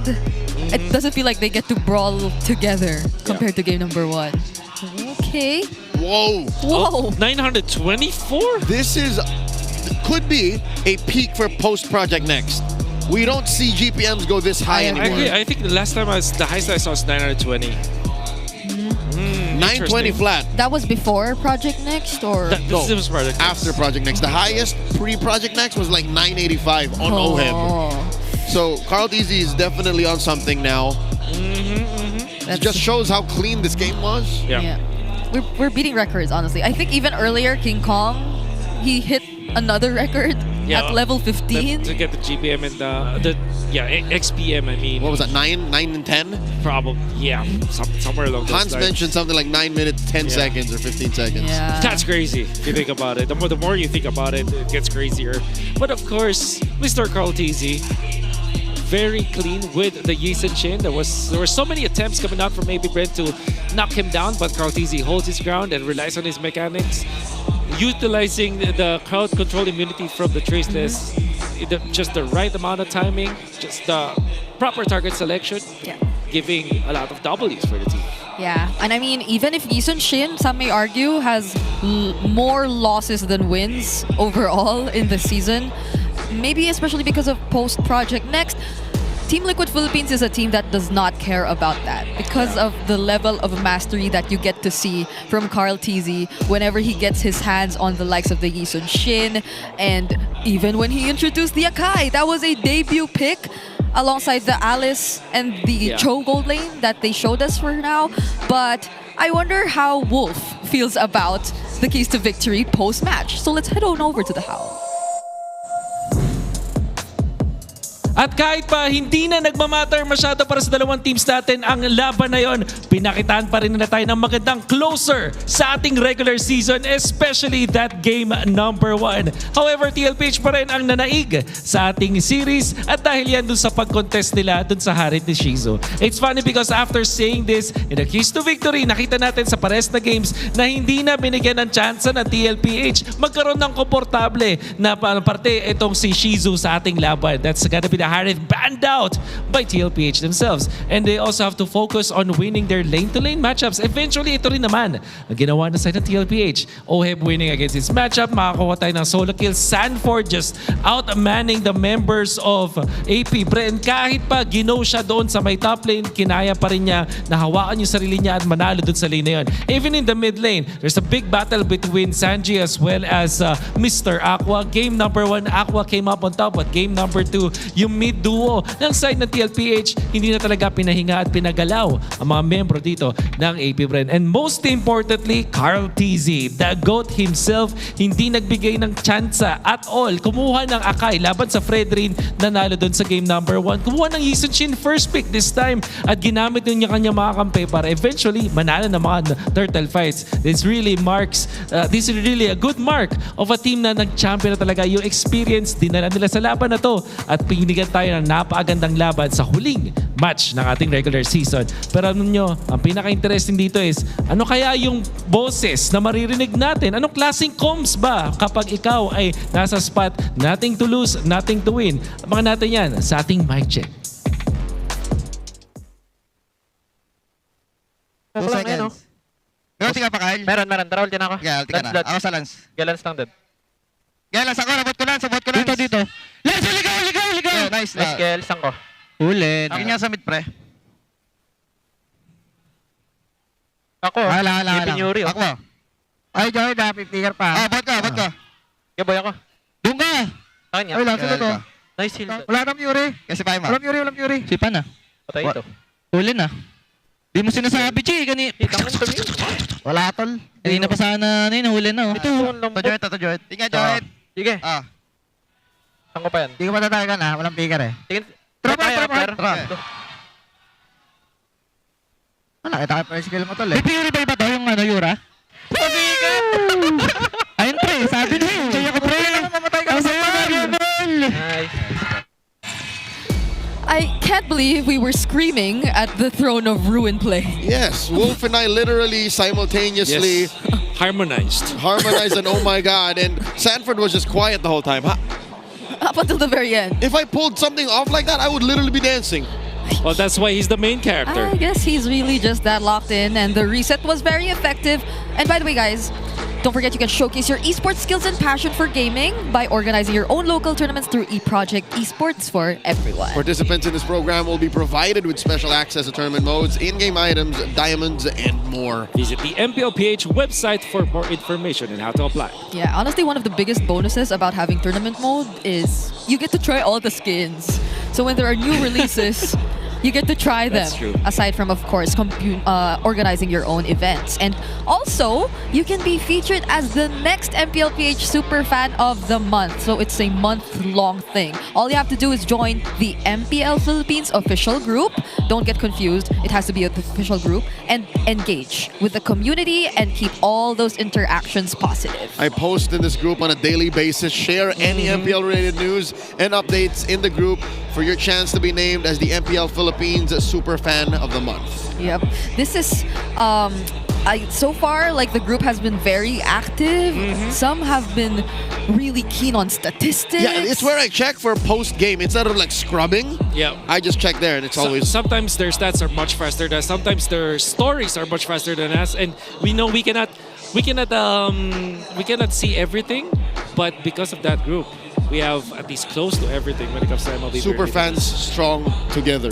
Yep, you get to see so much about the POV that the audience has, especially those who have been part of the community for a very long time, because they suddenly pull up fun facts that you might have even forgot about. But here is the final Infinix standings after the regular season of Season 16. So it doesn't move, but this is... They're the numbers. These are all final. That's right. Oh my god. Unfortunately, of course, big shoutouts to Omega and APBR still fighting. And if you think about it, like, imagine in the middle, these Falcons weren't...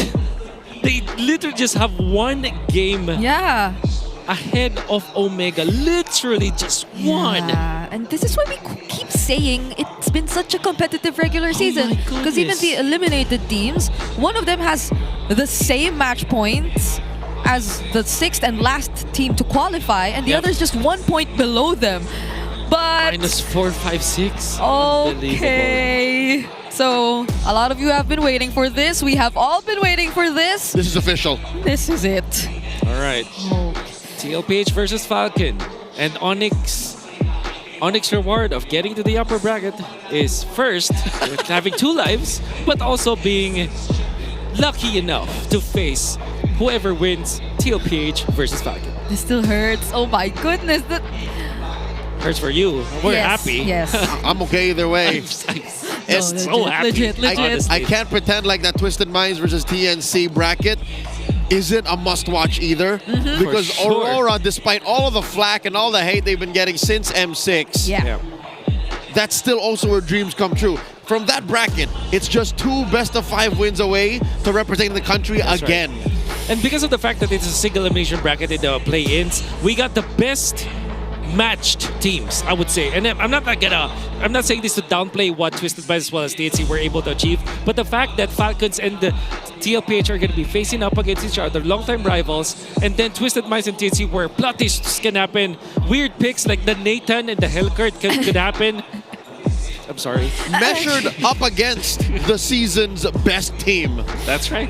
Oh my God. Beautiful. We had to say the H word before wrapping up the regular season. I'm over it. Yeah, I think we've all been able to move on from it. Anyway, Fur. Istaga. Looking forward to see more. That's not how you use it. Yeah, Which one? Istaga. Istaga? Yeah, you just can't. Really? It's been a good season. Oh, I love okay. season 16. Okay, fine. Fur, we enjoyed it so much. Thank you for joining us. This has been Brigida, Leo, and Wolf on behalf of all the casters in the English Lesson Filipino. Thank you so much, and we'll throw you over to our hosts. And that marks the end of our regular season. Teams have made their final climb, while others have taken their final bow. In a few weeks, we will be awarding champions, legends, all-stars, all of them gunning for their glory.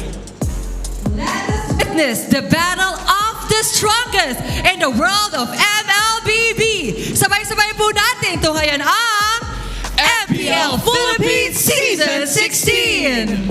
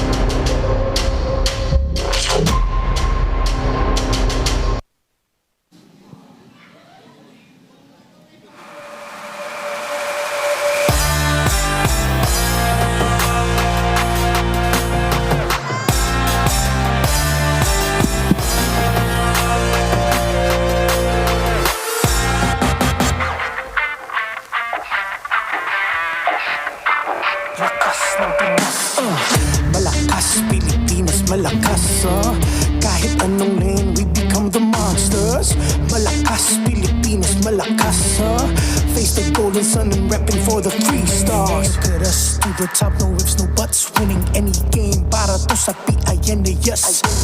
Di mo matitinag aming boses sa new level. Nasa kalye man o mobile, you know I become a legend. Listen, open fire, we unite, we winners.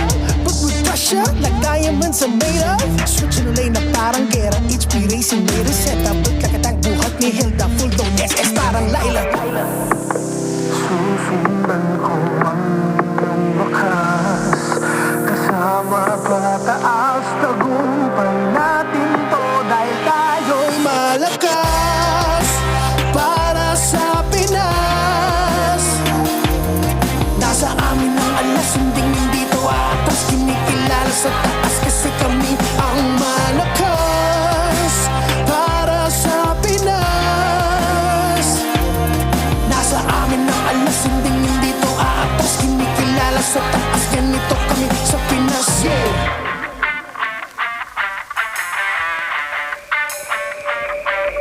Laging MVP, no surrender, no retreat. Pag nagsama-sama, just imagine what we can achieve. Laging MVP, no no surrender, no retreat. Giving 100 on my all, cause we just cannot be defeated. We are unstoppable, immune and invulnerable. Ready ang equipment, lahat frozen, mala, crowd control. Pakita on the jab, east to the southeast. Taas ang watawat, proud and loud, cause every enemy we devour.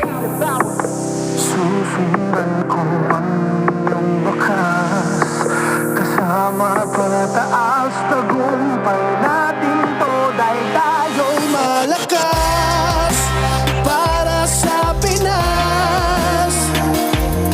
Nasa amin ang alas, hindi dito atas, kinikilala sa taas kasi kami ang malakas para sa Pinas.